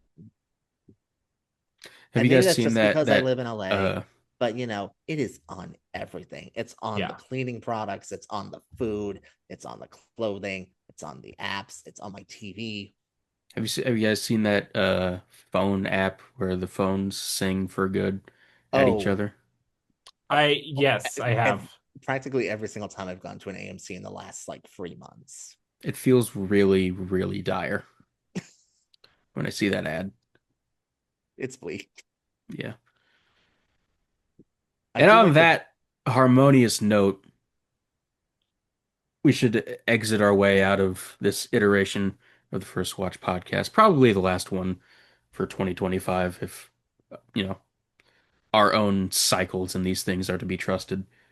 It's been fun. I'm assuming that Cole, Morgan, and Zach will very quickly execute me for all of the crimes that I've committed over the past 4.5 hours.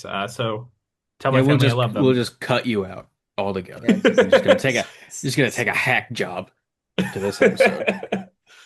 There's like a little like a black box over my thing on the video. It's just like Well, don't pay no attention to the Davey behind this curtain. we'll Yes. fix it in post. Yeah. When has that ever gone wrong?